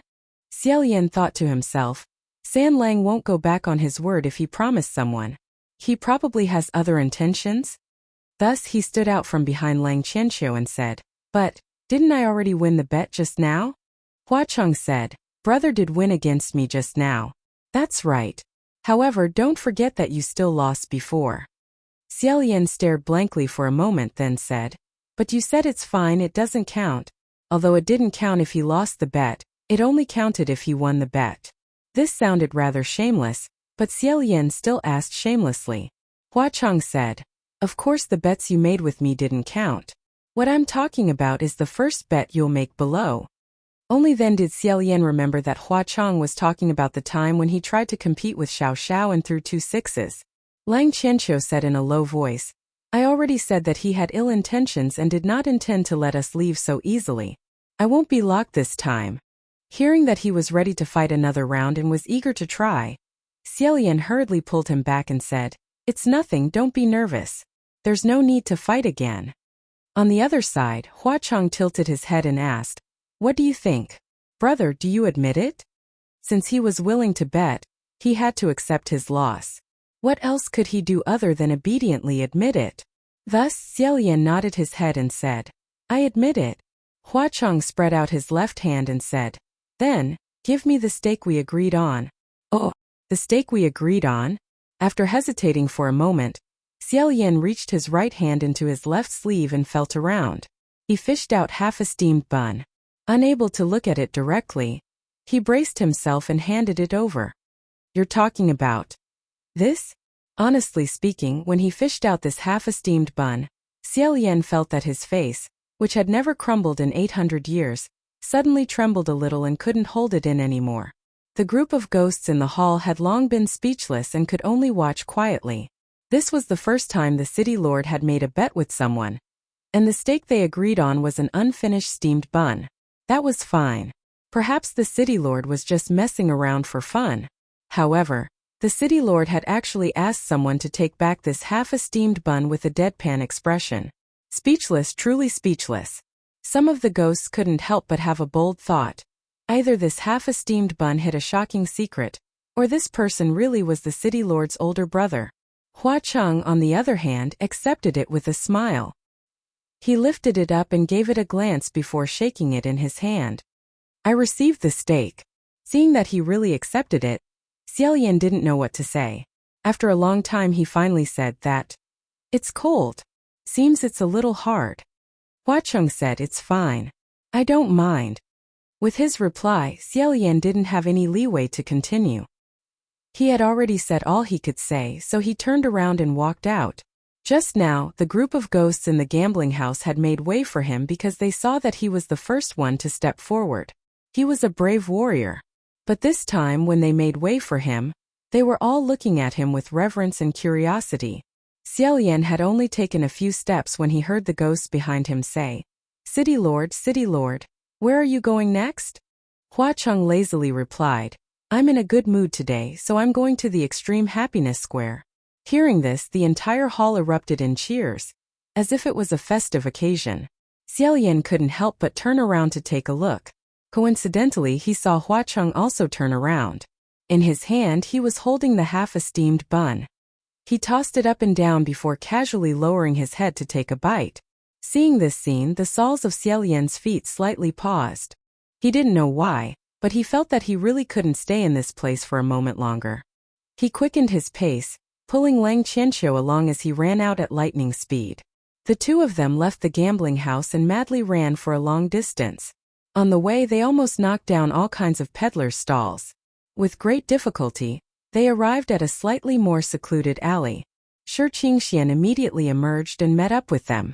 Shi Qingxian fanned his fan wildly, causing his hair to fly in disarray. He said, that was close. My mother, I was so scared just now that my face turned white. Probably because he rushed too quickly. Xiaolian's heart was also thumping hard. Lang Qianqiu said, yeah, Windmaster, I feel that your face is also very white now. Shi Qingxian touched his face and laughed, is that so? Ha ha ha ha, this isn't because I was scared, this is my natural cough. Cough Qianqiu, in any case, you are also a martial god that oversees a region, how can you be so impulsive? This is the territory of the ghost realm. If you were to be caught and your identity was exposed, it would spread out that the heaven realm's heavenly officials had disguised themselves and sneaked into the ghost city. Their actions were strange and they destroyed the peace of the three realms. How are we going to explain this to the emperor? Lang Qianqiu lowered his head and admitted his mistake honestly. I'm sorry, I was impulsive just now. He then raised his head and said, but those gamblers are too crazy. If that man opened that cup, no matter if he won or lost, the result would not be good. Either his daughter would be unlucky, or his peers would suffer. I was angry for a moment, so I broke that cup. Shi Qingxian said. Then you don't have to rush out by yourself. Lang Qianqiu was stunned and said, then Windmaster, what should we do? If I don't rush out, no one else will. He asked seriously. Shi Qingxian used his fan to poke his temples in a bit of a headache and said, this? Xiaolian smiled and said, forget it. Lang Qianqiu looked up at him. Xiaolian continued, I think that even if His Highness Tai Hua is captured, no matter how he is interrogated, he will not tell the other party his identity. However, in order to prevent the other party from finding out any clues from his words, Your Highness should be careful in the future and not be caught. Lang Qianqiu nodded and said, all right. I got it. Shi Qingxian said, let's not talk about it anymore. By the way, Your Highness the Crown Prince. When he said Your Highness the Crown Prince, Xiaolian and Lang Qianqiu turned to look at him at the same time. Shi Qingxian said, oh, I'm calling the older one. Xiaolian rubbed his eyebrows gloomily and thought to himself, older. All right, I'm a little older but not much older. Why do you always talk about me as if you're talking about an old man? Shi Qingxian said, Your Highness the Crown Prince, have the two of you met before in the Divine Martial Palace? If you haven't met before, let me introduce you to each other. This is the Crown Prince of Yong'an Country, Lang Qianqiu, the martial god in charge of the East. This is His Highness the Crown Prince of Xianle Country, Xiaolian. He is a divine official who is greatly relied upon by the emperor. There was no need to say the word that he was stuck in. Xiaolian also knew what it was originally going to be. However, he forcefully changed his words halfway, and did not even care about the flaws in his sentence. When Lang Qianqiu heard this, he looked at Xiaolian and asked curiously, You are the Crown Prince who has ascended 3 times? It seemed that Lang Qianqiu had really slept from the beginning to the end in the Divine Martial Palace, and did not even remember who he was. If it was anyone else who said this in front of Xiaolian, it would undoubtedly be a mockery. However, these words came out of Lang Qianqiu's mouth. Xiaolian completely believed that this child really only felt that it was very strange to have ascended 3 times. He smiled and said, Yes, it's me. Lang Qianqiu said, Thank you so much just now. Otherwise. He thought of something and hurriedly lowered his head to put away his belt. He tied it tightly with a face full of lingering fear. He obviously did not think too much about the relationship between Xianle Country and Yong'an Country. Shi Qingxian also felt that this introduction was more or less enough. He said to Xiao Yan, "Your Highness, doesn't this Blood Rain Tanhua know you? Why did I pretend to be unfamiliar with you just now?" Lang Qianqiu tied his belt and said, "Is that really Blood Rain Tanhua? Is it his original body?" Before Xiao Yan could open his mouth, he heard Shi Qingxian say, "How could it be his original body? Hua Chang must have changed more than 100 skins. No one knows what his original body looks like. The last time I went to Banyu Pass and saw him, he seemed to be more or less like this. It must be a fake skin. Fake. However, Xiao Yan always remembered the words that Hua Chang had said to him in Puqi Monastery. "The next time we meet, I will use my original appearance to see you." In his heart he said, "It's true." However, of course he did not say this out loud. Seeing that everyone else was certain that it was a fake skin, only he knew that it was the true appearance of Blood Rain Tanhua. It was as if he knew an incredible little secret. Then he thought again, San Lang's appearance is not much different from before. Seems like he is just a little bigger and a little taller. If that's the case, when he first met me, he was actually more or less using his true appearance. Inexplicably, he felt a little happy. On the other side, Shi Qingxian said again, "Everyone says that Hua Chang has a strange temper. It seems that he really is strange. He was obviously throwing the game for you, yet he still pretended to not know you with a straight face. I don't know what he's up to. Could it be to make us lower our guard?" Hearing this, Xiao Yan coughed a few times. Sure enough, everyone could see that Hua Chang had thrown the game for them in the gambling house just now. It was no wonder. Rather than saying that he had thrown the game, it would be better to say that he had opened the floodgates. Only Lang Qianqiu could not see it. He frowned and said, "Did he throw the game? Why?" The other two patted his shoulder and tacitly chose not to explain more to him. They left Lang Qianqiu standing alone in the same place, thinking about why Hua Chang had thrown the game for Xiao Yan. Was it because they knew each other? The two of them turned around and walked away. Xiao Yan said, "Now that our whereabouts have been exposed, what should we do next? Change our skin and come again? I don't recommend changing our skin, but it's useless." With His Highness Tai Hua's palm strike, the ghost city should strengthen its vigilance. Shi Qingxian said, "To be honest, I thought that we would be exposed, but I didn't think that we would be exposed so quickly." Xiao Yan sighed and said, I understand. Shi Qingxian said, "If you've been exposed, then so be it. Since you've been exposed, why don't you just come out in the open?" Xiao Yan faintly guessed in his heart what was meant by "in the open." Sure enough, Shi Qingxian said again, "Right now, if you still want to cover up your lie, you can only go to Hua Chang in the open and tell him that you specially came to see him this time. He knows that you are a heavenly official from the heavenly realm, right? If he knew, it would make sense that you brought a few heavenly realm subordinates." Unexpectedly, before Xiao Yan could answer, Lang Qianqiu heard it and said, "No." Shi Qingxian said, "Why not?" Lang Qianqiu said seriously, "Your Highness Yanlu, do you know Blood Rain Tanhua? From what I heard, you and him can be considered friends." Xiao Yan nodded. Lang Qianqiu said, "Of course not. Although I don't think that this Ghost King is a good person. He let you off because he treats you as a friend. Since that's the case, you can't lie and deceive your friends." Shi Qingxian said with a headache, "Hey Qianqiu, you're really stubborn." Xiao Yan smiled and nodded, saying, "It's pretty good. His Highness Tai Hua said so." Lang Qianqiu smiled and said, "You also agree with me, right?" Shi Qingxian said, "What's good about it? At least we have 3 heavenly officials. If we come out and return empty-handed, they will definitely say that we are less efficient than Lingwen Palace Hall. It would be so shameful." Xiao Yan smiled. Just as he was about to speak, he heard a burst of ghostly wails and wolf howls coming from behind him. The 3 of them couldn't help but turn their heads to look. They saw that outside the alley, a group of demons and ghosts were chasing and fighting as they ran over, shouting, "Where's that little masked guy? Where's that little masked guy?"